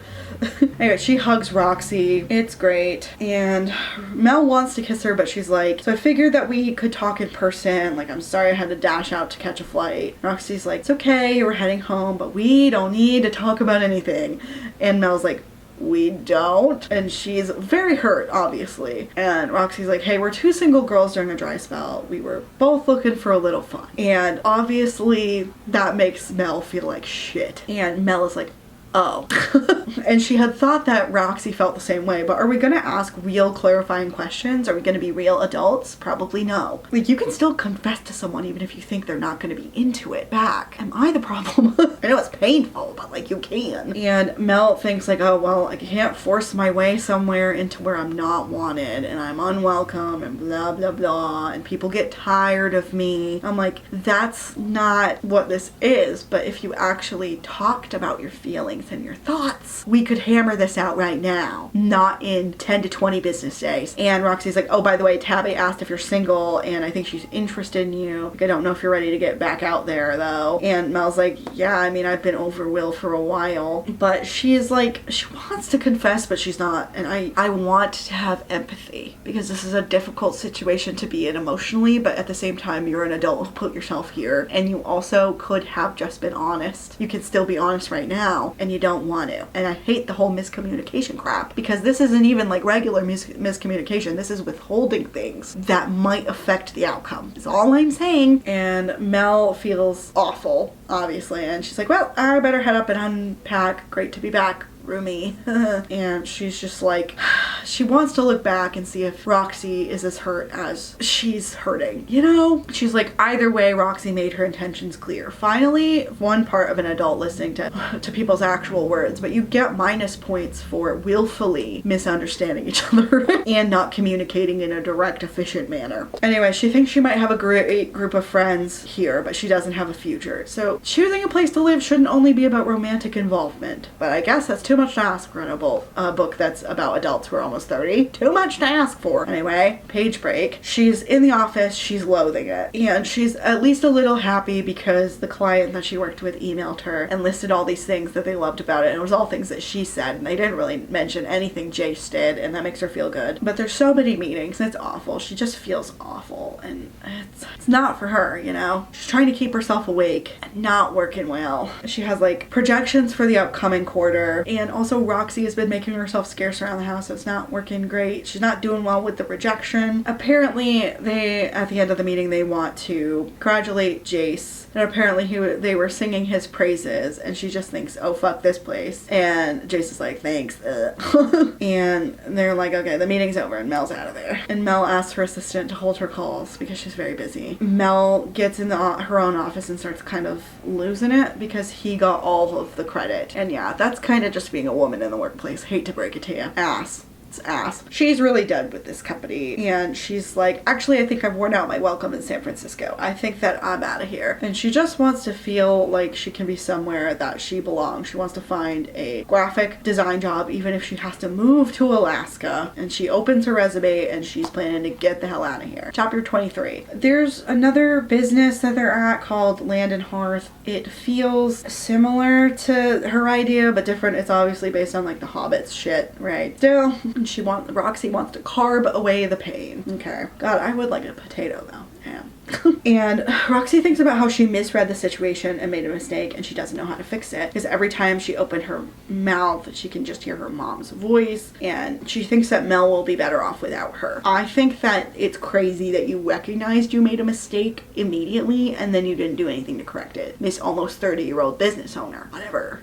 I guess maybe I don't get people who act like they're outgoing and they're go-getters and then secretly they're like crumbling on the inside. I don't know. And she's talking to Lila, who is also there, and she's like, okay, what the fuck is going on? And Roxy's like, nothing. And Lila's like, this is typical of you. Like, sharing your feelings won't make you spontaneously combust. And you've been really moody, everyone can tell. And Roxy's like, I was an idiot. I can't do much about it. And Lila's like, is this Mel related? And she explains the whole thing. And Lila's like, you brushed it off as no big deal, what the fuck? And Roxy's like I said, I'm an idiot. Yeah, we can agree. We can agree, bitch. And Lila's like, you're not an idiot. You're scared and you've been hurt so much. I'm astounded at how you continue to get back up and open your heart again. But I've gotten to know Mel these past few months. She's the real deal. If she kissed you, she's interested. I'm just like, I just feel like it's insufferable to be trapped in someone's POV when they're this insecure and they need everyone in their life to gas them up in order to get to the romance. Like, I just wish we could have some self-realizations or go to therapy and then have some self-realizations.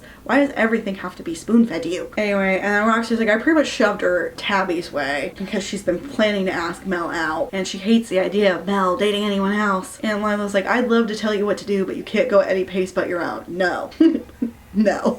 I disagree. Lila, you're a pushover. Like, if she doesn't know you're interested, she can't take the chance on you. But if you're not in a place where you can tell her, then maybe you need a little while before you start dating again. Okay, but she's not actually working on anything. And it's been 9 months since she dated fucking Brittany. So when are we gonna go to therapy? And Roxy's like, well, trying to convince anyone to take a chance on me is difficult because every time my mom shows up, it sucks. And Lila's like, hey, she's abusive as fuck. She's not making an effort to change. Like, you need to get out of this. And then Roxy gets a phone call, and I mean, she's thinking Lila's not wrong, but then she gets a phone call and it's her sister Daria, and she's like, do you mind if I take this? And Lila's like, yeah, whatever, I'm gonna go order some food to take home for my butch. Hell yeah. So Roxy goes outside to go talk to her sister, and then she says, hey sis, again, no one says this shit to their sibling. It's weird. Your siblings have names. It feels hackneyed and odd. And her sister's like, hey, I need you to take care of this. And she hasn't talked to Daria in 5 years, and she's like, oh, so now she's calling, making demands.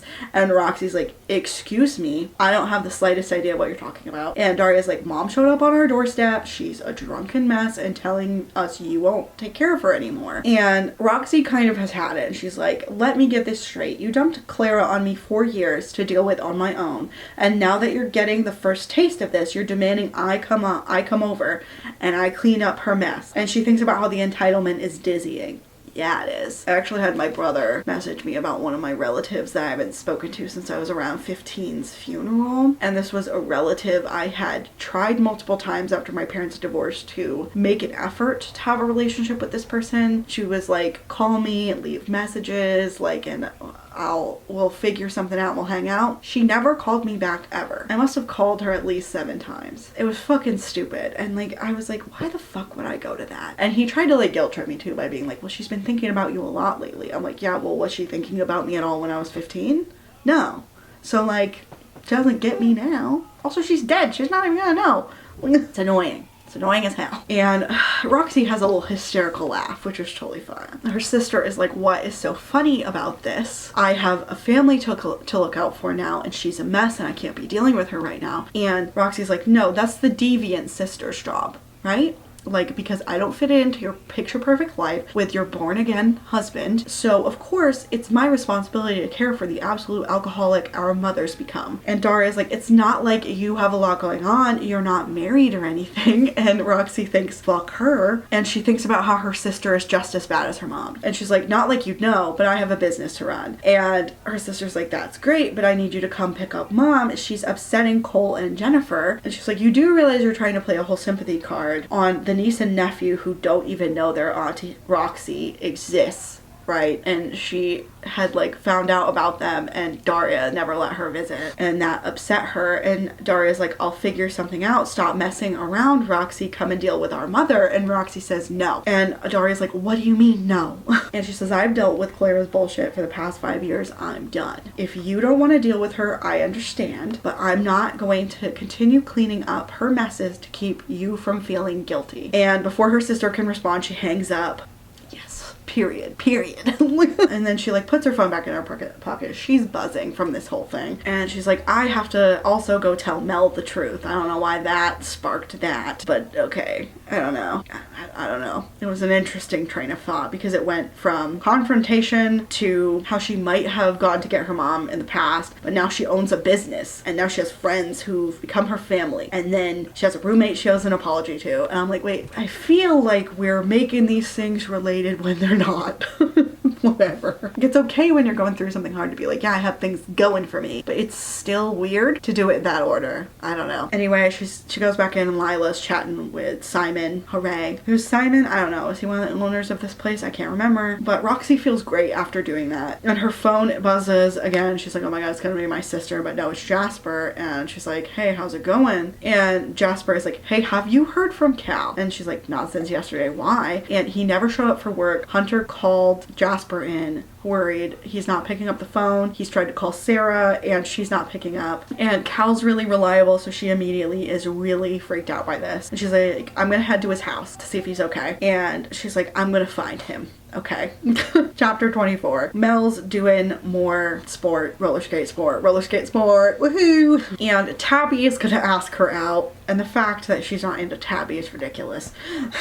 She knows that it's about to happen too, so she's just like, Tabby was cool as hell and handsome. Dark gray eyes, a strong chin, and a disarming smile. However, when Mel met Roxy, the attraction flared to life, instantaneous. Something in her body reacted to hers like sodium to chloride, and they just worked from the start. At least she'd believed they did. I'm like, yeah, believed.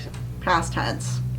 There's a hot butch right there barking up your tree. I would be losing it. Anyway, Tabby wants to go to dinner and Mel's like, yeah, sure, where should we go? But she doesn't want to. And they're gonna maybe go to Sparrows or something, I don't know. And they're gonna go at 7. Woohoo. And Tabby's looking forward to it. Poor Tabby. Tabby deserves better. And Roxy was her rock. Now she just needs to find a graphic design job and get the hell out of here. Okie doke. Page break. Mel is on the couch with her laptop. The cat is there.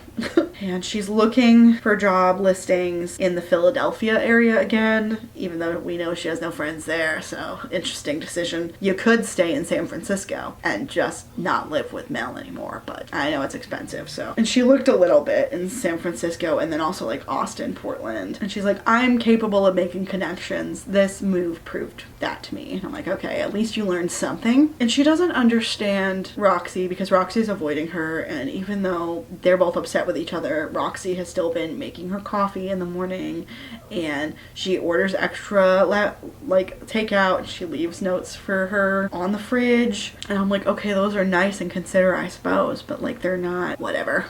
Anyway, she gets a phone call. It's her brother Frank. She's like, why are you calling me? And he's like, I want to check in on my sister. And she's like, okay, I know you care, but you'd rather go to the dentist than talk on the phone. So like, why are you calling? And he's like, yeah, okay, guilty. He's like, are you planning to come home for the business launch? She's like, yes, absolutely. And she's like, I really need a break. This work is awful. I'm sending resumes out. And he's like, so about that. And she's like, what's up? He's like, hey, remember when I told you we have a graphic design position? He's like, I talked to the other people, and not only do we need a graphic designer, but we really need a permanent one because we're gonna have like a lot of other things going on. It's businessy shit. Who cares? And you have a marketing background. You're perfect. And she's like hesitating to work with family, which is totally fair in my opinion, but okay. She's like, hey, I remember that I said I'd only take this position if you actually interviewed me and there wasn't nepotism. And he's like, hey, don't worry, we're gonna open the position to the public. I just hope that you'll apply too, and I want to tell you, you can interview with one of the other partners if you feel better. And she's like, okay, I guess I'll do it. Like, I'm in. Like, I hope I do well on the interview. He's like, you'll do just fine. He's like, the other designers won't don't stand a chance because you're so good. Now she's thinking about, again, how she loves the people around here, but maybe she needs to not be here. And I'm like, okay, I feel like this is kind of a split decision to make after only 3 months of knowing someone and having a crush on them that might not work out, but go off. And she thanks him and he's like, don't thank me, like you'll be doing us a favor if you get the job, it's fine. And she's like, I'll start toying around with your logo for fun. He's like, see, I knew you'd be perfect. Now I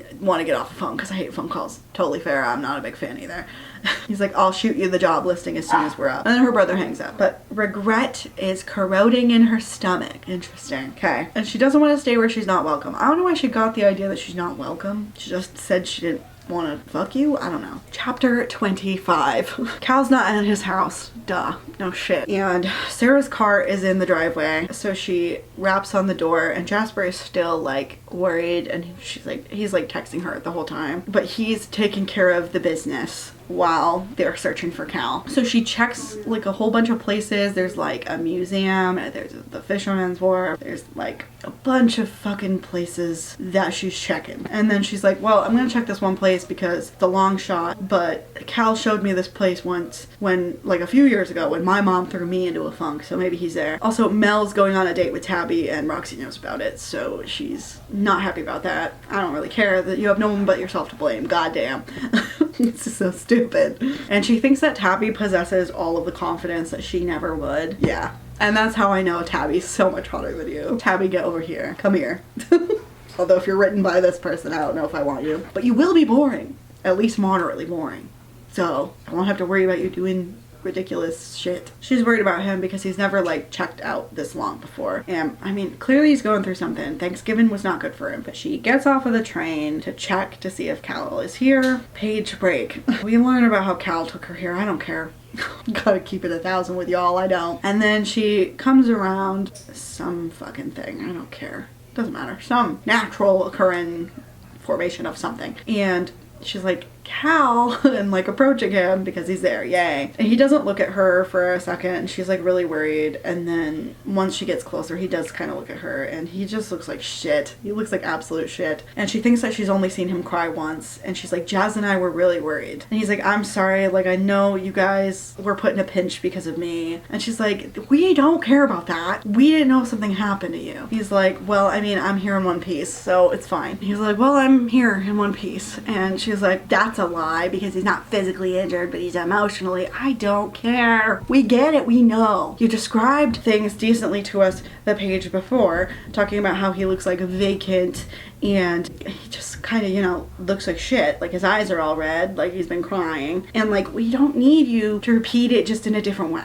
Okay? I know that he's not doing hot. Thanks so much for that. Well, Sarah asked him for a divorce. Pour one out for Cal. I get it. It's fucking ass. It's ridiculous a lot of times. I mean, it doesn't seem to be ridiculous in this time, but I don't know. Maybe I'm just projecting.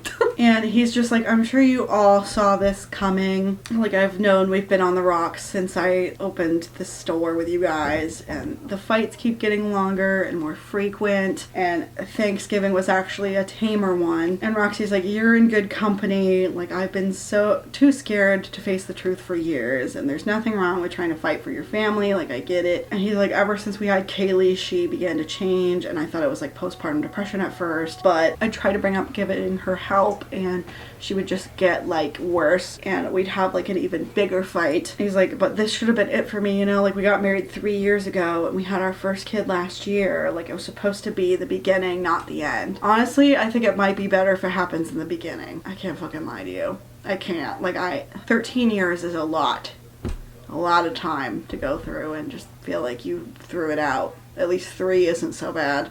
And you got a kid that you actually like out of it. Anyway, he sounds hopeless, yada yada. She makes it about herself in her head though by thinking about her dad's death. And I know sometimes we're trying to relate things to ourselves in order to like stir up the empathy or whatever. But I feel like she's feeling enough empathy as it is. I don't feel like we need to make it about her and things we've already heard about a million times. And she asked him what he's thinking about now because there's a little bit of silence or whatever. And he's like, I'm thinking about my daughter, to be honest. Like, I could see the writing on the wall with Sarah for a while, but I'm terrified that she'll try to take full custody and take my baby girl from me. You know how it is. Courts always favor the mothers.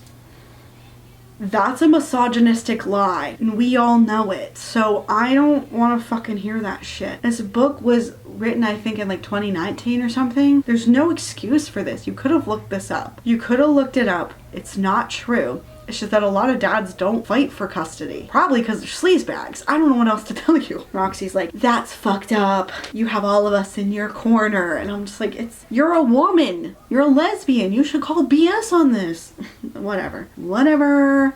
He talks about how when, you know, they finally did the whole shit, like, felt like a hostage situation, and he'd spend as much time with his daughter after work, but the efforts are never enough, and I'm never enough. And I'm like, well, I'm gonna say something controversial. Effort and time are not the same thing. And so, like, you can be putting in a lot of effort when you are there. That doesn't mean you're putting in as much time or labor necessarily. And that's a kid. And if you were worried about postpartum, you shouldn't have been leaving her alone with that kid to begin with. There's so many cases of people murdering their own babies. Like, I don't understand why you would do that. That's shitty of you. I think Sarah should divorce you. And Roxy's all like, you're enough for Kaylee, blah, blah, blah, blah, blah. You'll always be enough for us, and we're fucked up, so the bar's pretty low. And I'm like, yeah, you're telling me. I think he might be the most stable one out of all of you. And he's like, yeah, sorry I kind of made you, like, chase me around. And she's like, I checked the usual places, but this place kind of stuck out to me, which is good. And he's like, yeah, I needed to be as far away as I could in, like, the shortest amount of time. And this feels much more remote, like you can escape, kind of, which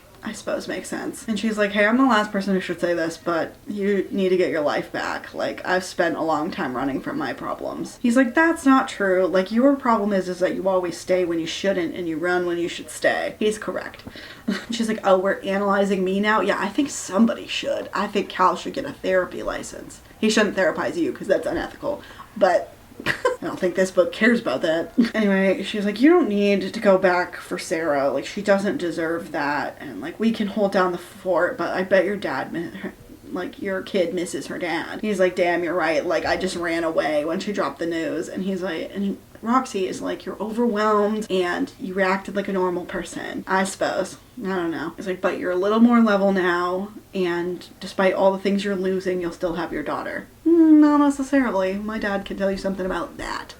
And he's like, all right, time to face reality. Huzzah. And he's also like, I should have probably eaten more than a granola bar today. That climb's gonna be a bitch. And Roxy's like, well, this bitch has another granola bar in her backpack with your name on it. And I'm like, okay, that was nice, I guess. She's like, okay, your assignment when you get back to town is go see your daughter and then you can both eat. And he's like, stop making so much sense. It's creepy. Exactly, because she's not good at this. She's not good at any of this. She decides to send out a text to Mel at the end of this for some fucking reason, probably because she makes everything about herself, like all these characters do. And I'm not saying you can't have a realization after something happens to someone else, but I just feel like when it's every single time, you are reactionary. You are not proactively thinking about how to fix some of the things that are wrong with you. It's annoying. But anyway, the text is like, you don't owe me this after the asshole way I handle things, but if you want to talk, for real this time I'm all in. I'll be at the house, like, waiting for you. Chapter 26. Mel got Roxy's text on the way back home, and her heart leapt higher than a skyscraper.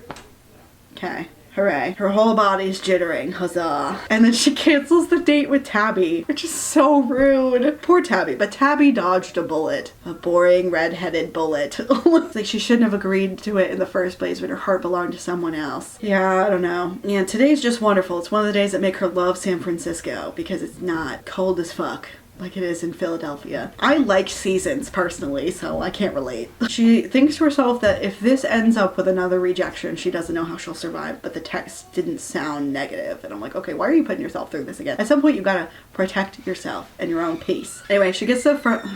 Why is that door so loud? Anyway, she gets to the front door, which opens before she can even twist the knob, and Roxy is there. And she still is not dressed up because, God forbid, anyone dresses up for anything.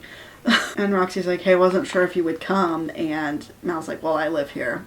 But I also want this real talk you promised me. And Roxy's like, okay, can we just talk inside where it's warm and there's food? It's San Francisco. It's always warm. Shut it. I don't want to hear it from you people who live where it's all warm all the time. Like, my mom was like, oh, it's cold when I visited Florida. No, it wasn't. Like 60s. It was nice. Anywho, there's food because Roxy thought she might be hungry, which is nice, I suppose. And there's tacos. Hooray. Kind of on the nose, but you know, Roxy's kind of muttering to herself, this sounded doable when I was at that restaurant. And Mel's like, what were you doing up there? No, it wasn't the restaurant, it was the park or whatever it was. And she's like, well, Cal's going through a rough patch and he went to like hide. But if like I dive into his problems, I'll never get this out and I need to. And she says like, I was terrified, I still am, you scare me. Roxy is like, do you want to talk about what the kiss meant to me? I'll just read it to you. From the moment you walked through my front door, I was half in love with you, and the more I've gotten to know you, how you bring sunlight into any room, how you figure out when I'm hurting even when I'm not aware,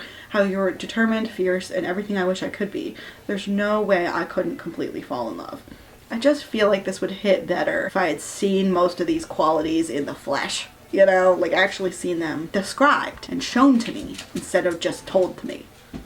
What do I know? I want more romance books to have showing and not telling me because I'm just fucking sick of it, okay? I want to see it in the text. I don't just want you to tell me repeatedly. Anywho, it's great. And Roxy's like, I understand if you don't feel the same, which is a little insane. And Mel is like, don't you dare try to diminish those beautiful things you just said.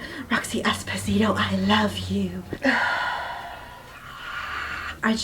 What was beautiful about that? I mean, I guess it's beautiful if you're actually that person, but maybe I'm losing the plot here. I don't know. Anyway, Roxy's surprised, and yay. So Mel decides that words won't convince her by themselves because she's traumatized. Roxy's traumatized. So she decides to just make out with her, and I'm like, I think words might help a little. Do you guys just want to see Aaliyah? Popped into my shit. Come on, do you wanna go down? Go down! Okay, alright, we're on camera too.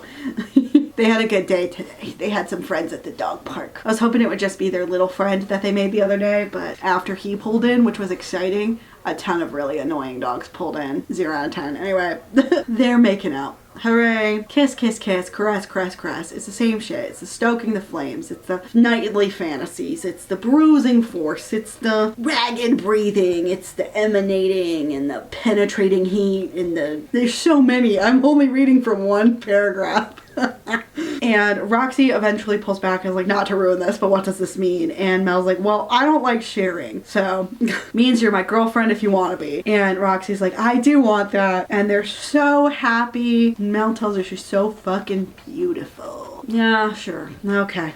And there's the feel of her silken skin, and it makes them delirious, and things are soaked. The core is pulsing. It's the same shit, different day. Anyway, they're happy. They're making out. Things are throbbing. I mean, it devolves into sex. And thankfully, they check in with each other about like, hey, do we maybe want to wait? But they're like, I wanted to do this since the day I met you. And I'm like, that's kind of crazy to admit to your tenant, but okay. I'm gonna skip most of this, but we got hunger blazing in Roxy's eyes. We have liquid pleasure shooting straight to Mel's core. Obviously, where else would it shoot to? And just like I said on that short that someone was being weird on, just because something's common in a genre doesn't make it good. It also doesn't mean I have to like it. I don't like it. I think it's derivative. I think it's boring. I think it's repetitive. I think it's the same in all of these, and I think it's obnoxious. Write something new, you know? Think outside the box a little. Try to pump that creative engine in your brain. Get it going, you know? Wait, Roxy's gaze is molten. Hooray. Things are drenched. It happens to be an undergarment, you can imagine. They're gonna do it on the couch, I'm pretty sure. Oh, there's also folds. Gross. 0 out of 10. There is slight edging. I wouldn't say it's that good, but you know, whatever. Again, there's more. The core keeps coming back. I don't understand why we call it that. I'm not into it. There's also a droplet of sweat slithered down her neck. Slithered. Gross.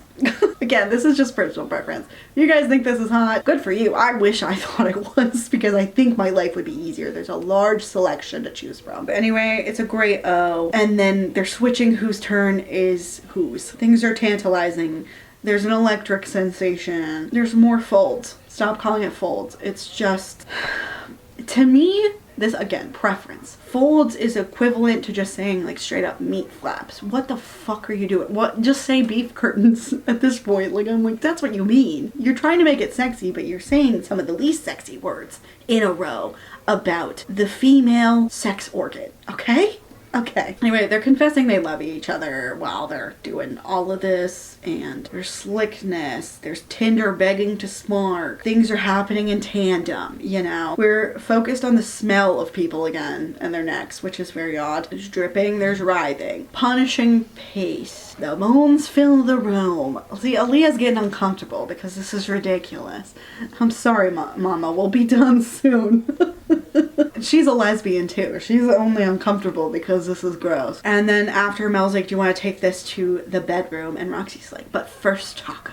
Okay. Chapter 27. We start up immediately with saying, when Roxy woke up, her lips were still swollen. You are doing something very wrong. You're doing something very wrong, and you probably want to go to a competent doctor. Anyway, she's not alone in her bed. She's giddy and excited because Mel loves her and they slept together. Hooray. They're spooning, I think. And she's smitten. Hooray. There's relief and joy and yearning and hope. I don't care. And she pinches herself, literal.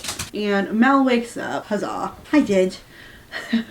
All my dogs are coming to sit in the new comfy chair. Oh, comfy chair. All right. Let's see. They kiss. Hooray. And they're a little bit hot and bothered, and Mel's like, God, you're gonna ruin me for anyone else. Yeah, sure. Call me back in 13 years. Am I bitter? Perhaps.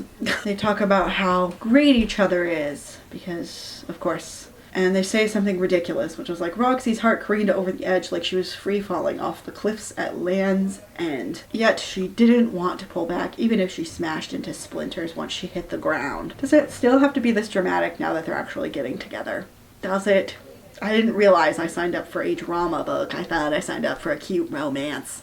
It was supposed to be lower stakes because it was supposed to be D&D related. Also, when's the last time we heard anything D&D related in this damn book? Couldn't tell you. And then they start going at it again. I'm not gonna bother you. It's the same stuff. I'm literally skimming it quick. Roxy is obsessed with Mel's creamy skin and Mel's dimples, and she bordered on a fetish. Okay.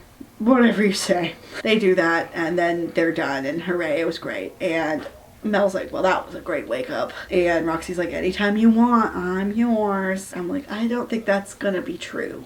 But you're in the honeymoon phase, so I can't even say anything about you. Wait, they decide to get coffee brewed, page break. Now Roxy's at work. Jasper locked up and is heading over to join them. Kelly's there behind the counter, blah, blah, blah. There's gonna be a 1-year anniversary for the tavern soon, so they're discussing what they're gonna do for that. Cal's there. She asks how Cal's been, you know, with things at home, and he just kind of shrugs and takes some booze and is like, I'm sleeping on the couch, and Sarah and I are pretty much avoiding talking to one another, and I've just started to look for apartments, but San Francisco is expensive. And Sarah might leave the house too, but we haven't really hashed it out yet. And Roxy's like, if I didn't have a renter, I'd offer you a room. I'm like, well, you just could now, right? Because you're probably just gonna move in the same room. I don't know. And Jasper's like, how's Mel been? Haven't seen her around in a hot minute. And Roxy's like, that might be changing. And Jasper's like, oh my God, like, why do you look like that? Because she's like grinning like an idiot. And Cal's like, no way, you and Mel. Obviously, that's what you guys have been talking about this whole fucking time. And she tries to be like, it's not that big of a deal. And they're like, it is a big deal. They're like, Mel's a gem and it's gonna be great.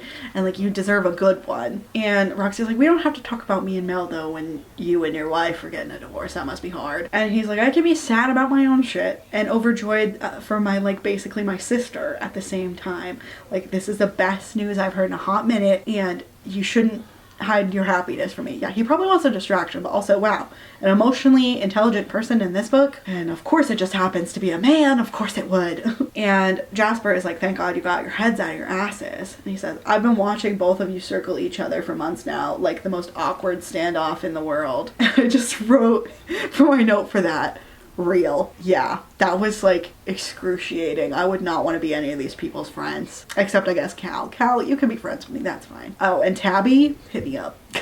And Cal's like, when did this happen? And Roxy's like, yesterday. Like, I got tired of self-sabotaging and I'd already pushed her away and I didn't want to regret it forever. Blah, blah, blah, blah, blah. I had to tell her the truth. Usual shit. And Jasper says, like I said, freshly fucked glow. Bet you two were fucking like rabbits the second you opened the seal. Roxy says, gross, Jazz, don't be an ass. Yeah, nasty. What the fuck? And he's like, oh, you guys get all my sordid details. Like, you'd think you wouldn't be so stingy. And I'm like, yeah, well, everyone has different boundaries, bitch. But also, this is gross. I don't know. And Cal's like, yeah, and we keep telling you to keep it to yourself because you're basically our brother. Like, we don't want to hear about it. And Jasper's like, don't be jealous. Because you know Jasper's getting some and nobody else is. Anyway, they're all clinking glasses, hooray. And they have to plan their 1-year business celebration. And Jasper's like, how about all day gaming? And Cal is like, right, the thing we do all day, every day. And he's like, hey, let me finish my idea, you impatient motherfucker. I like Jazz. Jazz is the only one. And Tabby. Tabby, I promise it will be great. Anyway. Me trying to hit up fictional characters. That's how sad this is now. He's like, after 15 minutes for free, like anyone who's curious can just like come and test it out. And then meanwhile, we should run some tournaments in the tabletop room, Cal says. Like the regular Magic the Gathering players can come and we can work in some other game tournaments to draw in like our locals. And Roxy's like, why don't we have the kitchen make a special menu? It's like, surprisingly, this is the thing in the book I care the most about because we've seen like none of this, but it's fine. Kelly's like, sounds like you guys are good, I'm out of here. And they're like, thanks. I'm like, good for Kelly. Kelly run. And there's so much anticipation. They're so excited. Chapter 28, Mel's at Carrie's diner and she has a strawberry milkshake for Roxy, who she's waiting to show up. And Mel's kind of freaked out because she's like, oh shit, reality exists and I have to go to my brother's launch party and I'm going to be interviewing for a position on the East Coast. Like, this isn't great. And I'm kind of like, well, it's your brother. Use that nepotism to make it work from home, you boob. But whatever. It's graphic design. You don't have to be in person. Whatever. But since they've gotten together, she hasn't left Roxy's bed a single night. Yeah, I bet you haven't. I bet you haven't. It's fine. Be in that newlywed bliss or whatever. I don't care. Anyway, Mel stirred her coffee like it owed her money, the spoon clinking around the ceramic mug. And I said, this is the only good sentence in this book. But also she's at someone else's business, so if you break it, you buy it, bitch. Like, anyway, Roxy's coming in and she's back from work or whatever. The sight of Roxy makes her salivate. Okay, I didn't know that you were Pavlov's dog. All right. Very niche joke. Anyway, they kiss to say hello. It's great. And she's like, is this milkshake for me? And Mel's like, yeah, the food's on the way. Like, I figured you might be hungry. Yeah, never be that presumptuous. In order for me, I will lose it. Anyway, Roxy's like, I have some good news. Like, we have some messages about the graphics you made for our promotional days, and like, everyone really likes that. Like, they asked if you did freelance and what your rates were. And Mel's like, oh my god, you're amazing. You know that, like, you did the work. And that's what Roxy says right after. And Roxy's like, I'm just passing along the message that I'm not the only person who thinks it's awesome. And Mel's heart twists because this relationship is new and untested and she's worried about this shit. And Roxy's like, are you okay? You're not usually this quiet. Yeah, I know, you can't get either, you just shut up. And Mel's like, hey, there's something I have to bring up, and like, it doesn't change how I feel about you at all, and I want a future with you, and that's the only thing I know for sure right now. And Roxy's whole body seized like a feral cat ready to bolt, and Mel sucked in a deep breath trying to summon the right words. Okay. But then the waitress comes over and she's like, do you guys need anything? And they're like, we're good. And Roxy's like, are you about to break up with me? And Mel's immediately like, ah, shit, I wish I had handled that differently. How? I don't like Mel for many reasons. I mean, I like Roxy about as much. It's about equally as much. You said that in the most straightforward way I can think of like, hey, there's something really important that I don't know how to talk about, but like, I know I want to be with you. And I know that you're important to my plans. And Mel's like, no, like, I'm not gonna break up with you. I'm so in love with you, I can't see straight. Haha, haha, funny gay joke. Anyway, she's saying, I just have like a tricky situation involving work and I need to figure out like what to do. And Roxy's like, did they do layoffs or something? And she's like, no, like, but I wouldn't be shocked if they found a way to like knock me off by the end of the year. And I've been looking for a new job for a few months, right? And Roxy's like, yeah. And she's like, well, she explains the thing about her brother. I'm not going to rehash it, okay? I'm not going to rehash it. Roxy's expression doesn't look great. Like, it looks a little bit unreadable. But Mel is like, look, I can just tell him no. Like, I don't even want to move back to Philly. I want to stay here with you. And Roxy takes a deep inhale and then she's like, but this job is what you really want to be doing, right? And Mel's like, yeah, it's an unreal opportunity and the pay would be solid. And I was a bit leery about working for my family, but Frank promised the other partners would be making calls regarding that. She's like, I don't even have the job yet. It's not like I interviewed yet. She's like, and I don't have to. Like, like, I meant it when I said you come first to me. And they're like squeezing each other's hands. And Roxy's like, I'm not mad, I'm not going anywhere. Finally, some real communication. And Mel's like, it's just coming up for me because I have to do the interview when I go home to see him. And she's like, would you regret not having the job? And Mel's like, yeah, but like I can live with some regrets if I get to stay here with you. And Roxy's like, well, I waited long enough for you, Mel. I can wait a little longer. You're worth it to me. And I'm literally like, you didn't wait that long. You waited 3 months. We might be at 4 now, but like, it's not long. And Mel's like, but I want to wake up next to you and spend every day with you. And Roxy's like, long different distance is tough, but I meant it when I said that you're worth the attempt. Like, I don't care. Never felt this way about anybody. The same crap you say to everyone. And I was like, I hate this. I wish that I could find a design job in San Francisco that wasn't entry level. Well, you didn't start in this industry when you got out of college, so of course you're getting entry level pay. This is dumb. Anyway, and she was like, well, like, if my current place wasn't killing me, I just stay there and work on my portfolio until I can aim for like more ambitious positions. And I might not even get this job anyway. And Roxy's like, you'll get the job. You're so talented. Blah, blah, blah, blah, blah. It's the same shit.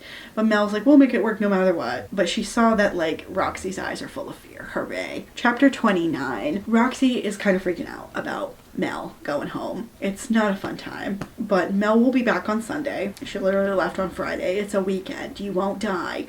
But she'll be back in time to celebrate the opening, you know, like the 1 year since opening. And she keeps thinking about how she can't lose Mel. And I'm like, okay, well, you just got her and you barely know her, but okay. Mel's leaving. She's like, it'll just be a few days. And she also saying bye to the cat. And I was like, 3 days is gonna feel like forever. I'm like, you guys are all 30. Can we calm down? Anyway, Mel's trying to check in with Roxy and she's like, where are you at? And she's like, I'm just kind of worried, you know? And Mel's like, me too, but I'm in this for keeps, like no matter what. And Mel is like, okay, I gotta like, we shouldn't just have a pity party. We should find a better way to expend this energy. And then they're like, let's go to the bedroom. And then I'm not gonna read any of this because it's the same crud. But Roxy's having a lot of doubts. Blah, blah, blah, blah, blah. But Mel wants her to be present with her, which is not really possible when you have a certain extent of trauma, I fear, but okay. And Mel's like, I'll be right back. She comes back with a strap, which is totally fine. Yeah. And I'm gonna read this because, okay. Roxy's chest sank a little bit. Britt used to push her into it all the time, but Roxy never felt comfortable wearing them. Mostly because Britt tried to shove her into this butch domineering role she'd never fit into. So I wrote here in my little notes, so you do understand that butch is an identity and there are things that go into it that's not just what you look like. Okay, also, like, I don't like putting the word butch and domineering together, and my reasoning is because that doesn't fit all butches. Butches are not a monolith. Like, yes, it's an identity, but there are many individuals within the identity, and it's stupid to, like, pretend like every fucking butch is a dom. That's ridiculous. Also, butch for butch exists, so shh.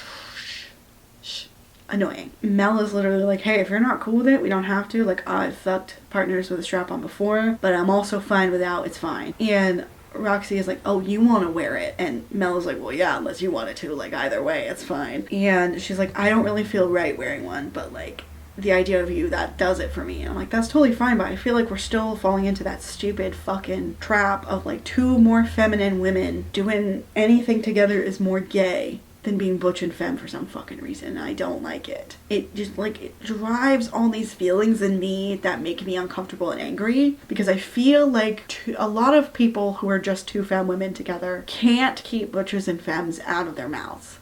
I feel like they need to go campaigning like this is the lesbian feminism of the 70s, being like, well, you're not really that gay and this is better and like, if we hadn't had all this shit about butches and femmes in this book, I would have just been fine with her being like, oh, I'm glad that you want to wear it because I don't want to. Because having sexual boundaries is fine. I don't care. I care about the messaging from the author. That's what I care about.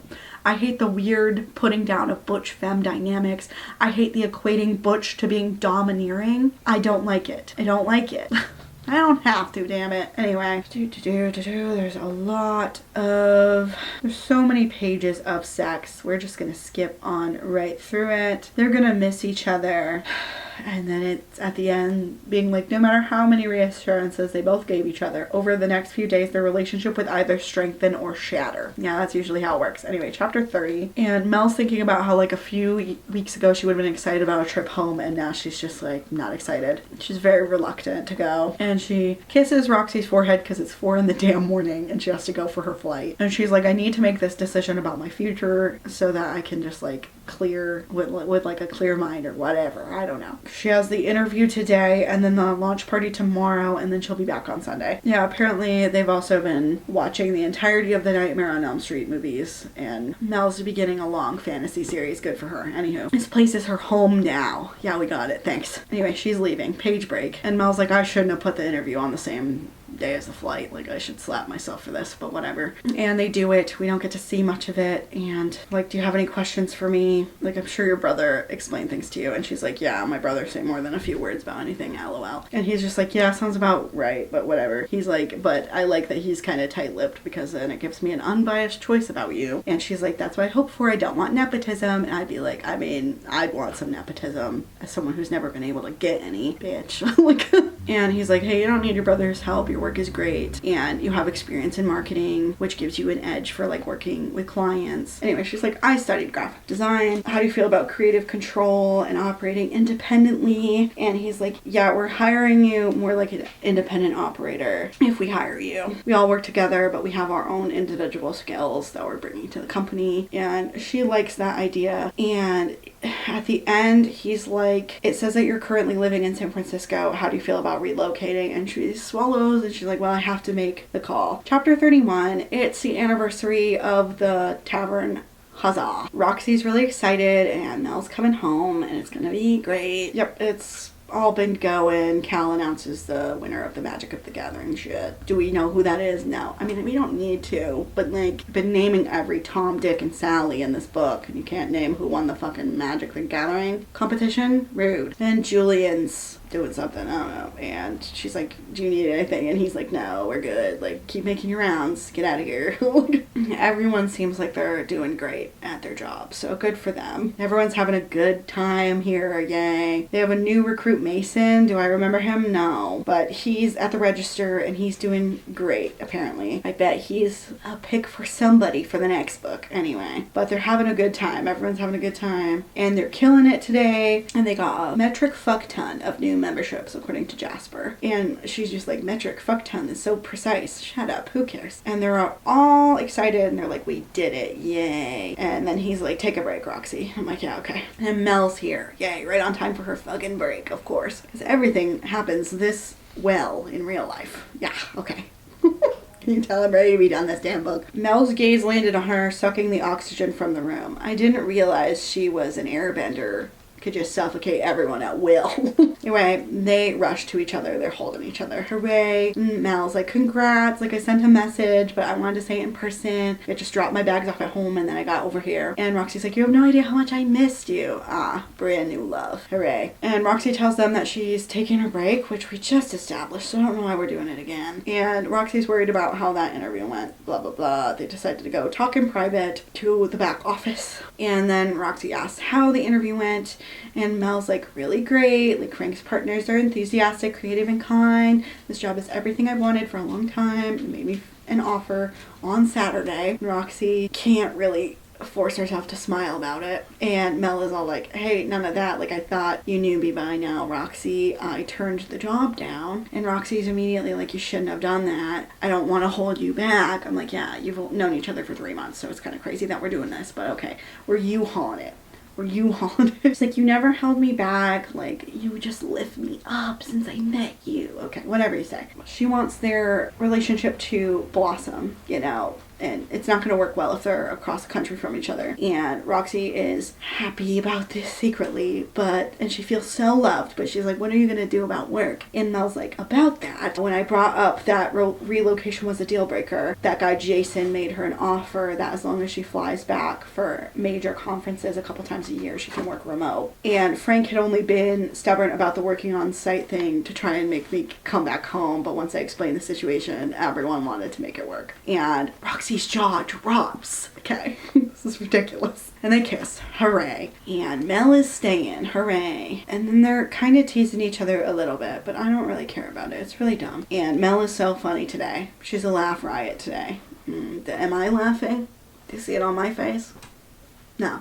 So they have a lot to celebrate, and they're going to celebrate in private later because of course they are. And they're going to go out and tell everyone the news that Mel is staying. She's not going anywhere. And somehow this woman rekindled an almost extinguished flame, and each moment they spent together let it grow hotter and brighter. Okay, good for you guys, I guess.